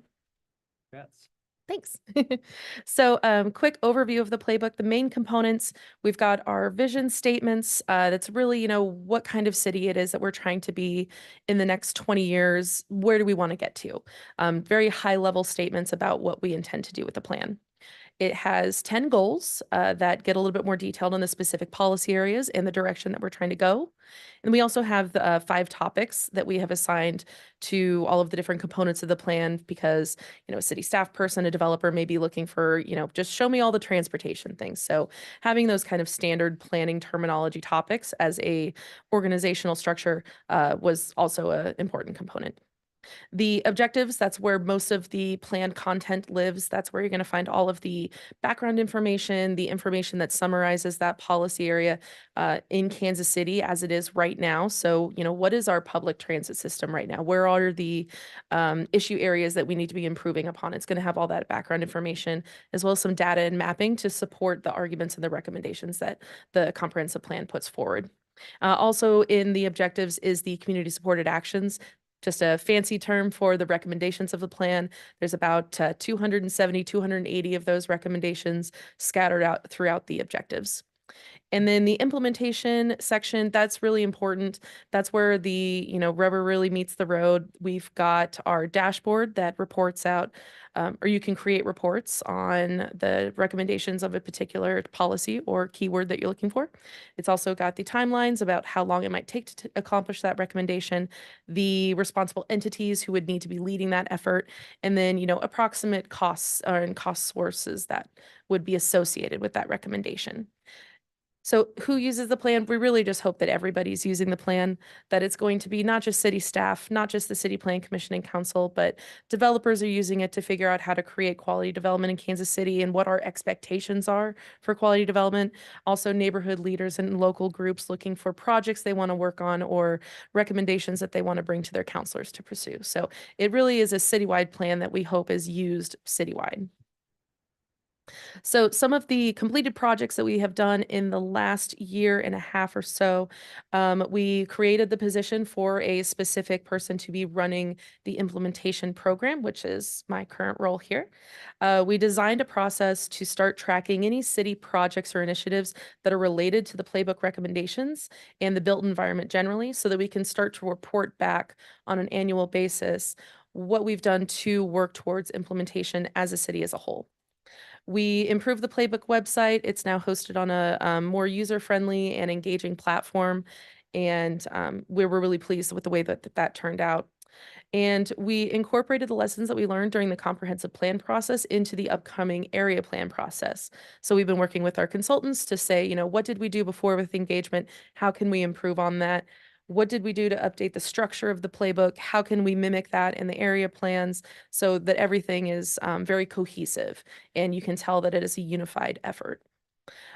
We worked with the city manager's office about putting together a report related to our displacement mitigation objective, which is trying to curb and avoid gentrification and displacement that can happen due to different development pressures in a particular area that might be particularly vulnerable. That report was put together, and council intends to start to pursue some policies related to the recommendations that came out of that objective. We also worked to incorporate the playbook goals into the citywide business plan, once again trying to make sure that the comprehensive plan is really intertwined with all of the other efforts and plans that the city has in place. And we incorporated the playbook guidelines for quality development into the development case review process for city planning and development staff, which I'll talk about in a little bit more. Some ongoing projects that I'm going to talk about right here. We are updating our market value analysis. We are doing additional updates to the Playbook website. We're expanding the dashboard to make it more user-friendly and intuitive with the search functions. We are going to be continuing work on that displacement mitigation policy creation. We have several historic preservation projects that are already underway. And we are working on expanding those playbook guidelines to be a full set that's not just citywide quality development guidance, but it's also site specific, depending on where you are in the city, what form is the built environment around your site, and what context are you in? Are you in a suburban area? Are you in an urban area? And so on.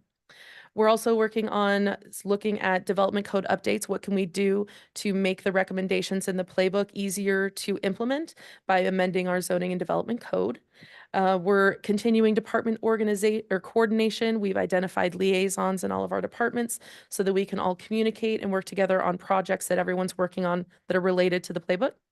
And then continued public engagement. We are going to need to go back out to the public and continue this effort with them, keep them engaged in the comprehensive plan, which is hard to do with a 20-year time frame, but also continuing to ask them what are their priorities and what we should be pursuing in the immediate. Can you give examples of the historic preservation? Oh yeah, I'm going to run through all of those right here. That was the full list, and now I'm going into the details. So the updated market value analysis, we had one originally done in 2020. There was one previously done before that, I think 2016. Yes. So Reinvestment Fund, they were the group that previously helped us, and they're helping us on this effort as well. They have been working on collecting all of the data and the information that they need to run this analysis on the housing market in Kansas City. They recently came to Kansas City to take a look at the data and then do some on-site visits to the communities and see what is happening on the ground. On July 9th, which is coming up next week, they're going to be giving city staff an update on all the information they collected and their initial findings. And then they will be going back to put together the modeling that will depict and describe and define the housing market in Kansas City. So I anticipate that you'll be seeing that information coming down the line in the next coming months. More playbook website updates. We always want to make sure that we're looking for more ways to make it more user-friendly, to help people navigate through the plan and its extensive components that it has along with it. So we're going to be building out an implementation web page. We are going to be adding that project tracking information that I discussed with other city departments. We'll be adding that information to the website so that people can see what's being worked on right now and the progress of those projects. We'll be continuing to do online engagement as well as in-person engagement, but really trying to utilize those virtual resources that we have to keep engaged with people. And then, of course, the expanding of the playbook dashboard, which is going to make that, I think, a really cool, innovative tool for tracking long-term plan implementation. So when I'm talking about expanding the dashboard, right now, if you go to the Playbook website, you can open up the dashboard, you can select a topic, you can select a goal or an objective, you can search for a keyword, and it'll give you a list of the recommendations that are related to what you're searching for. We are working with Analytica to make those search results a little bit more intuitive and more specific to what you're looking for.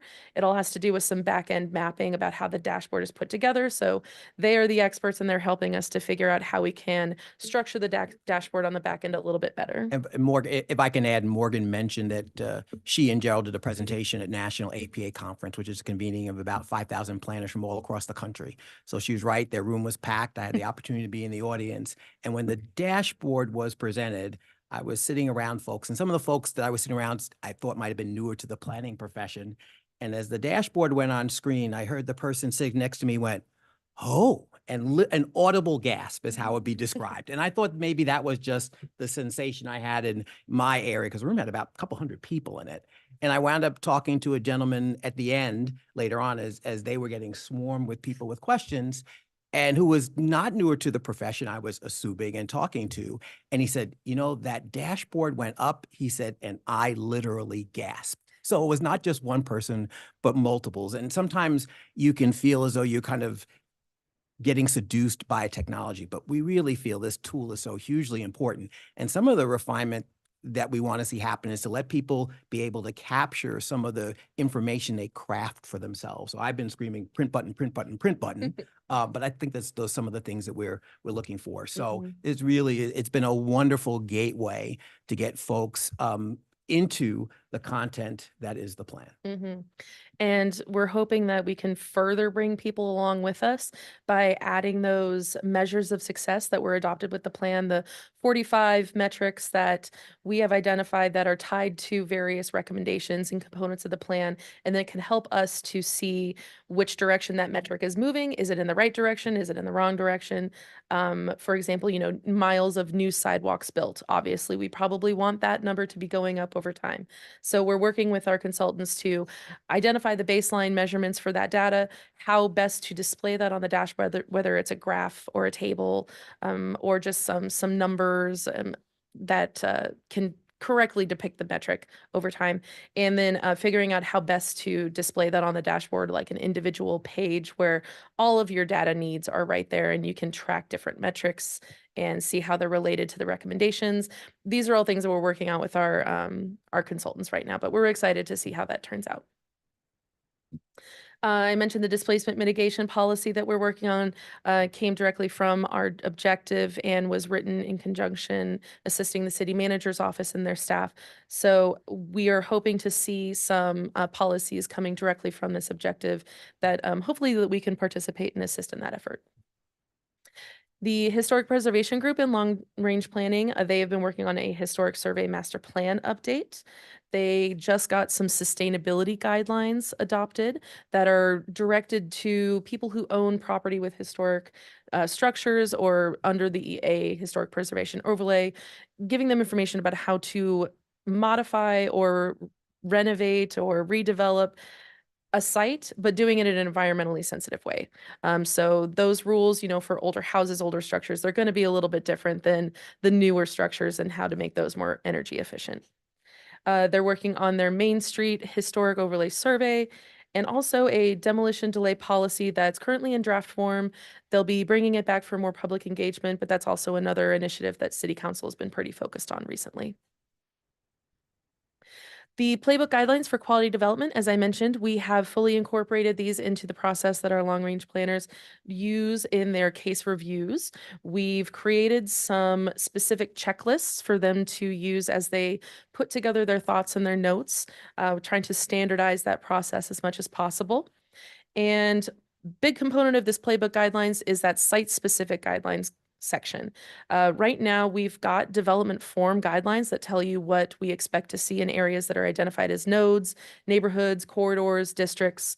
We also want to add the context element to that. So making sure that when we're giving recommendations for a neighborhood, that those recommendations are different between a suburban neighborhood and an urban neighborhood. Obviously, those are different contexts. We need to be sensitive to that fact in the guidance that we're providing to developers. And we're working with some consultants to add some visual elements to that so that it's not just, here's a list of, bullet points and guidance. We also want to add that visual component so that everybody's really working from the same page about what visually we're expecting to see as far as quality development in the city. So we're doing some 3D modeling based on these form and contexts. And we're also going to be adding some other graphics and elements to the playbook itself over time. So I've discussed the development case reviews. You have started to see those on your staff reports where the controlling type cases, ones with development plans, et cetera, those are being evaluated against those playbook guidelines, and you're starting to see that on your staff reports. There's 3 main components to the staff reports. On the front page, you'll see how aligned that project generally is with the playbook guidelines themselves. On the second page, there will be a few sentences that summarize the case review process and where we fell on our determinations and the recommendations that the planner made. And then also on that, you'll see those conditions come from us, and they'll appear in the attachment that you see with your staff reports as well. So development code updates, we have a consultant brought on to help us with the workload that goes into putting those development code updates together and guiding them through the process. I know that our DMD staff is already working on a set of those. So this is going to be an on-call contract where when we need that extra assistance to help get this moving and getting it down online, we've got someone that can help us to do so and help us to do research on the front end as well. And just some potential code updates that we were looking at that we've discussed with the city manager and other various stakeholders, codifying any of those playbook guidelines that we can, modifying the zoning code so it allows for more missing middle housing types to be allowed by right in residential districts, codifying CPTED, which is the crime prevention through environmental design guidelines, the pre-approved residential building plans. So where it's appropriate, how can we streamline the process of building residential units as much as possible? Large format land uses, so data centers, things that you're going to see primarily a lot in industrial areas or up by the airport. We want to make sure that we've got some development standards for those as well, so that, landscaping, lighting, things like that, that those particular land uses, they have standards that come with them too. And then also, modifying the requirements we have for sensitive uses and the UR and MPD standards that go with those zoning districts. We have pre-approved residential building plans already, and if so, how many, and what's the goal of how many we would get to over a period of years? We do not have pre-approved plans. That's something that's actually being worked on now through an RFP process. And I think the idea is that we would have plans available to assist in terms of making new housing more affordable. So that's something we're in development with. So our contractor is close to being selected. And again, I think the idea is that if we can help by having a home prototype, that we have an understanding about how it would fit on a lot, what its design character is, that it's contextual with the environment in which it's going. Those are ways to really encourage, and the idea is to look at having all the resources we can to encourage infill development on smaller pre-established lots. And to make that effective, is that 12 plans or 100 plans? I think the number is closer to 12. And I think the idea, I think, to have at least 2 choices around a variety of different housing types. So everything from single family to two family to ADUs. So I think a mix of different options for people in terms of take a look at reactivating previously existing infill lots. So in theory, like if the, since the city offered up a whole bunch of lots for $1 for people to develop, in theory, if there's a pre-approved design, we wouldn't want all those lots to look the same. And so then I imagine there'd have to be like some level of variations on a. There are, and I think the end result we'd want were things that are customizable to a degree possible, that you still use a standardized plan. Again, things will still be going on, lots come literally in all shapes and sizes. But I think the idea is to provide that base prototype. Would you all ever, and maybe this has already been done, would you consider doing that with ADUs also? Well, no, I think one of the prototypes we hope to have is an ADU. Okay. So that would come out, so you'd have something kind of understood. Again, these plans still need to be vetted in a site-by-site basis, but the idea is that we would have a very easily accessible plan. And I think it's not only the aesthetic, but understanding that plan is also compliant with building code as well. Cool. Thanks. Going to department coordination, there's a couple of pieces here. With the understanding that a lot of the recommendations in the playbook are not things that will be spearheaded by the city planning and development department. Public Works is going to have to take the lead. Parks will take the lead on some of these. So we have identified liaisons in all the departments that we can communicate with and meet with on a quarterly basis to see what projects they're working on that are related to playbook implementation. And part of that is also an administrative regulation, or an AR, that was just issued by the city manager's office in May. We are working on a process to require that any major city project, any public project that impacts the built environment, they are considering those playbook guidelines in the front end of the scoping phase, so that they are taking those considerations of connectivity, of protecting open spaces and green spaces, all of those guidelines that are citywide guidelines from the playbook. We want to make sure that the city staff are taking those into consideration as they're scoping out any public project that affects the built environment. And then, of course, continue public engagement. Quarterly newsletters have been going out to keep people updated on playbook projects. And we also have a newsletter that is intended to highlight a particular recommendation, tie it to things that the city is working on right now, any policy initiatives they're pursuing, any other projects that might be related. So sending out periodic newsletters to make sure that people know that we're still working on things and to keep them updated of any projects going on.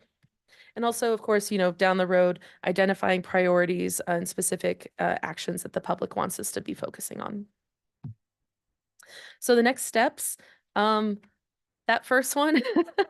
Maybe I'll talk about the first one, and then that is indeed your reading group hiring a new comprehensive plan manager. So Morgan has the opportunity to move to another city department to take a promotion. So congratulations to her, and thank you for all the work.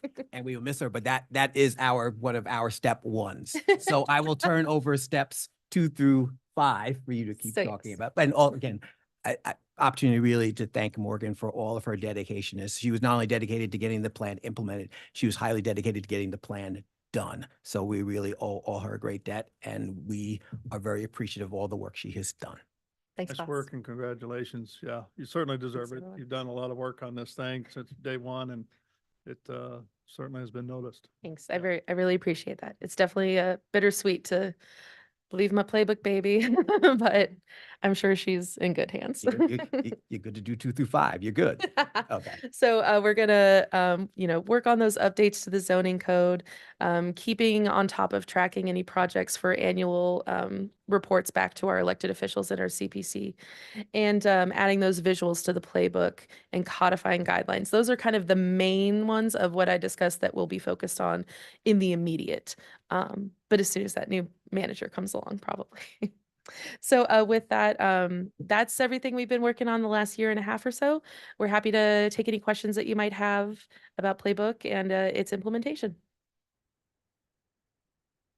Anybody have any questions?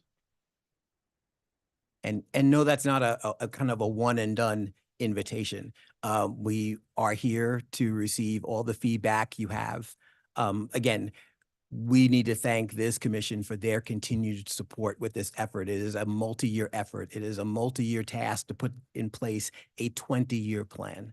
So the continued dialogue, continued use, continued feedback, continued wonderful staff support, and my continuous appreciation to the staff that put this plan together and to all of you, really for being direct and being focused and being highly supportive of making sure this great city has a great plan to make sure we all equitably and sustainably and in a very healthy and life-affirming way move the physical development of the city forward. So thank you all very much. Well, congrats on getting to present it and getting that recognition from peers. Yeah. That's cool. It's pretty cool. I appreciate it. Thank you all. Thank you. Okay, anything else? I think we're done with our agenda items. Anything else to bring before the commission? No other business. Sure. Oh, I'm positive. Motion to adjourn then. Yes. Thank you, everybody. Appreciate it. July 3rd. Happy 4th of July, everybody.